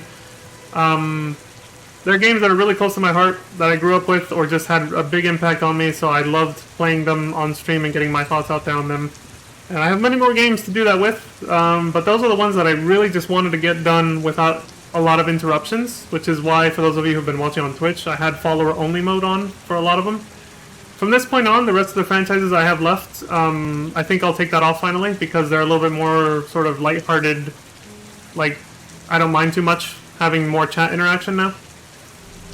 There still won't be a lot, because I don't have a lot of followers. It's still going to be mostly me talking to myself, but, you know, I'm a little bit more open-minded now for the rest of the games that I plan to play, which I won't reveal too much yet. But you'll see if you hang around long enough. But I digress, getting a little carried away. I just wanted to say thank you. I just want to say thank you to everybody who's following me on YouTube and Twitch for the support and for enjoying watching me play through these games as much as I've enjoyed playing them. And Crimson, I see what you said there. Yes, it's the Sean meme. I mentioned that earlier when yesterday I believe when I was first playing Heavy Rain. The meme of Ethan running around screaming Jason or Sean, Sean, like the way he screams. There's a reason I didn't hit that button too many times during this playthrough, because it kind of breaks the immersion when you hear him shouting it so mechanically. Jason, Jason, Jason. He sounds like such a fucking robot. Sean, Sean. Like, it's just the screams. Like the poor actor, man. He was trying, but it just. If you spam it too much, it just fucking makes you start laughing. You can't even take the game seriously anymore. That's the reason I didn't push that button too many times. But yeah, like I said, thank you all very much for watching. I appreciate the support across Twitch and YouTube. As always, until next time, please take care of yourselves. Look after each other. You know, stay safe out there. And please have a good morning, afternoon, evening, and good night. I will see you all next time. So I'm hungry as hell and I gotta go, so. Peace. Take it easy, everybody. Whew. He does have at least 3 different voice lines for them both, but one gets used the most with different pitches. Yeah, I know, that's the problem. God damn. Yeah, this game is a little janky. Anyway, take it easy, everybody. And thanks for coming by, Crimson. Yes, the memes for Heavy Rain.